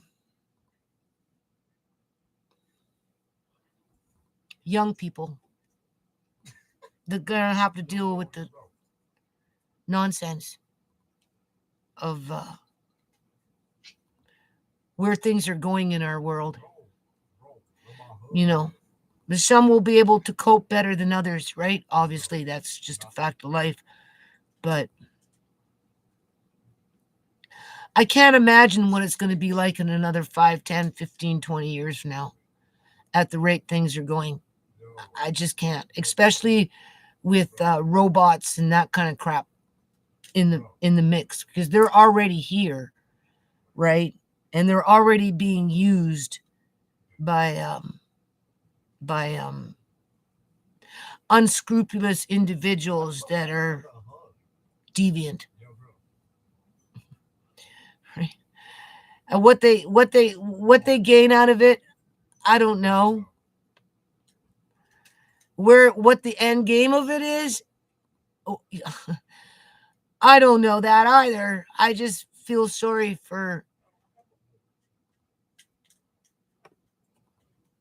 genuine human beings that are losing out in life because of the riffraff. Yeah. Because of the riffraff. And there's a lot of riffraff.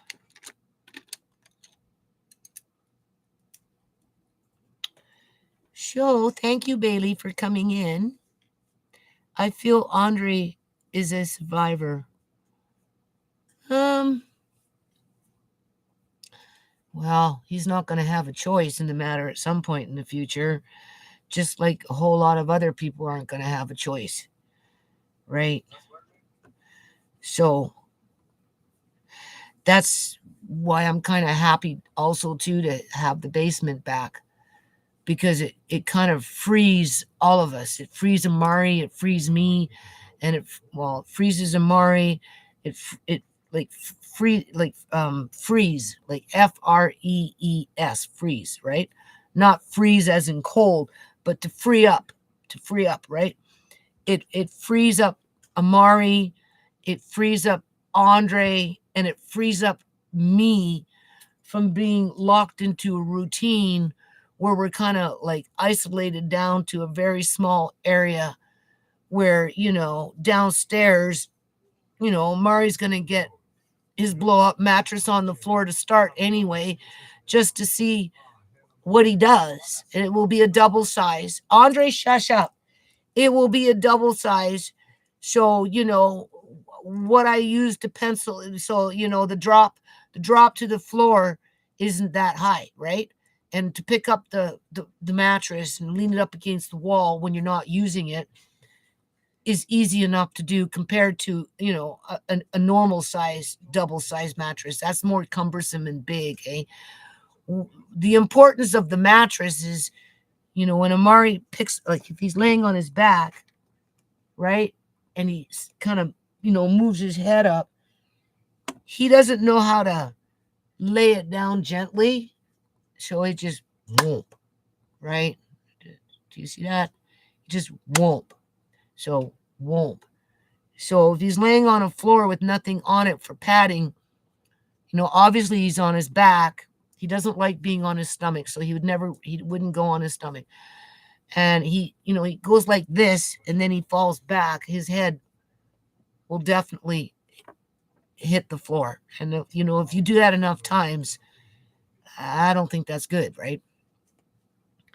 So we're going to start with the. I have to, but just buy one. Start with a double size blow up mattress, and then he gets more freedom. Yeah, exactly. Just to see how he moves, right? It would be interesting, right? Andre can sew if he wants. He can cook if he wants, right? Um, we'll have some kind of computer down there. We won't have internet down there at this point. He's going to be losing his internet that he's using right now. But then I've got my modem that he can plug in with a cord, run the cord, right? And do whatever he's doing off of my modem with hardwired, right? With a cable cord, because that's all he's going to get. So I don't know. We'll just have to wait and see. Okay, much love to you, Andre and Amari. Andre, Bailey says much love. Amari, Bailey says much love. Okay, my God, 4.5 hours later. When have I ever done that? Yeah. But, there's just some funky crap going on. Too much at one time. Yeah.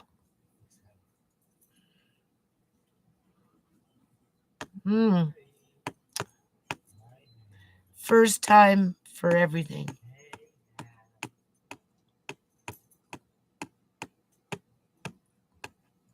In regards to what?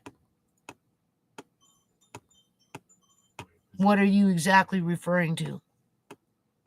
Everything happening all at once?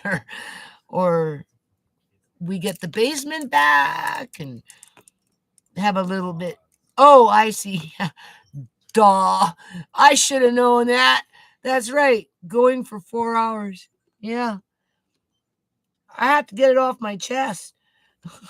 And, the comment with you, right? That just, like, I want it to stop, and it just doesn't stop. Like, talk about predators, you know what I mean? That's what I mean. Like, I feel sorry for, I'm not even going to just say young people. I'm just going to say good people. I feel sorry for good people, because it's the good people that are being preyed upon with the predators in the freaking community, man. You could be young, you could be, halfway through life, or you could be old. You don't deserve to be freaking gang stalked and have some strange so-called quote-unquote doctor use you as a tool for his ego. You know? If he ain't doing it for the money, he's doing it for the ego. Because he got insulted. He literally got insulted when I told him I'm not taking no shots. And I'm not having no freaking mammogram. No. He got insulted. Like, why?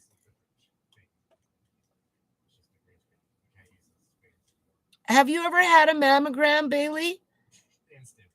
I did. I don't remember how old I was. Quiet.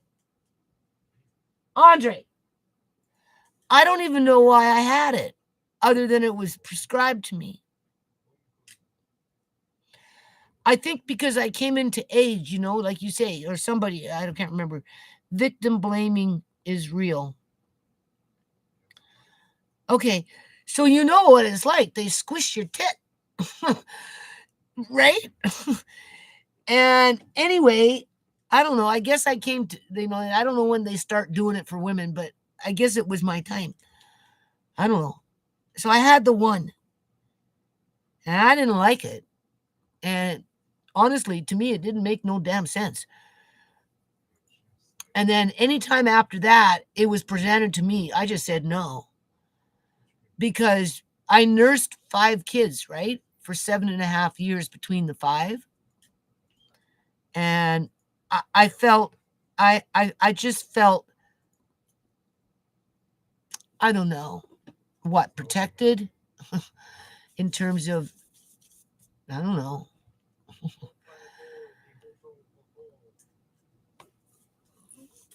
Like, there's nothing there. Like, in terms of, I don't go out of my way looking for, uh, you know, cysts or whatever. When I was younger and nursing and stuff, obviously, you know, your milk ducts and right, you know, sometimes you can get infections and because of nursing, right? But anyway, I just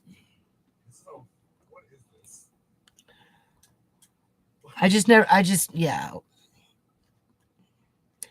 I felt like they were being flattened like pancakes. Exactly. That's exact. Right. And it turns out, you know, they've done studies where for as much as they say it's whatever helpful, it's not any more than finding it yourself and then maybe going for follow-up. Right? Now, I suppose if breast cancer ran in your family and it was genetic and there was like an extremely high probability that you could develop it, well, then maybe that'd be a different story, right? But on average, I don't know. It wasn't anything that concerned me. And then after, you know, hearing this, hearing that, in terms of it being helpful more than